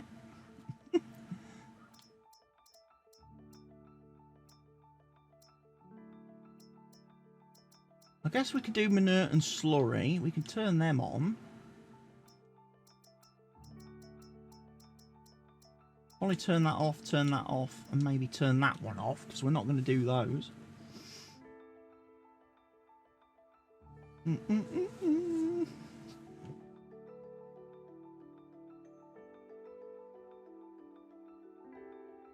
Shout outs for Lady Serene and the lovely Lucy. Excellently, thank you for that. Thank you for that. I don't have anybody else here that can do it. I have so few mods.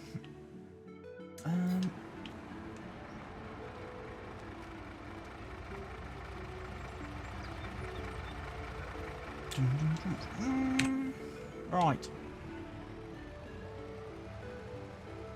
Quality over quantity, yeah. We was actually having a discussion about that earlier as well. And all things sort of streaming related and stuff like that. Trying to put the streaming world to right.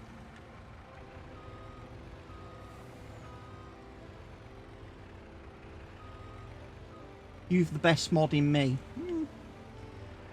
Well, that could be debated by some. That could be debatable by some people. You know. There was mods trying to mod me earlier. I was like, what? Like, give it a rest.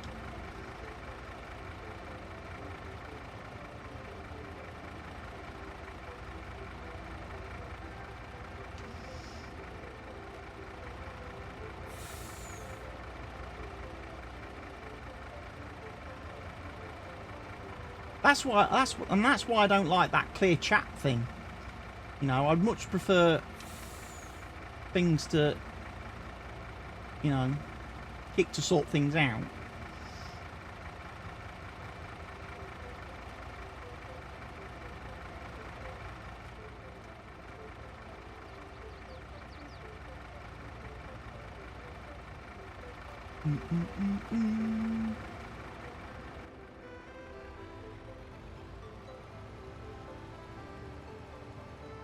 That's exactly what they're there for, not just physical but mental health as well.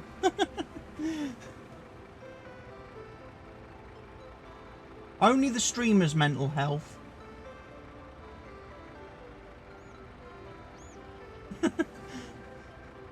Only the streamer's mental health that's put at ease by the mods.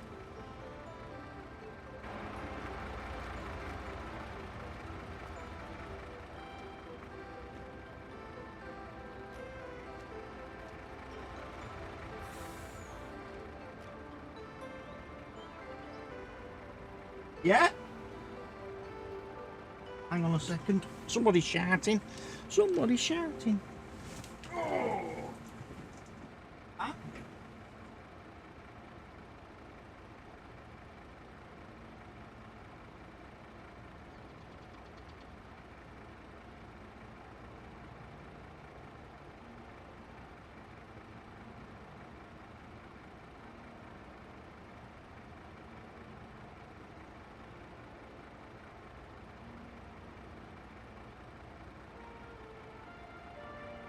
I've got some really watching.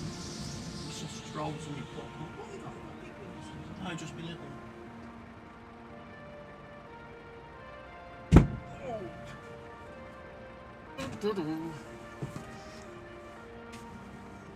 You're talking about fitness. Well, yes, the fitness is good at mental health and physical health. Of course it is. Been waiting for these all day. I can fix my headphones.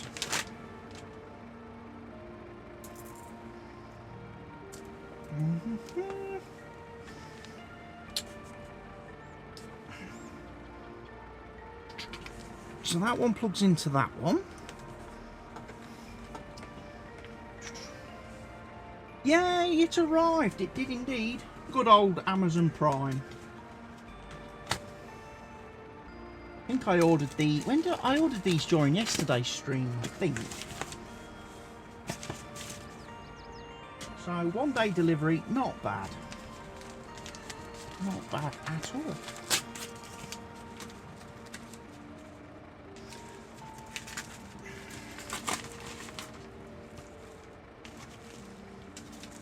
Great big envelope like that for that. Just keep filling my silver bin, Amazon. Just keep filling my grey bin.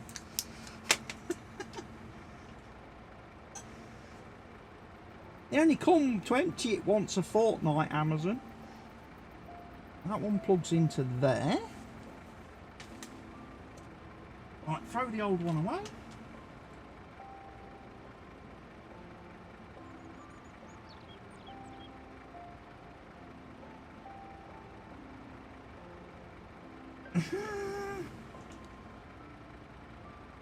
You're waiting on your Stitch Fix to come. Have a great day. See you later.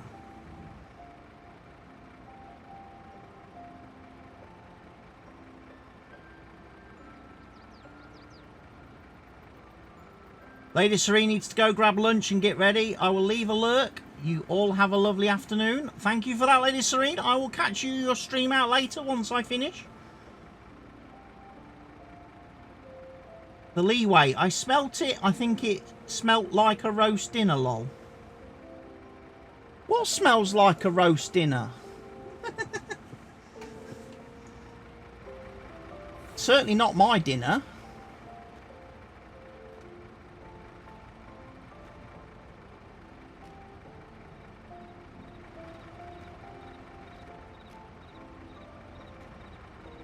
Read chat, lol.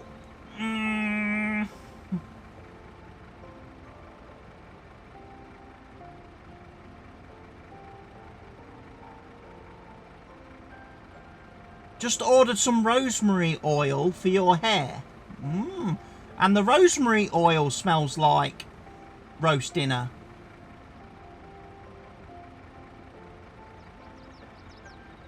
It's very hard for me to read chat because I literally have like a tiny little box that's about an inch high.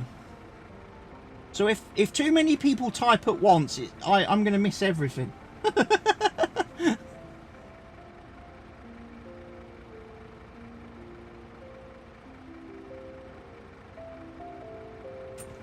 especially when the bot posts all its rubbish in there, it's very easy to lose track of conversations and miss most. I mean, you're probably not too bad because you've probably, like I say, you probably look at it on your PC, so you've got it on your monitor, the chat on your monitor, so you've got a big you've probably got a big section of stuff that you can read and check the chat history on. Unfortunately, like I say, I'm viewing the chat on in the browser on the tablet, so I literally have a box about that sort of size.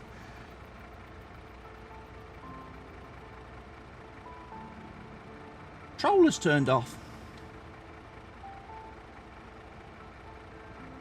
Yes, there's slow mode. Yeah, I could put slow mode on.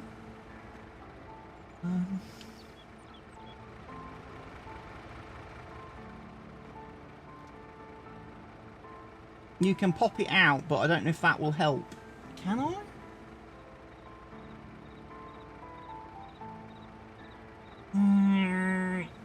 I don't appear to be able to do that on the create a dashboard. I don't. And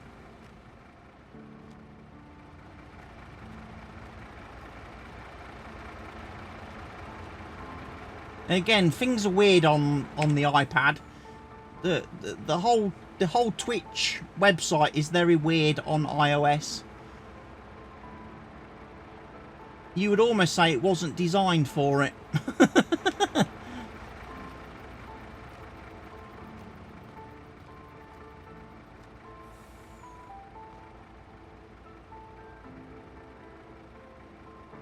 Look below chat on the gear. I click the gear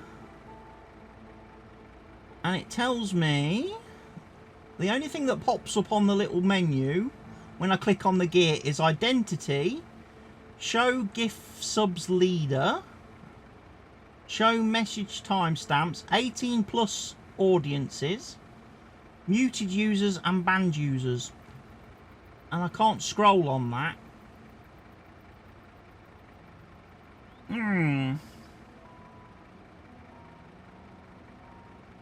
It's on the channel page, not the dashboard. Ah, that's it. Yeah, like I say, I kind of have to watch the dashboard because, again, as obviously Lee knows, if you don't have the dashboard open and you can't see the activity feed, you don't always catch who follows you and that and what happens, because unless people then start typing, you don't get the bot alert. So I tend to watch everything in the dashboard so I can keep a track of things.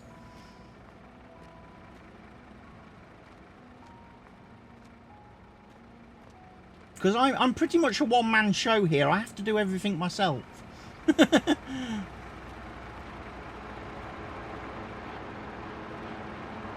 I might have to take up Barker's suggestion of maybe looking at getting a one of those little like portable 13-inch monitor things to plug in as like a second screen and use that as an actual like second monitor.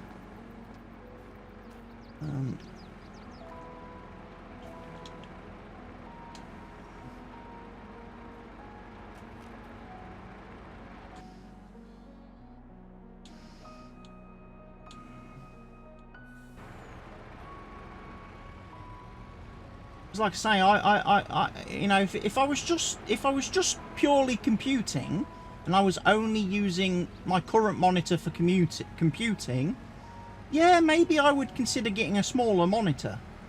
But unfortunately, I also use the monitor as a TV, you know, because like when I want to watch my Formula 1 motor racing during the year, I have to come in here and watch it because none of the other family members like it, so I can't watch Formula 1 on the living room TV.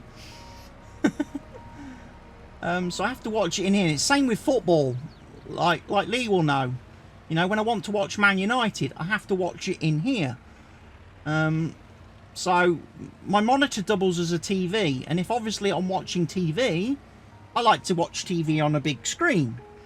So I can sit back in a comfy chair, not this horrible rock hard, uncomfortable PC chair, and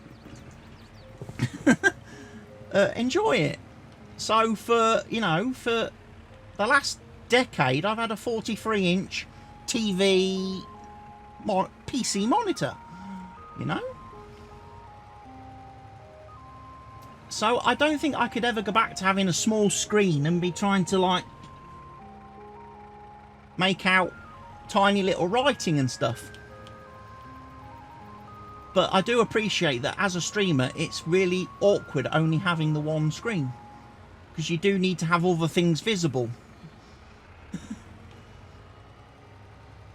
I mean, maybe I could put my stream on the app, use the app on the phone, and I could check the chat on that, possibly.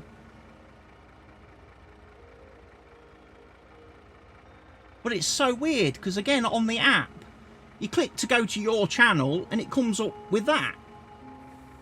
Why isn't it showing me my stream when I click on my channel? I have to go in and search.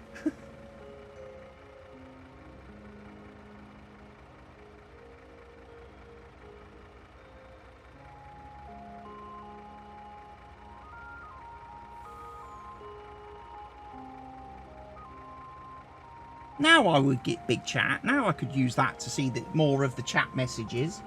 But you're right, maybe I ought to consider slow mode.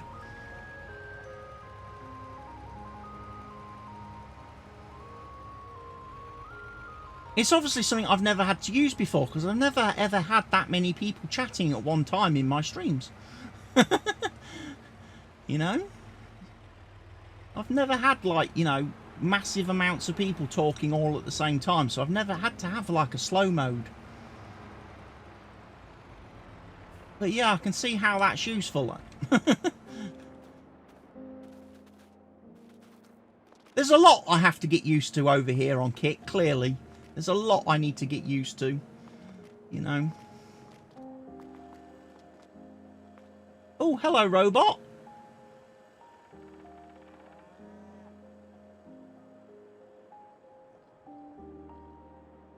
Robot's going off to feed the cows, everybody.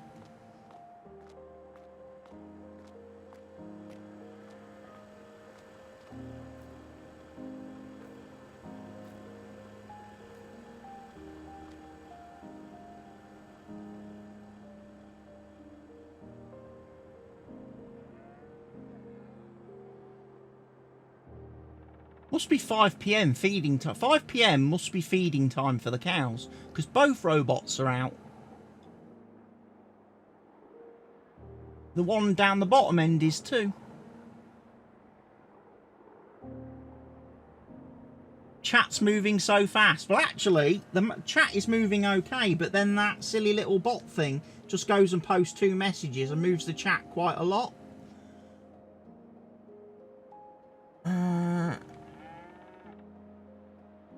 Oh, oh, slow mode's on the other side, isn't it? How many messages? 1 message.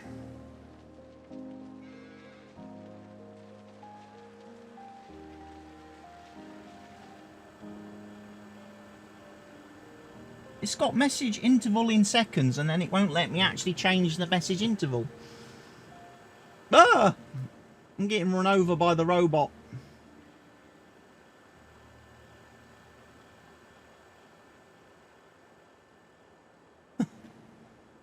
Now that's normally Mr. Helgi's trick, that is. Normally he's the one that gets run over by the robot. Although usually he's in a tractor when that happens.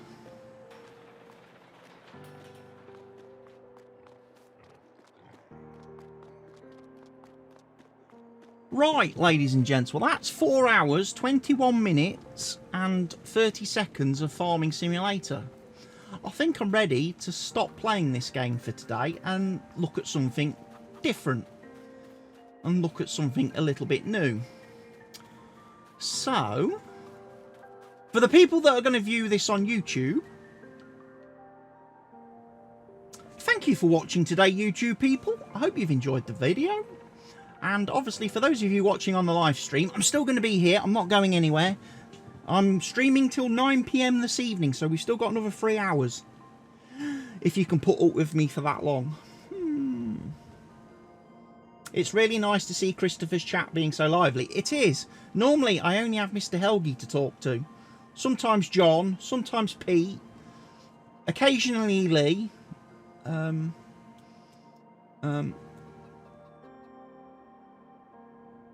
that reminds me, I need to do a Hogwarts stream again this week for Lee. So Saturday night, I'm thinking, if that's convenient with everybody. So yes, if I end that,